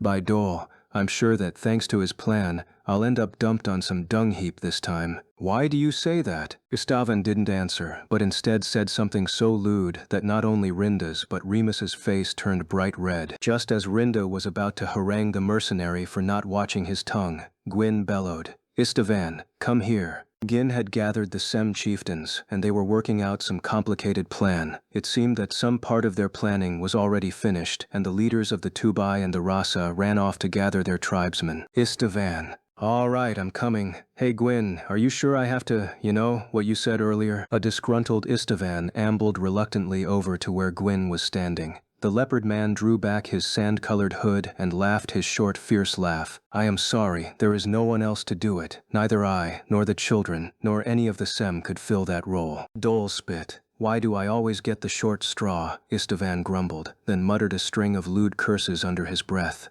Gin paid him no attention. "If we have a chance to win, it is this. We must divide the Mongali army. It is too large for us now, but if we can split them into groups of as few as possible, we can improve our odds.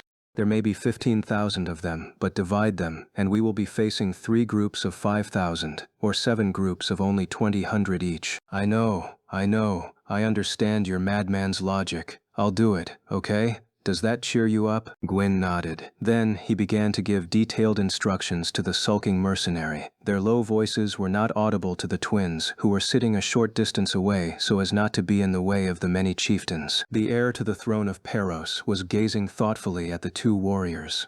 "I wonder what Gin's planning." "I don't know," Rinda replied dreamily, "but I think that, for now, we'll be okay if we leave everything up to him. I sense it, and that's all I know. Oh, Remus, what a man Gwyn is. I've never met anyone like him. It's not just his appearance, of course.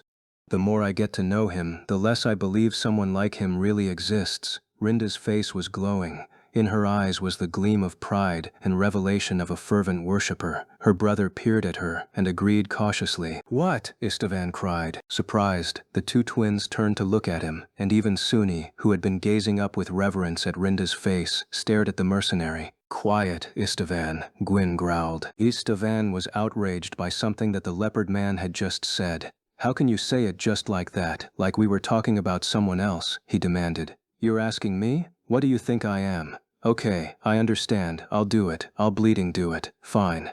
By the pimples on Yarn's bristly hide, I've come this far. I'll do anything, you damn leopard head." All at once the mercenary tore off his armor and threw it down on the ground, leaving himself mostly naked. Remus's eyes went round. Rinda's face blushed pure red, and she turned away. Indifferent to his royal audience, Istvan pulled off his black shirt, socks, and breeches. Then, wearing only his dark suntan, the muscular mercenary stuck out his hand with something like abandon. "Okay, give it to me. Give it to me quick before I catch a cold." The sun was already quite high in the deep violet sky of the no man's land. Below it, stretching out like a fair spring mist above a river valley, was a low white cloud. It was a cloud of risen dust, and it heralded the advance of the Mongali army. Only 3 twists after beginning their march, the Mongali army had slowed abruptly at a warning signal from its outriders. "Report! Report!" The ranks of the Gorhan soldiers hurriedly parted on either side to admit the returning scouts. "Report! Report!" The scouts sped into the group of white knights at the very center of the formation, and orders immediately went out to the front and rear of the army. With the precision born of long training, the entire force halted. "All troops as you are." Captains' voices shouted back and forth, adjusting the formation. "Scouts, approach."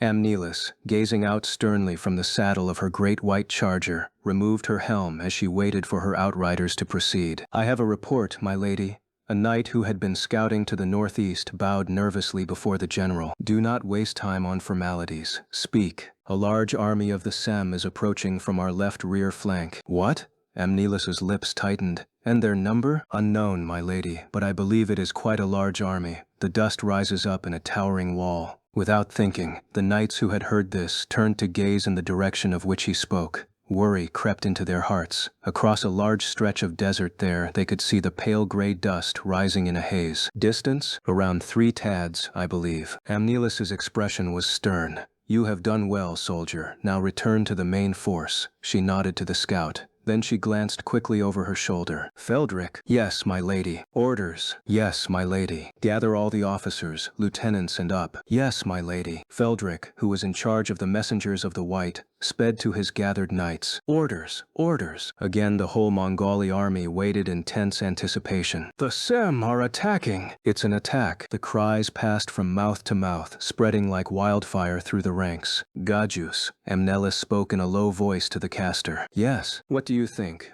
Is this the main Sem army for which the sneak attack was a diversion? You ask my opinion? They tested us with a small force, then maneuvered to outflank us, and are now attacking from behind, correct? Yes, that is what I believe. So this time it will not be a mere squabble. I believe not, my lady. Gajus. Yes? There is one thing that bothers me still. They must have learned how many we are during their sneak attack this morning. Could the Nosferous Sem be so innumerable that they outnumber us? I am unsure. Very well, then divine whether we will win or lose with your board and sphere. And once the battle is joined, I want you to make sure that our guide to the Valley of Death is not lost. You must protect Kalmoru and our compass. As you wish, replied the dark runecaster. Without looking at him again, Amnelis gave her horse a quick flick of her whip and wheeled to ride before the officers who had hastily assembled at her orders. Vlan and Lindrat, who bore her flag high, followed behind her. Report. A second band of scouts had returned. Amnelis delayed issuing her orders. I have seen the Sem. The wildling army is 10,000 strong. They are about 2.5 tads behind our formation and are approaching at full speed. Well done, Amnelis said. Iram, captain of the Black, muttered. The Sem are swift-footed little creatures. I can see why they are called the snakes of the desert. Tangard responded in a whisper. Their legs are fast as horses, and they can run for great stretches of time. Silence! Amnelis admonished, raising her right hand. We have heard the report of our enemy's strength. Are you listening? The Sem forces are estimated at around 10,000. We will meet them and crush them here and now. Our vanguard, the young Astrias and Iram, stepped forward, hoping to be chosen for the most dangerous position. Amnelis looked at both men briefly. Iram. Yes, my lady. Send your bowmen up front and set them in crescent formation. Yes, my lady. The vice-lord of Talos Keep spurred his horse's flanks and headed off. Astrias followed him with his eyes, his envy manifest. Tangard. Yes, my lady. Your footmen will support Iram as necessary. Otherwise ensure that all our central positions and baggage train are defended. Maris, you will take the rear. Yes, my lady. Legan take the left, Astrias the right. Yes, General. Each knightly corps shall position bowmen at the front. Behind them, line up your shield wall and your footmen. The cavalry shall be staged hindmost, poised for a counterattack. When you charge with your horses, keep their heads down so the Sem arrows don't get into their eyes. Yes, my lady. Stay alert. Each of the captains galloped away, followed by their lieutenants. Soon all were busy with the complex task of ordering their troops into position. Once more the brilliant four-colored flower bloomed in the desert. This time, however, it was a misshapen, irregular bloom, with 2 red petals stuck out like horns on either side, while the center grew thicker and the top took the shape of a bristling crescent. The squads of bowmen moved to the front of the ranks. Each of these soldiers dropped to one knee and readied his weapon so that at the order they could send a volley of shot flying. Behind each formation of bowmen, a row of wooden shields was set to ward off the Sem's poison arrows. The spears of the footmen formed a forest behind them. At the rear of the ranks, mounted troops rubbed their horses' necks and held their reins tightly to keep them under control. A third group of scouts came racing in through the crescent formation of Iram's bowmen and between lifted shields, galloping toward the general. Their vanguard is closing in, they shouted. In the right wing, Polak, the second in command, sat easy on his horse, his scabbard loosened so that he could draw at any moment. Captain, he called to Astrias. What? Getting put on the right wing. Boring, eh? The Lady General knows best, Astrias shrugged. Don't worry, there are lots coming this time. I'm sure we will have plenty of sport all along the lines. I'm not worried, Polak laughed, an eager light in his eyes. Astrias turned to assure himself that his troops were not lacking in morale, and indeed no face he saw was pale from the winds of cowardice. Then, with hands encased in chainmail gauntlets, he drew the cord around his leather neckpiece, fastening his helmet securely on his head. The red plume fixed at the top of his helm shimmered and flowed like fire when he moved his head. With a snap he lowered his faceplate. Very well, let them come. he muttered fiercely, and his body shook in anticipation of the coming fight. The Mongali troops knew how to take orders and had moved swiftly into position. Now, each warrior at his post, the great invasion force braced for the Sem onslaught. Like a thundercloud of ill omen bearing a terrible rain, the yellow-gray billow of dust thrown up from the dry soil of Nosferus was approaching at what seemed to be ever-increasing speed. "They come!" Astrias heard somebody, perhaps Pollux, shout. "Ah, there's a whole lot of 'em," another knight grunted. Grimly the Mongali waited. Now all the crossbows were cranked and loaded with shot, and all of them aimed at the rapidly slithering thundercloud. Each knight laid his right hand on the grip of his long sword, and each left hand grasped the reins of a stamping horse. The flag-bearers around Amnelis formed a core of pure white defended by thick bastions of black, blue, and red. Motionless, the Lady General gazed upon the battlefield. Suddenly she raised her hand, and, as though she had unexpectedly found it hard to breathe, she lifted open her faceplate. Her gaze was intense, and her fair visage was drawn tight as she looked toward the approaching cloud. Amnelis was only just 18 and a woman among hard-bitten warrior men. Yet, having fought in her first battle at age 15, she had taken up a sword many times since, leading in the field as a commander and waging wars as a general.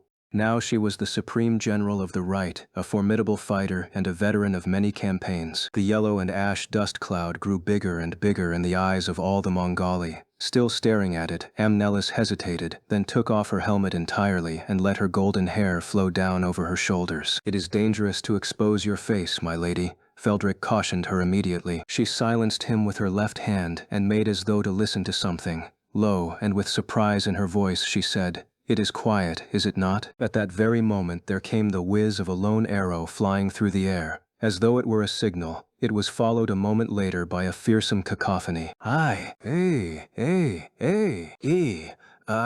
ta, Simwar cries sounded in the ears of the Mongoli host. The enemy. They attack. From all four sides there came the roar of war, and the battle was joined in earnest. "Listen, Simraku, Guro, Tubai, Rasa." Not long before the battle with the Goran invaders began, Gwyn was repeating his orders to the wildlings. The ape men were unused to fighting together as a group, and he admonished them sternly. "You must not spread out and divide your forces. We do not have the numbers for such careless tactics. Your enemies are trained elites. If they learn how few we are, then we are done for. Lose yourself in the heat of battle, and forget what I have said, and that will be the end of the Sem." The brave Sem warriors brandished their stone axes and stone-tipped spears. Riyadh, do you understand? You must do exactly as I have told you."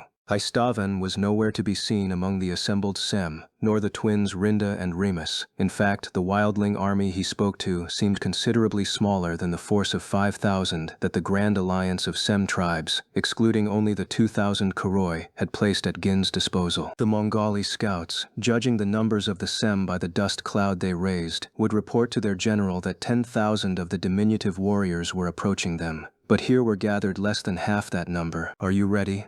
This will not be the final battle, but how we do today may determine the ultimate victor. Don't forget that. Remember my orders, and don't let them know our true numbers. Kick your feet and raise a giant cloud of dust." Gin rode atop an enormous black stallion that one of the Sem chieftains had procured for him. Upon it, he looked like an avatar of the beast god Sassadon leading a war party of little demons, or some giant king of myth and magic leading the spirit folk of the earth. Lifting his right hand high and bringing it down in a chopping motion, Gin gave the signal to begin the attack, and the Sem began to move as one. The leopard man had divided the Sem into 4 groups of a little less than 1,000 each. Led by Lodo, Ilatili, Tubai, and Kalto, each of these mixed forces now advanced in the shape of a slender triangle with its sharpest point forward.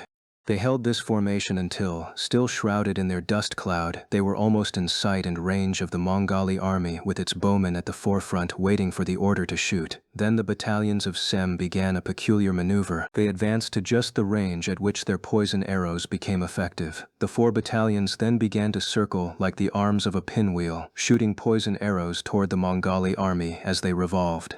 As soon as one group fired, it swiftly swung around to the right and gave up its place to the next. This was a tactic Gin had adopted to mislead the enemy further about the Sem's numbers. On a flat plain, with the opposing forces at a considerable distance from each other, unlike in a siege, missile weapons were of limited use. Neither Goran bowshot nor Sem arrow had their full devastating effect. The Sem's poisoned arrows, fired at long range, were easily knocked aside or bounced off helmets and armor. Bowshot, on the other hand, was extremely slow to load, and did not always serve as more than a means of intimidation. The opening salvos were about to come to an end. "Bowmen, stop shooting! Footmen, advance!" With these orders, the Mongoli crossbowmen started to withdraw, and footmen clad in shiny armor removed the shield wall. Then, brandishing their spears, the infantry companies of Talos began their advance. Seeing this change of tactics on the part of their enemies, the Sem put away their bows, drawing their stone axes and raising their terrifying war cries. The wildling warriors charged for the front lines of the Mongoli. "Ay, ayah, Riyadh, Riyadh, ay. Against the bird-like calls of the Sem sounded the full-throated pledges of the human troops. "For Mongol, Mongol, Mongol! Forward, brave warriors, forward!" The advancing troops were clad in black. Captain Iram was the vice-lord of Talos Keep, one of the 5 Marches' strongholds, and he had defended against many a Sem attack during his tenure. Now he shouted with wild courage to inspirit his men. Iram was baffled by the strange yet precisely organized movements of the Sem, for he was unaccustomed to seeing the barbarians of Nosferus employ sophisticated tactics. In every past battle with the ape-men, he had known them simply to shoot their poison arrows haphazardly, before raising a chorus of strange yells and charging in wildly. The vice-lord of Talos knew how to respond to such an attack. It seemed to him that the large force currently arrayed against him was behaving entirely differently. This Sim army was now sending well-knit troop after troop in lightning-like advances, each approaching from the right to attack, only to retreat away to the left, to be replaced immediately by another fresh troop that would repeat the maneuver.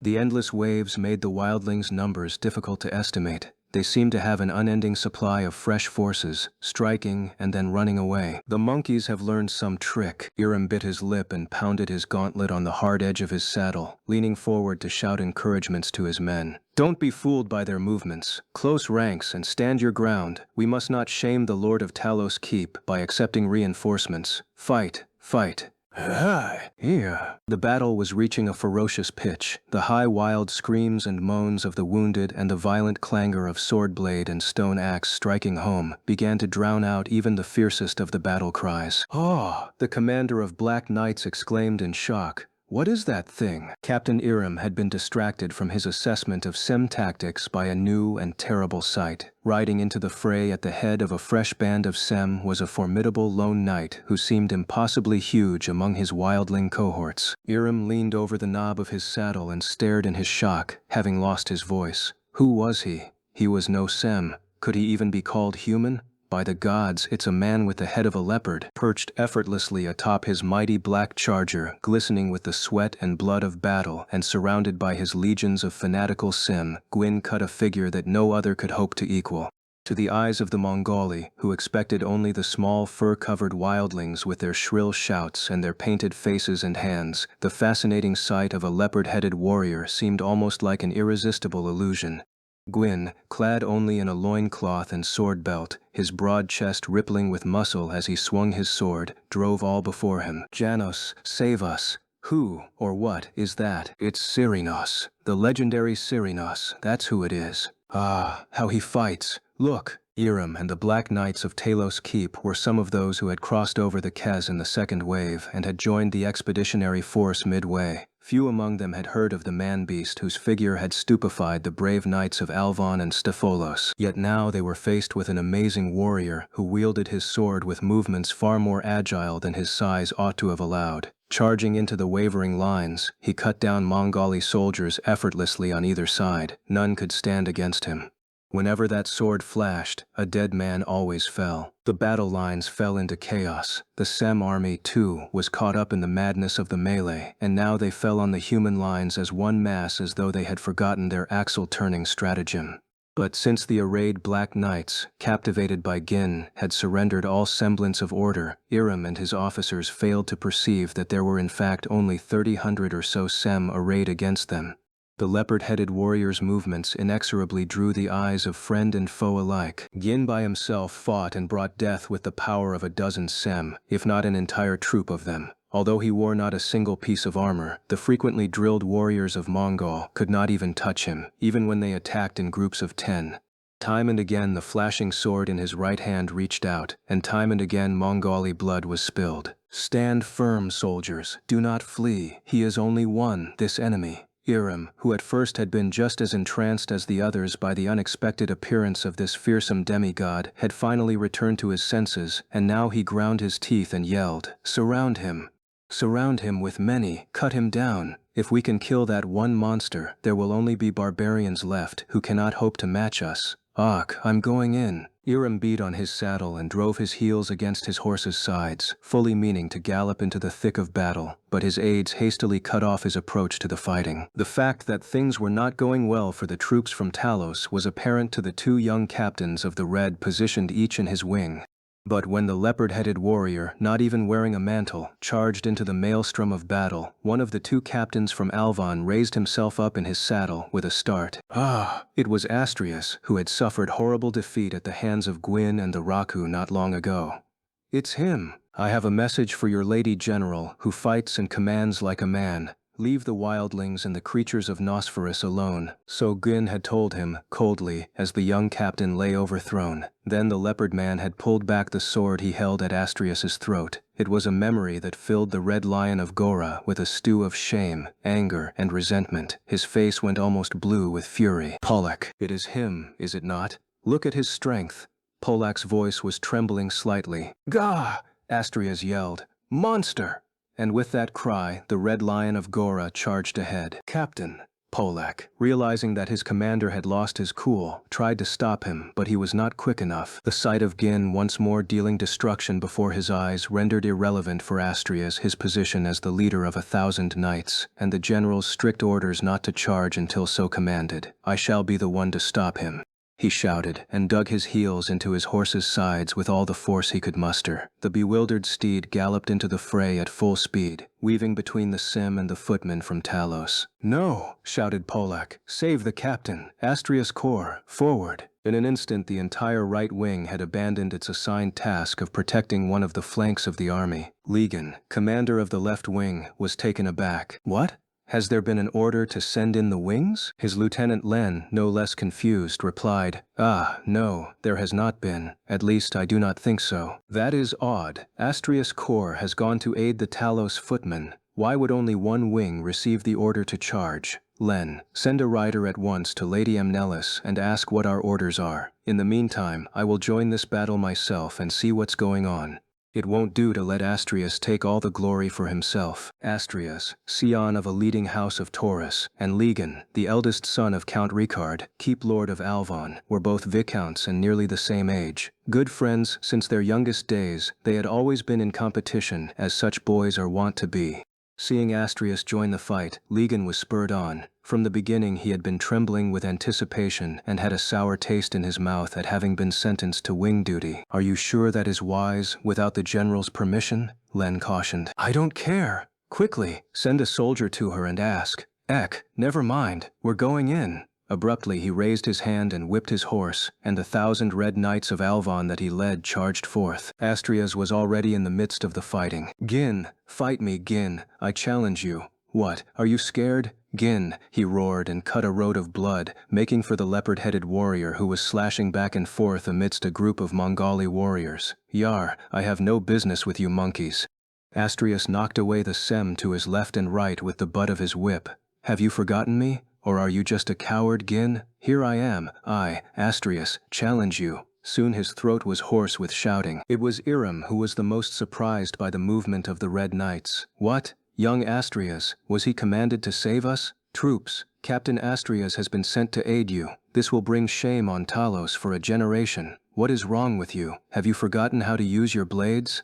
Finish off those monkeys and that monster, quick." As he shouted, he noticed a white knight making his way forward through the ranks. He bore a blue flag on his spear, and wore the tassel of the messenger on his shoulder. "Where is Lord Iram?" the messenger shouted. "Here! Over here!" shouted the commander of the Black. "I have orders. The leopard-headed warrior who leads the Sem holds the key to a valuable secret. You are not to kill him, but to take him alive. I repeat, he must not be harmed. This is a direct order from the general." "Understood," Irim grumbled. But after the messenger was gone, he exclaimed in exasperation, "How am I to take alive the living Cyrinos? Do they think I own the legendary net of Kaurinos? Not do him any harm." He raised his faceplate and spat on the ground, then turned to his lieutenant. "Lucas, deliver those orders, right now." The lieutenant hurriedly galloped into the fray. Meanwhile, Astrius, in the thick of the battle, was in no mood to pay attention to any order not to do harm. Even had he learned of such a command from the Lady General, he was so caught up in his burning rage and shame that he would have disregarded it. "Now, Gin, I have found you." The leopard man towered like an immovable pillar in the midst of a pile of corpses clad in black armor. He was drenched in the blood of his enemies, painted pure red from the top of his round, inhuman head to the ragged loincloth at his waist. His broad chest was like a map of hell defined by his own mountainous muscles. The great sword in his hand was barely recognizable as such, clotted as it was from its hilt to its tip in Mongali gore. For a moment, the horrifying force of his heroic rage had frightened off all who would oppose him. He was waiting in the lull for the next wave of opponents, taking stock of his situation. It was into this lull that Astrius came galloping. "Gain, you were lucky once to beat me. Me, Astrius, the Red Lion of Gora. You made me retreat in shame. This grudge I bear, but I will remove it now. Meet me, fight me," the young captain shouted at the top of his lungs. But when Gain turned and looked at him, a sudden chill came over his body and all his hair stood on end. Gin's eyes let off a light that was amazing, yellow, burning like an inferno. Here was no human warrior, but a giant blood-covered beast, drenched in the ichor of the humans he had destroyed and devoured, a mage beast, greatly to be feared. An enlightenment of terror pierced Astrius like a thunderbolt. He wavered and hesitantly backed his horse away, then stopped, chagrined and even angrier than before. "Fight me, Gin," he screamed, pouring all the strength he could into this challenge. He brandished his sword and prepared to charge, but just then Gin smiled, or rather, although the leopard mask remained as expressionless as always, it seemed to Astrius that Gin was smiling wryly at him. Perhaps the light in those eyes, a man-eating leopard's eyes, softened just a little, the fearsome glint that moments before would have made a weak man drop dead of shock. "You are no challenge for me, little one. Wait 20 years and come again. Then I will fight you," Gwyn replied in his characteristic growl and turned to survey the battlefield. All at once the leopard warrior returned from his battle rage to cold rationality. "Damn. The Sem have lost themselves in the battle," Gwyn muttered in a voice so low none heard him. Then, without even looking at Astrius, who waited nearby, too overcome by his awesome enemy's presence now even to breathe, the leopard man spurred his horse back into the conflict. "Siba! Siba!" "Yes, Riyadh. Retreat. Blow your whistle." "Yes, Riyadh." Siba took up the bamboo whistle that hung at his throat and blew with all his might. Gwyn charged down the battle lines on his horse, seeking Ilatelli and Loto. "Retreat, don't forget the plan," he yelled sternly. From here and there sounded the high-pitched whistles of the Sem, one adding to the other. Though they had seemed lost in their battle rage, the wildlings managed to remember Gwyn's master plan, and their wits returned to them. "Aye aye, iya, iya, iya, aye, aye." Howling now like mountain wolves, the Sem began a rapid retreat. "Don't let them escape. Give chase," shouted Irim. The Mongali under his command made to move but stopped in their tracks. Gin, the mad warrior who had driven them all over the brink of terror, was now returning, followed by a contingent of Sim barbarians. The leopard man drew up before the breathless troops of men, and his voice roared out like thunder. "Lady General of Mongol, the Sem challenge you." Thrusting his arm back, he lofted a spear he had taken from one of the footmen. Over Irim's head, toward the troop of white knights who were arrayed around Amnelis. The spear flew with incredible force, and Vlan moved swiftly to push Amnelis out of its path. A moment later, in the place where she had stood, the weapon sank deep into the earth, its long haft wobbling back and forth. "Urgh!" the Lady General screamed. She covered her mouth in surprise, and her cheeks flushed the color of blood, the same color as the Nosferous evening sun. How could I let the soldiers hear me cry out like a little girl? Into Amnelis's ears, which had turned bright red with her embarrassment, came a fearless laugh and a booming voice. May that be a lesson for you. Go home and lengthen the hem of your dress, and spend your time turning men's heads in the temple ballroom. It would suit you far better, tomboy general. It was as though the entire army had gasped. Then, before any could react, the blood-covered demon god had whirled about like a desert wind and galloped off after the retreating Sem forces. Follow him, Amnelis's voice croaked. Her words were barely audible, so overcome was she with rage. She placed her hand on her chest and licked her lips many times. Only then could she shout piercingly, "Give chase. Do not let a single Sem soldier survive. Follow them. Follow. All troops, charge." The Mongoli army hastily reorganized and began pursuing the Sem, who were taking a northwesterly course. Although the Iram Corps had suffered serious losses in the battle, it too moved to advance, heedless of their wounded and dead, let alone those of the Sem. Still, order came for the Iram Corps to fall back into the center of the formation, and it switched places with Tangard's contingent. The Mongoli army changed shape. The ends of the loose crescent curved upwards as both wings set out in advance. The invaders were moving to the attack in the shape of a great U. Astrius, back at the head of his own corps, led his red knights in the forefront, whipping his horse to increase its speed. His face was pale. You. If his men could have seen his young face under his faceplate, or if they could have heard the silent curses rolling off his tongue, they would have realized to their astonishment that their captain, only 20 years of age but already famous and formidable, was crying. Astria's tears were tears of burning fury. The rage he felt that hour he would never forget for his whole life thereafter. There was one other in that army who was also crying bitter, unseen tears, none other than the Lady of Mongol herself. And so, directed by rage and frustration, the Mongoli army undertook its pursuit of the Sem. Already, the invaders had completely ceased to watch their back and flanks. The Mongoli army continued its pursuit of the fleeing Sem. The sun was high in the sky, soaking the white ash of the wastelands with harsh white light, casting small, dark shadows under the knights' horses. The troops rode fast and no longer in formation. Their columns had stretched into long lines, and in places no more than 2 or 3 rode abreast. It seemed to them as if the battle with the Sem had gone on forever. But in truth, the entire conflict had lasted no more than a twist. At the front of the lines, the captains shouted, their throats sore in the rising dust. Give chase. Don't let them get away. Only half a tad or so ahead of the leading knights rode Gwyn, with Seba and 1,000 of the other Sem warriors running fast on their short legs behind him. They looked like a phantasm born of a desert mirage, Gwyn riding his massive black steed across the barren waste, the Sem flowing behind him like a wild tide across the parched ground. Truly, it was a scene out of legend. Gwyn kept strict control of his steed, slowing the great stallion so that he would not leave Seba and his band behind.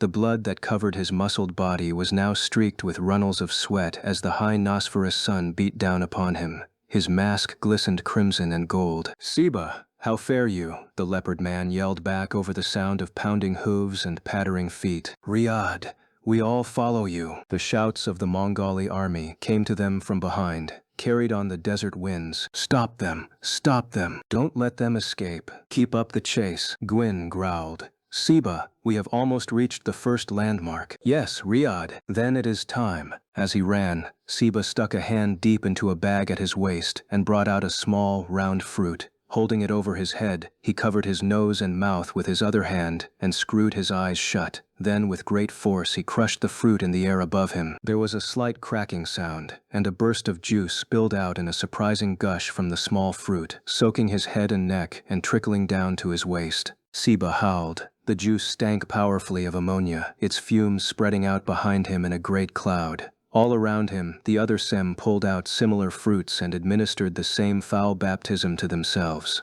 In moments, the Sem troop was transformed into an almost comical band of red-eyed warriors, weeping and coughing at the stench. Yet they did not slow their pace in the least. Seba looked up through tearing eyes and noticed a change in the scenery around them. "Riyadh, we will soon reach the Devil's Anvil." "Good, then we must run faster." "Brave Sem," howled Gwyn. He raised his horsewhip and brought it down hard on his steed's flank. Though bewildered by the stench all around it, the horse responded to this harsh treatment with another burst of speed.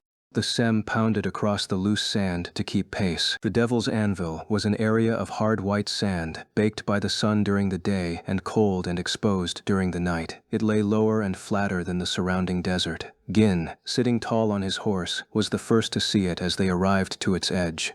The desert before him seemed to boil, and all at once he could make out the shapes of a giant colony of Yido. They were the same white color as the sand, lying flat under the baking rays of the sun.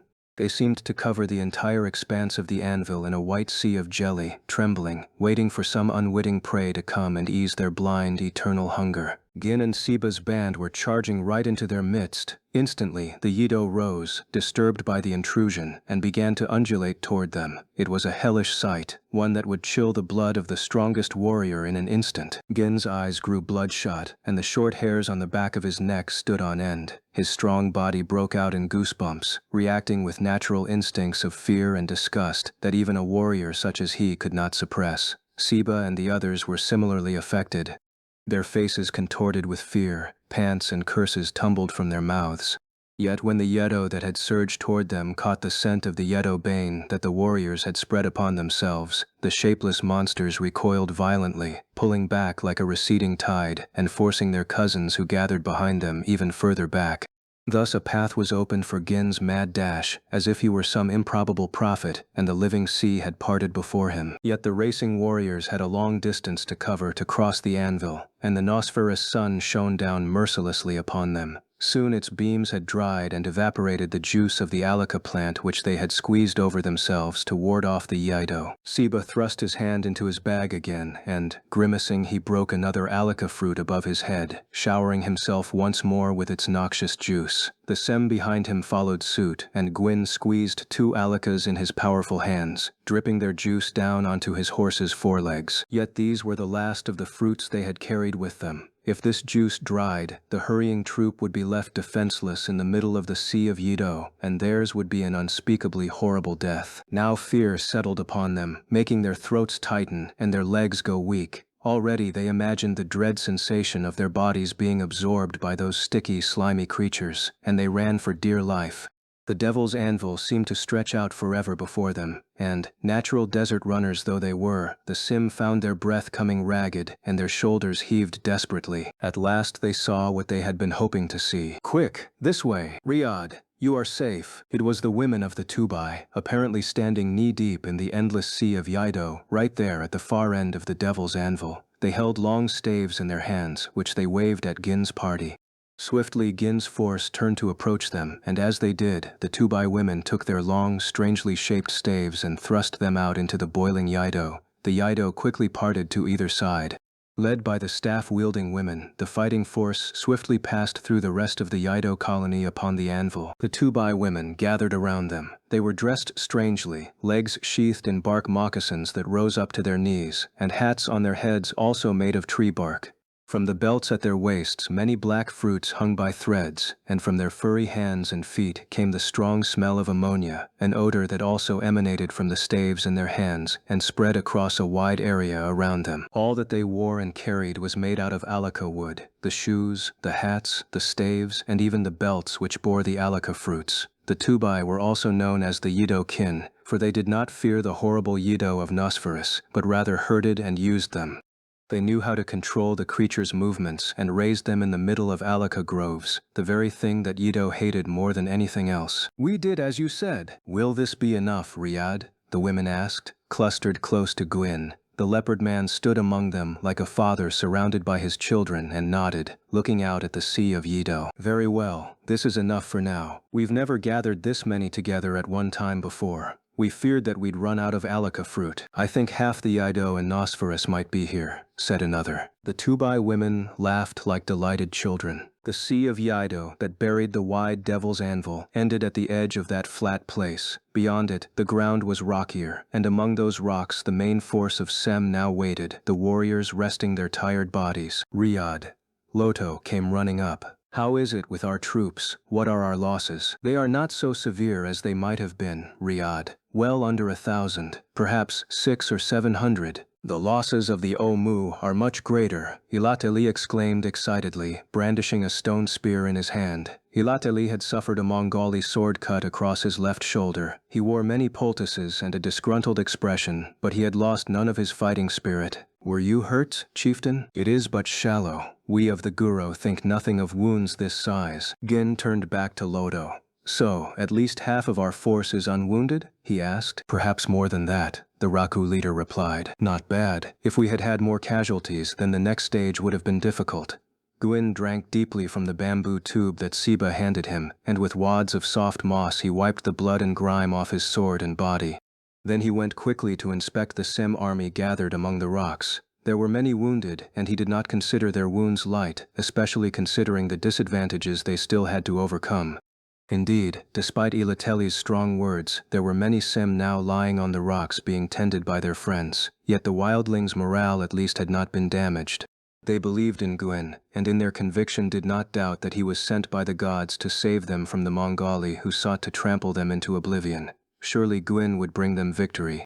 They remembered the words that he had spoken. We are few, but we have a strong ally, Nosferus, and those words still gave them strength. None questioned the power and purpose of this barren land. It was their home, and was indeed their ally. Riyadh, what are we to do now? Siba asked. The Raku youth had assumed the role of leader of Gwyn's personal guard. We will do as planned, the leopard man responded curtly.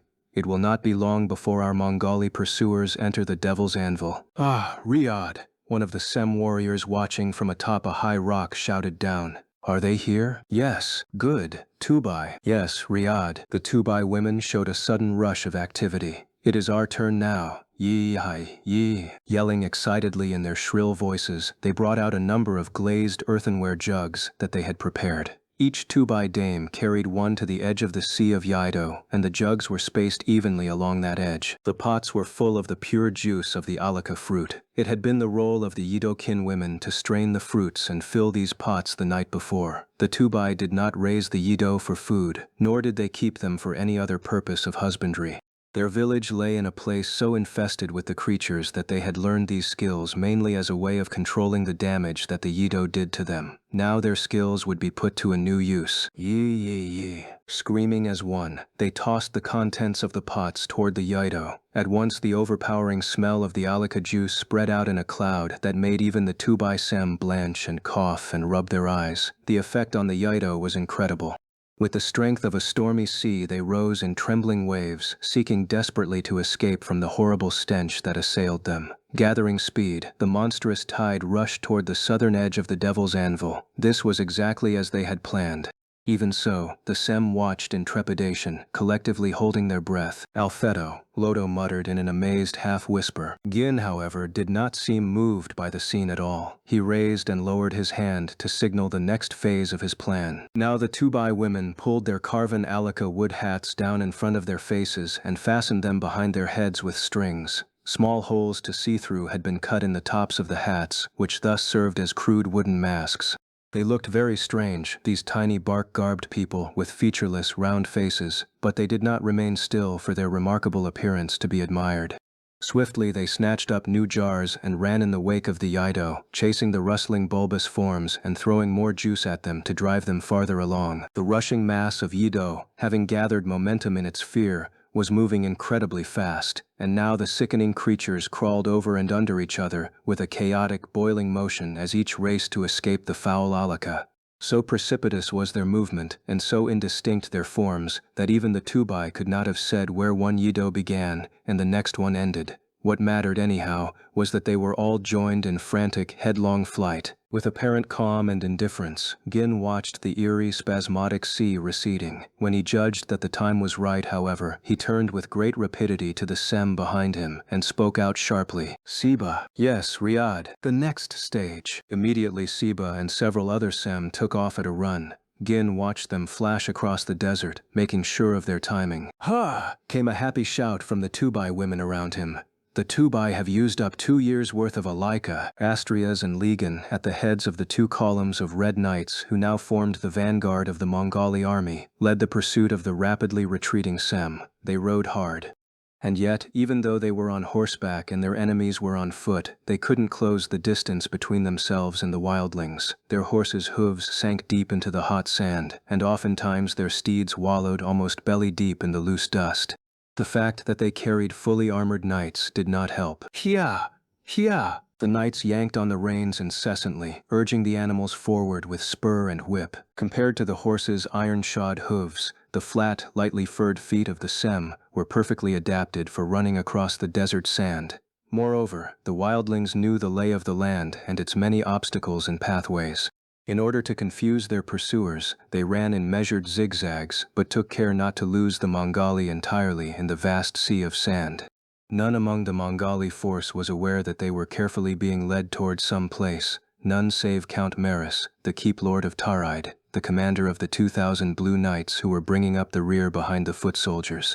His thoughtful face had borne a look of deep concern ever since the Mongali had begun their long pursuing charge. Lieutenant Garanth, Maris's right hand and a veteran of similar age and experience, now approached to ride alongside his commander. "Lord Captain, you have a look of worry, sir. What are you thinking?" "Those Sem run too fast," Maris replied, rocking slightly in the saddle as his horse adjusted to a change of terrain. "Or maybe it's that they're going too slow. They're moving too slow to completely evade us, and yet they're running faster than they would if they really wanted to stop and fight again before they are exhausted. It doesn't make sense. There is much that does not make sense about the Sem actions we've encountered on this expedition." "Hordomea, perhaps you are reading too much into it, my lord." "I hope that is the case, Garanth. But if this feeling of impending danger turns out to be caused by more than just my old nerves, we may not be able to simply shrug it off. Not if we find ourselves in the midst of some trap or ambush. Ever since you and I were boys of 15, I have been in countless battles, from skirmishes to giant wars that determined the fate of nations. If there is one thing I have learned from all that experience, Garanth, it is that battles are alive, battles are living things. As with beasts, you must try to know them, you must handle them with care and some love, but you must never take your eyes off them, or they will go for your throat. Battles are wild beasts that can never truly be tamed, Garanth. You need both a whip and meat if you want them to turn on your foes and not yourself. The general does not understand this." Garanth was silent. The general is young, and more importantly, she has never tasted defeat. She is a beast trainer who has never been bitten.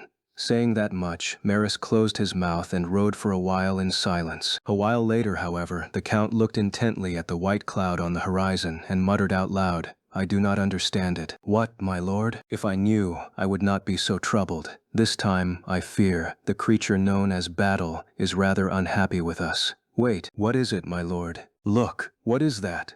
A frown creased Count Maris's craggy brow as he pointed toward the horizon. "Is that not the white cloud of dust which shows us where the Sem are?" "You cannot tell, Garanth. The way the dust cloud is rising, it is different from the way it moved before." The count bit his lip and thought for a moment, then suddenly pounded his saddle in exasperation. "Ah, I see now. What is it, my lord?" "We had forgotten. This is Nosferus, and Legan and Astrius are in danger." "What?" "Garanth, go. Ride ahead to Astrius and Legan and give them the order to stop. You can inform the general later. We must halt as quickly as possible. Go." "Yes, sir." Garanth galloped off promptly, still uncertain as to exactly what was going on. "Halt! All troops, halt!"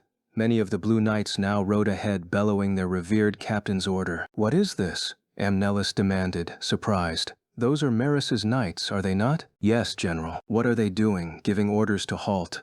I am the general here. Has Maris gone mad? Orders, orders, get Maris here at once, quickly." Feldric himself hurriedly galloped toward the rear guard. Meanwhile, Garanth was moving forward along the advance lines of red knights as fast as he could go.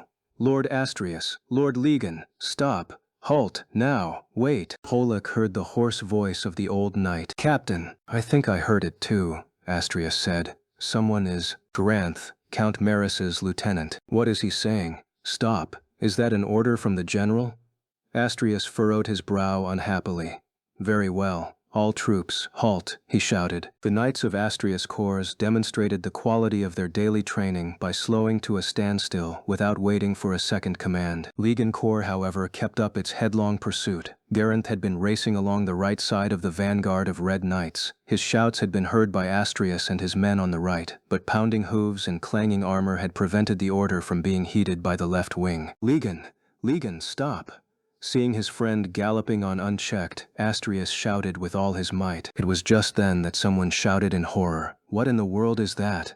The fear in the voice was so palpable that the cry was impossible to ignore. It made Astrius start. He followed the shouting knight's gaze and froze in terror. Arr! Down the line, terrifying screams erupted from the Mongoli knights. What in the name? A swarm of Yido. "Pollack," Astrius shouted to his right-hand man. "Let's get out of here. Pull back." The captain had done his share of time with the March's patrol, and he knew all too well the terror of the Yido, bizarre creatures that could not be harmed by bow or blade. "Ride," Astrius shouted as he yanked his horse around, heading back the way he had come without thought of pride or reputation. Against a human foe, he might well have acted differently, but where the foul creatures of Nosferus were concerned, there was no such thing as pride. There was only death and the will to evade it. Where was the honor in getting crushed by a pale lump of animated jelly? None of the invaders, not even the most experienced March's veterans among them, had ever seen a Yido colony like this. As far ahead as they could gaze, the Nosferus desert was covered by a solid sheet of the deadly white ooze, frothing and bubbling, a sea of terrible hunger. And how fast it moved. It rushed like a tidal wave pushed by some tremor in the bowels of the earth.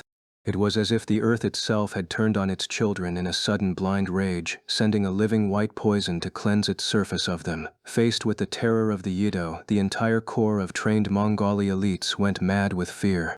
In an instant, knights and soldiers were transformed into a common mob, desperately fleeing for safety. Yido! They're coming for us! The men farther back in the ranks saw the front lines wheeling and racing toward them. When they could make out their screams at last, they too turned their horses with frantic speed and galloped for the open desert beyond, occasionally stealing glances back at the rapidly approaching wave of death. "Ah, they're following us!" The cries cut through the rising dust behind Astrius, who was retreating now at a full gallop, his mind seized with fear. Hearing another horrible scream, he chanced to look over his shoulder just in time to see something which made the bile rise in his throat and the tears come to his eyes. "Help! Hell!" Behind him, Legion's red knights were being swallowed by the wave of Yido. They had not heard Geraint's warning, and by the time they had noticed that something was amiss in the desert before them, it was too late. The pale, fluid creatures were already coming for them at full speed, and they had no time to turn around. The Yido overran Legion corps like an avalanche overwhelming careless mountaineers. First, the horses' legs were caught in the shivering, violent jelly, and the beasts stumbled and fell with baffled whinnies of terror. As the steeds went down, the red knights who rode them were thrown, and faster than they could stand, the undulating, writhing, ravenous death engulfed horse and rider. The muffled screams and cries of the men being crushed sounded like the calls of perverse spirits through the muffling blanket of jelly. At the edges of the advancing Yido, those who had tried to flee to either side were inexorably caught and dragged down, swallowed by the living mucus that crawled across their faces even as they reached in desperation for their companions' extended hands. Soon all troops within the Yido's reach had been dragged under. Night after night, shrieking and struggling, was sucked into that white hell. Astrius saw what was happening to Legion's knights and quaked with fear. Suddenly he found his voice and shouted in dismay. Legion is down." He could see his friend's horse, a handsome bay, kicking the air as the Yido flowed around it. On the rearing steed was Legion, his figure frozen in fear and desperation. "Rescue!" screamed Astrius, and foolishly he turned his horse and attempted to gallop back toward the hive alone. But Pollack, who had been riding close behind him, cut him off with his horse. "Out of my way! Legion is in danger!" "No, it is too dangerous." Astrius reached for Pollack's reins to try and jerk the other's horse aside, but Pollack grabbed his hand and pushed it back. "No, sir, it is too dangerous." Astria's bloodshot eyes met Pollack's. Both men were as pale as corpses, and each was tense with fear and the fierce weight of his duty. "No," Pollack pleaded, his voice cracking. "I beg you, sir, no." "But, Legion. It's Legion. It is too dangerous. We must escape." Pollack let go of his captain's hand and, without asking permission, slapped the flank of Astrius's horse with the flat of his sword. Wheeling toward safety, the horse bolted away at top speed. Astrius, now clinging to his crazed steed's neck, shouted, "Legan!" once more, then began to scream out curses against the Nosferan wilds. His shouts, the cries of other knights calling for fallen friends, and the whinnies of the dying horses drowned out the sound of bones being crushed by the Yido. The swarm of Yido had begun to change color. No longer pale white, they now showed through their translucent bodies the armor of the red and black knights they had swallowed. More dimly visible within their writhing bodies were the fragmentary forms of their victims, already so crushed that their original shapes were no longer discernible. The hive was blotched scarlet from the blood they had sucked from human and horse. Here and there among the Yido was one so swollen from the prey it had swallowed that it bulged huge and taut as a vast and hellish pustule.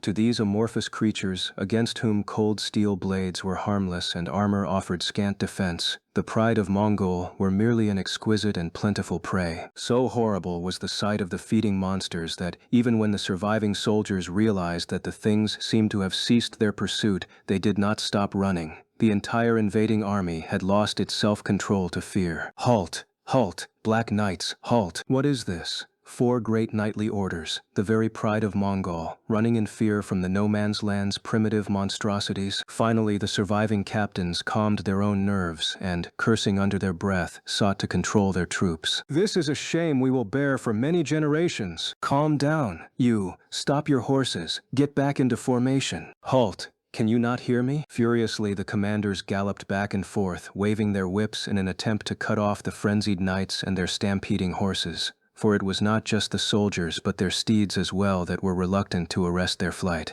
Indeed, many of the knights were now grasping fiercely at the reins, trying to regain control of their mounts, while other fellow cavalrymen had been thrown or were being dragged by the stirrups. "Stop! Why don't you stop?" Still roiling upon the desert sands, the hive of Yido had slowed and spread out across the scene of the debacle. Distant as they now were, the surviving Mongali could still hear the gruesome sounds of their comrades being devoured. What is going on? Despairing of ever regaining order, the lords and captains sought for the Lady General that she might give them directions. Had the Dragon Knights of Chironia assailed them, or the deadly Tiger Knights, or the faithful of Nirok who fought with hurricane blades, the Mongali troops would not have been afraid. But here in the wildlands of Nosferus, they had discovered that they had neither a place to hide, nor any means of fighting the horrendously alien creature. That knowledge unmanned them. "We must find the Lady Amnelis. The general will give us the right order. She'll know how to handle the situation. What shall we do?" The soldiers, finding that their training and experience had failed them, now looked for their general like children looking for their loving mother. But Amnelis, sitting on her horse atop a rise in the land apart from the main body of her army, had gone wider than the armor and cloak she wore. Oh, how horrible this is! General though she was still a girl of 18. She had maintained her legendary self-control, but it required her utmost effort to hide her trembling and unease from those around her. How fearsome are these Yido, Maris? Yes, what are they? I have never seen nor even imagined anything so horrible. Is this some fiendish devilry brought on by the Sem, or do horrid creatures like that just wander the sands of Nosferus? Alas, such things are denizens here, Count Maris replied. He had left his corps in order to protect the Lady General. I only wish that I had realized the danger sooner. I beg your forgiveness. But tell me, what are those things? Is there no way of driving them away? I am unfamiliar with creatures of this sort, but you, Maris, have been long on the march's patrol, and you know of these things, do you not? If these monsters will not die by bowshot or blade, I am afraid that is so. Then they are a barrier to us. We will have to go around them. Yes. Amnelis had gathered her officers around her for an emergency council of war. In addition to Count Maris, Gadgis Runecaster was there, and Kal Moru, and the 3 captains of the White Knights, Vlan, Lindrat, and Feldric, whose faces were pale and haggard. Amnelis looked to each of them, hoping for answers to her questions, but each man as she looked at him hung his head in shame at his own powerlessness. Just then Astrius, who had finished rounding up his forces, galloped up with Pollak at his side to give their report. "General." Seeing the young Lady General surrounded by her knights, Astrius breathed a sigh of relief. "You are well. Losses?" Amnelis quickly regained her icy manner of supreme authority, and her voice was harsh. Astrius replied without strength. Ligan Corps took extremely heavy losses. My losses too are heavy, though not as bad as his. Viscount Ligan himself. Ligan? Asked Amnelis. Astria's long face shook with sorrow, and he choked on his words as he spoke. The Yido. They. Count Maris raised his voice in pain. So the Viscount is dead. Fire, sputtered Kalmaru suddenly. What? Amnelis looked over her shoulder. Suddenly everyone turned to look at the mysterious spellcaster who had crossed the desert alone. Kalmaru's hideous face remained hidden in his hood, but he raised his skeletal arm and pointed towards the Yido. The Yido's weakness is fire, my general. That is the only thing that can kill them. You cannot pierce a Yido with a blade, but with fire. Yes, of course. Depressed though the commanders were by the loss of Ligan, son of Ricard, the life returned to their faces at this hint of a means to fight back against their bizarre foe. Yes, fire. Good thinking, Kalmaru. Amnelis had calmed down as well. Out here in the wildlands, surrounded by the many unknown terrors of Nosferus, she had for a short time lost her confidence and had let herself become too much like any other fearful, worrying girl who had not quite attained womanhood. But now the shine of the proud and haughty lady of Mongol returned to her eyes.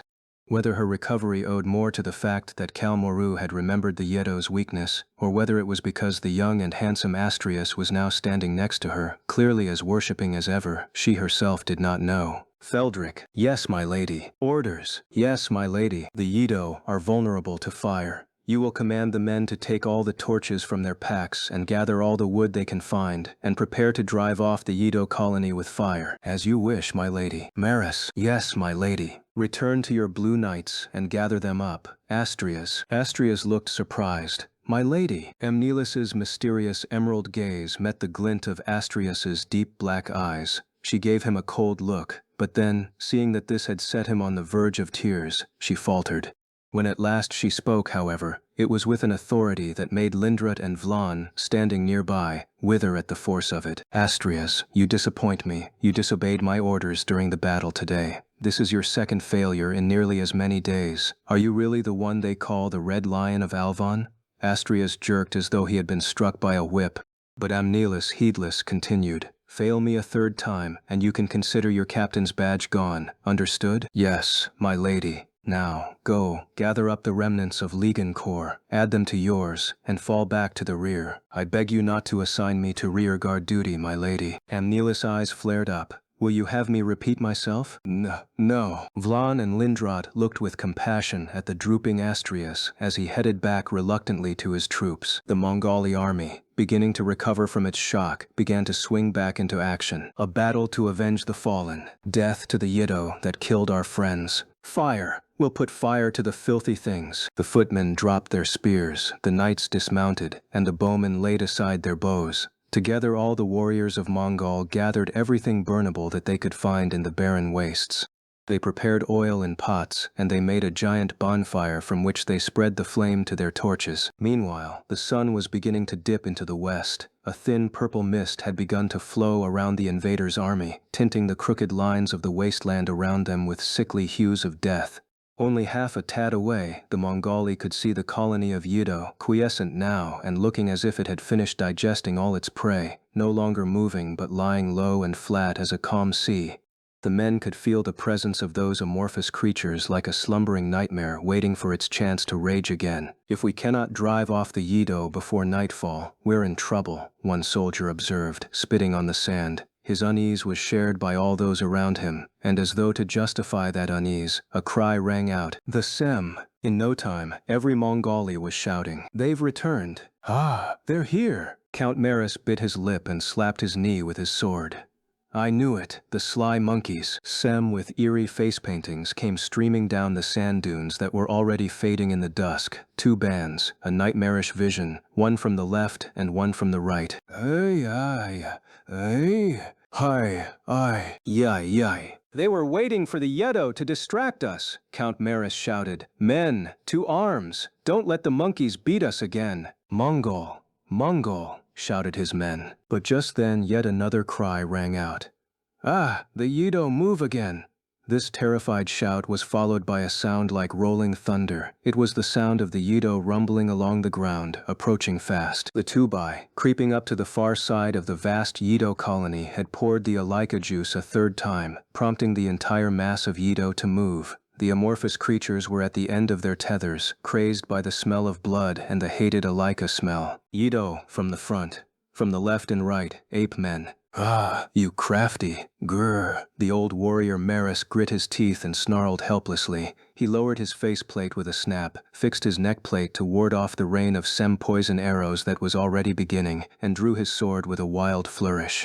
Then the veteran of countless battles charged toward the enemies now approaching from the left. "Keep, Lord! The Count is in danger!" The Blue Knights wheeled around on their horses and followed after their leader. In a flash, hand-to-hand battle was joined for the third time that day. The Yido! Help! The Yido! Fire! Use fire! Both Iram and Tangard Corps had fallen into mass confusion. Holding torches in their hands, they had been about to head for the Yido when they realized that the approaching jelly things were too many and coming too fast for them to combat effectively.